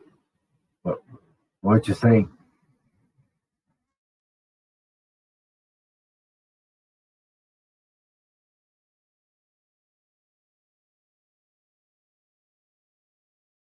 I'm referring to leverage trading and loans.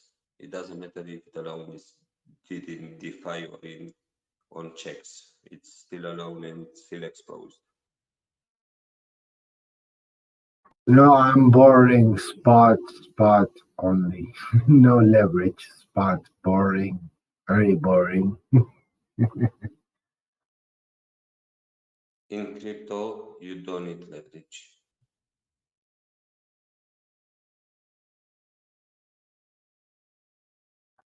So the question was, Adrian, do you think the collapse of Celsius, Coinex, what else? What else? Voyager, etc., etc. What was it? What was the reason? Over leverage or bad code or combination? I don't know, I cannot have an informed opinion. I'm just thinking it's business as always. It doesn't matter the method, or the purpose is the important one. And I cannot speak anymore. I have to prepare to depart. It's already late to depart on the mountain. Okay. Thank you. Correct.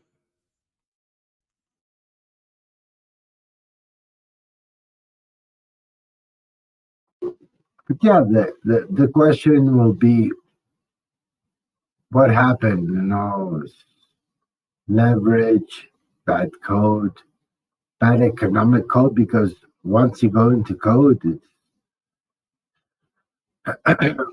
you could have excellent code, but bad economic code, then,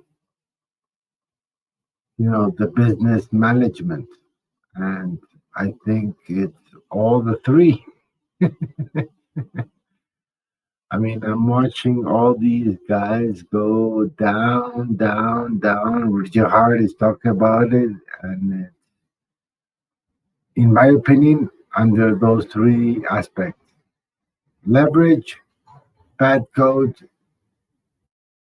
and basically bad business design. What are your thoughts? Cheers.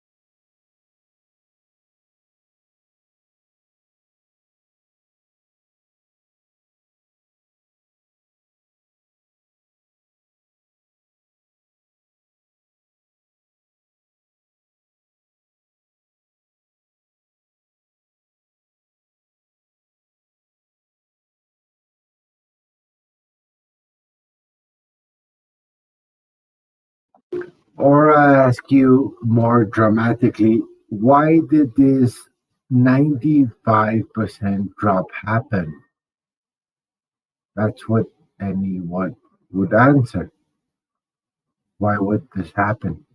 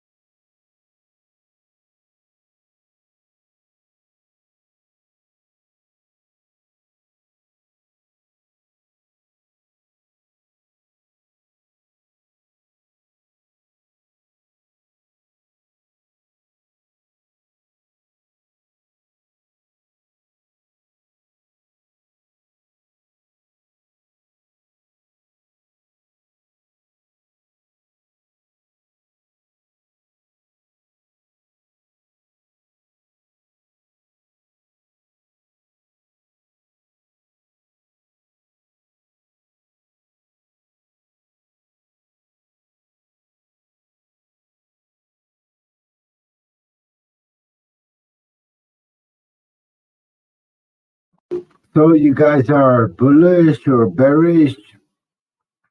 What's the sentiment?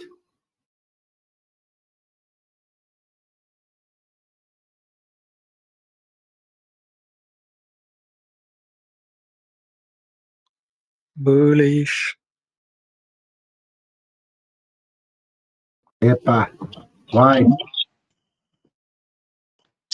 Hello, guys. I have a question for somebody. Maybe Adrian.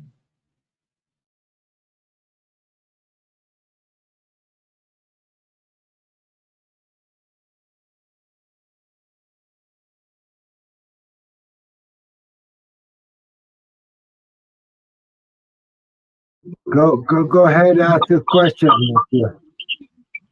Okay. Recently, I've read an article about other hard forks that are going to happen with Ethereum. Did you guys speak about that already, or is it not something of your concern? Yeah, I don't know if this will if this will change our path too. You know, if there are other forks trying to improve the Ethereum network, maybe this affects us also. I don't know. So, what are your thoughts about it?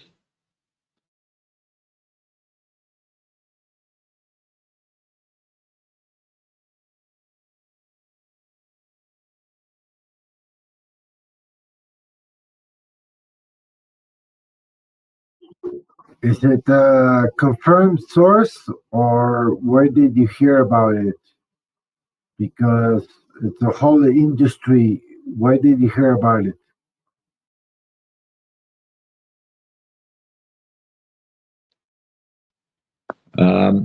Gray Glacier is the name. It's going to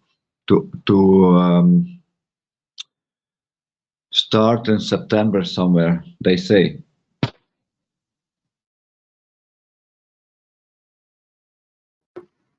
Is it about Pulse or like another blockchain? Or I don't get it.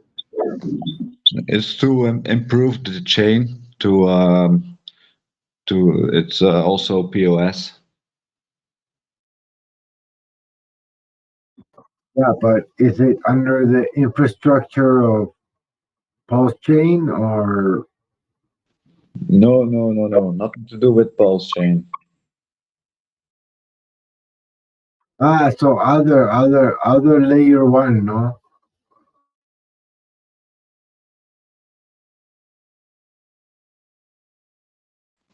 It's called a fork, a hard fork. Yeah, You know. yeah, you're talking about the the merge, which will basically bring Ethereum to proof of stake. Is that what you're talking about? Yeah, I think so. Yeah.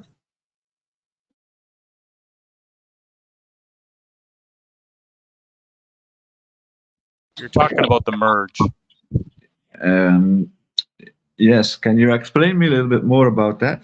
Because what is so different about this fork and than our fork?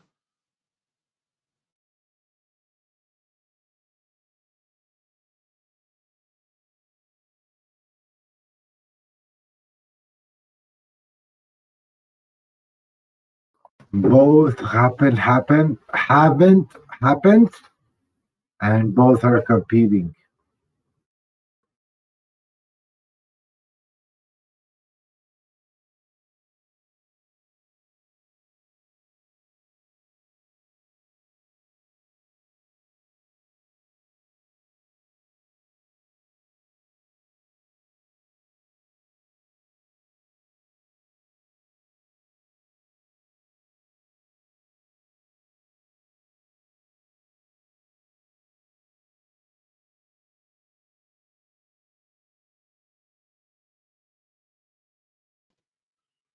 Well, competition is good, so we'll see what happens.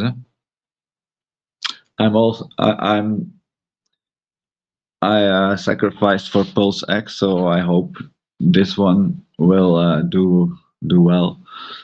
But I'm pretty sure about it because I listen to you guys a lot, and yeah, it gives me confidence. So okay, thanks, and talk to you later. Just be you gotta have everybody. You need to be patient. You just need to be patient in regards to Pulsechain. You know, we're in a bear market now, but you know, we could see much more inflation later in the year. So your time horizon should be you should be thinking a little bit more longer term, and that's about it. The Ethereum merge is not really a fork because it doesn't make a third player. They've been working on it and running it in parallel, and by merging, they're taking the existing Ethereum network and putting it into Serenity. So yeah, they're moving it forward. But Pulse is of course a fork, copy software, change name, and change some parameters, make it proof of stake. So they will be two horses in a race. But we can't expect Ethereum just to stay still.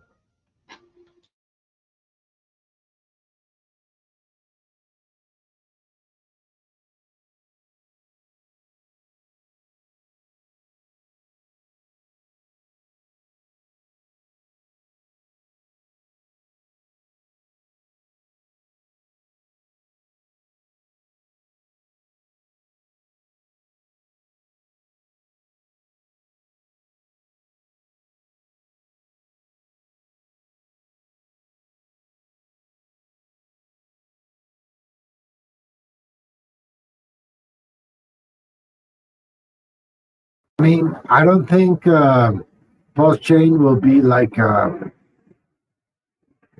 Litecoin, which is just a fork of some things and blah blah blah. It's not going to be that easy. I think what is going to happen with our ecosystem, and we should be proud and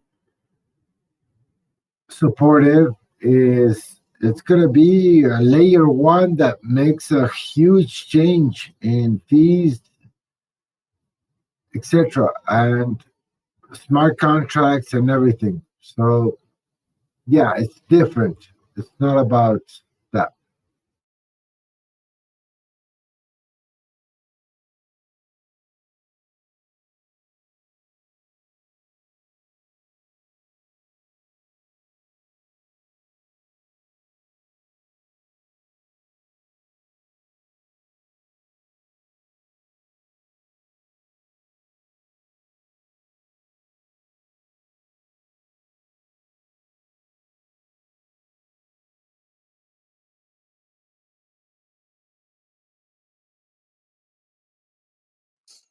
You do any technical analysis?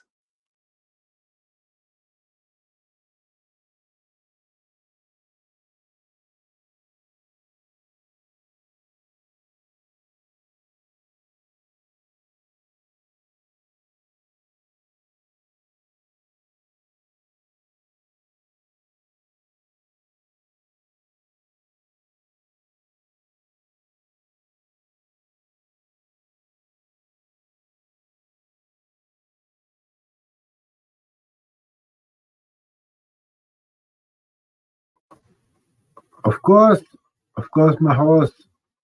Yours? Check the RSI and stock RSI in weekly. You see, it's time to buy. Come on, RSI. I don't like RSI, man. RSI sucks, man. Just joking. Combine with stock RSI in weekly.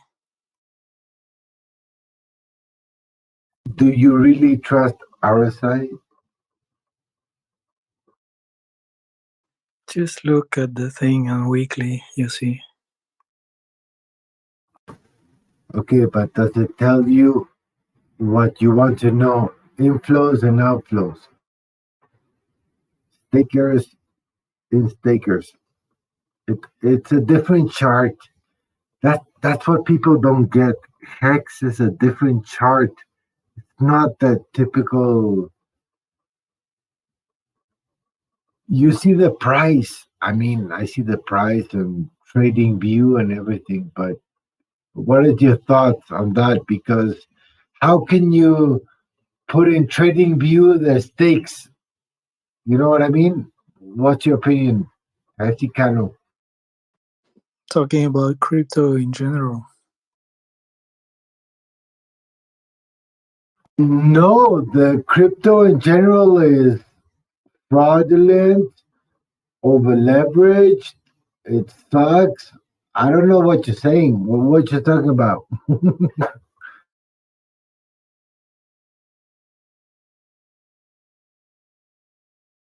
Just talking about charts.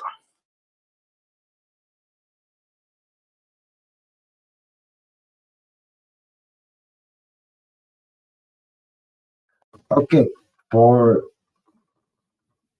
the discussion of this chat, which is about Hex and Pulsechain, is I would recommend to look at TradingView.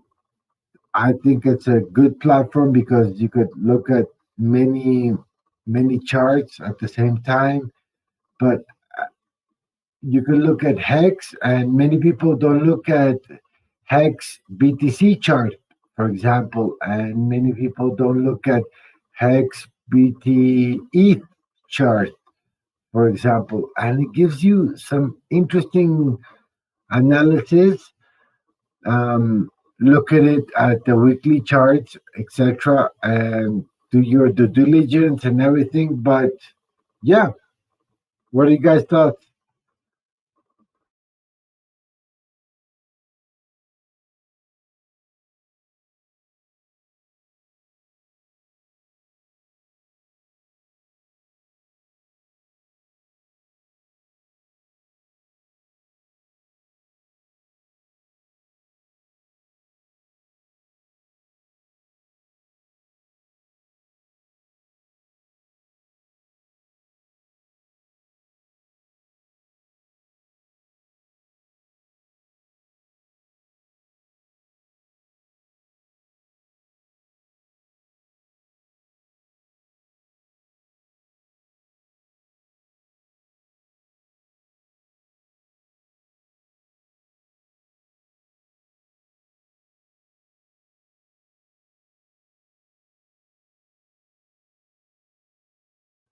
So basically, I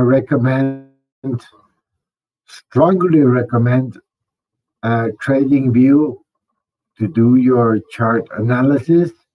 And I think you can here find your moving averages, where to sell, where to stake. But the interesting thing about Hex is that you can find where people are ending staking, blah blah blah. You have to go to another chart, which is very special. Could anybody channel that chart?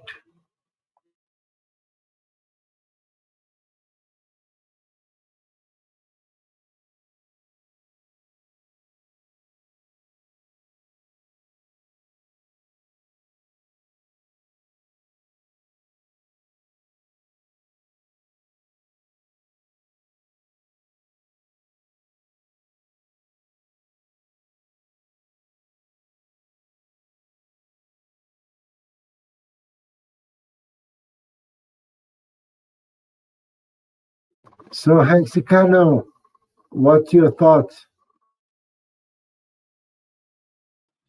Uh, for what on the chart?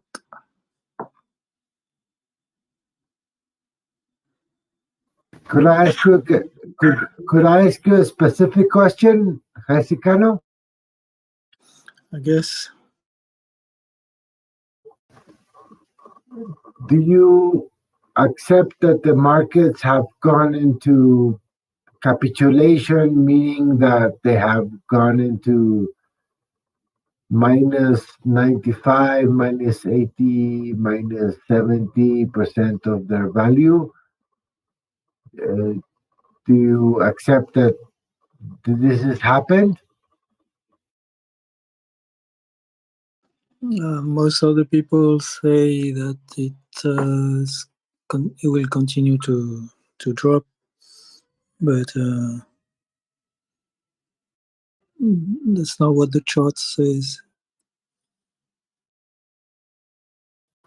But let's say, Chicano, this is what happened. Do you agree? 95% correction? Yes or no? Not yet.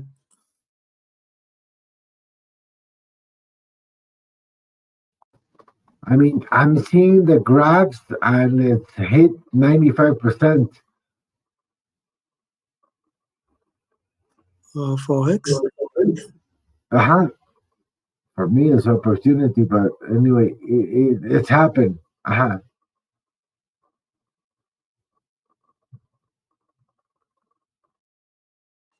Yeah, so that's why it's the best time to accumulate.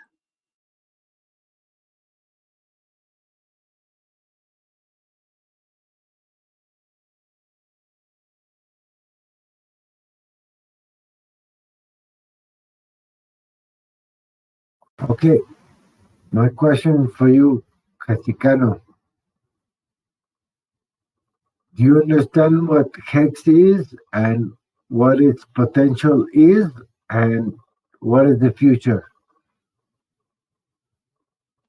Yeah, you take your money and you wait for the time to harvest.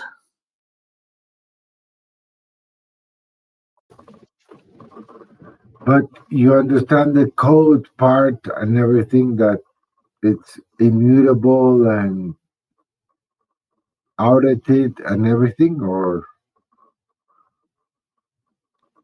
Of course, that's why I invested in. Yeah? Okay. We're in the same line.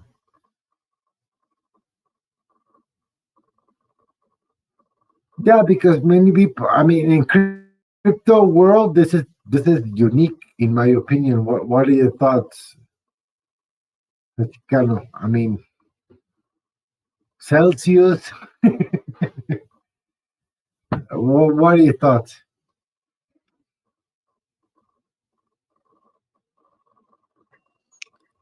Now, HEX is the best crypto if you don't want to worry about all those charts and crypto movements. Just buy and stake.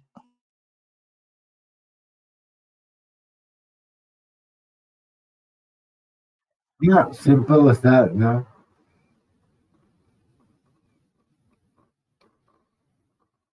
And how do you feel about simple as that? It's too simple. We like to complicate our minds.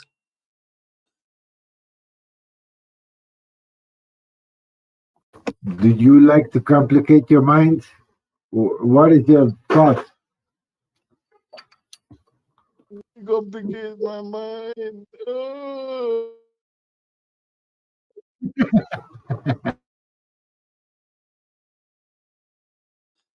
I'm trying to find my right seed words for now. Sorry.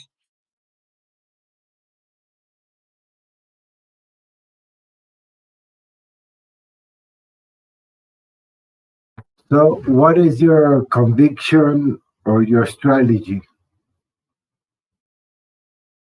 Buy more.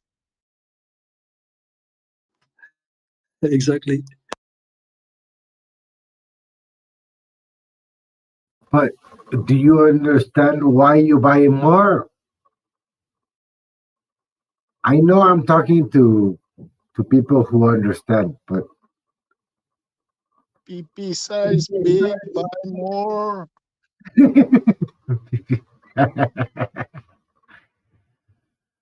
Well,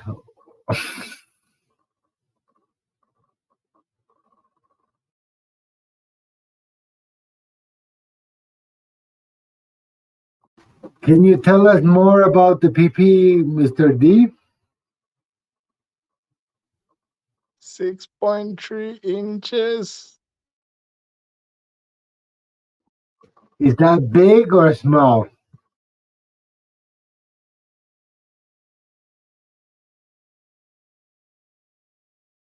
Recommended size. Just recommended size. No, we want to go big, man. Already Lambo. We want Lambo size BP PP. What's the correct size, D?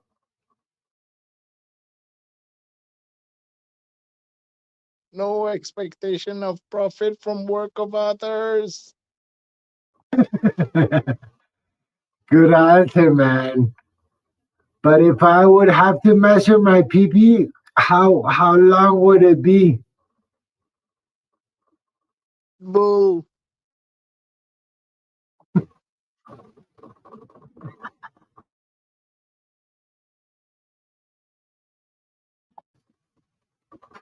Okay, so we have a conclusion, no? Yes. So your PP is bigger than mine, or my PP is bigger than yours? Richards. Yes.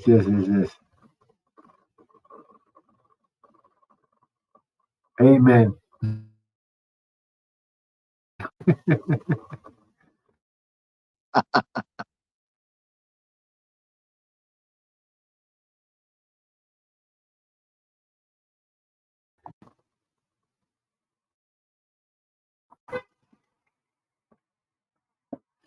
Dude, you confused me, man. I was asking a question to Mr. HEXradio. What the fuck?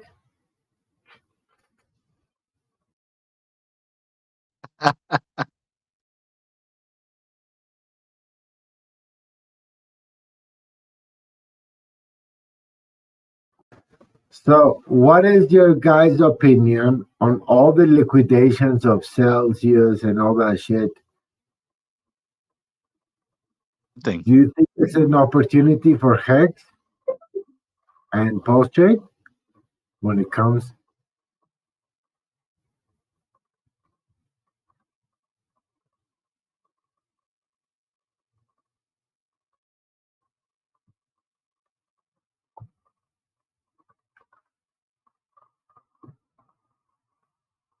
No opinion? Oh.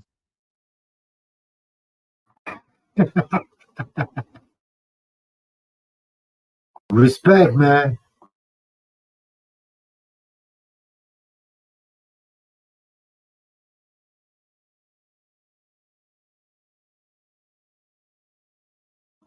Just tell me one meme. One meme.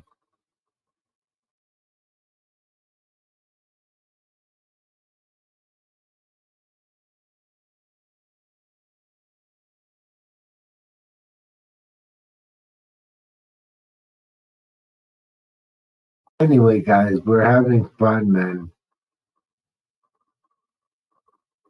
That's about it. How you guys having fun?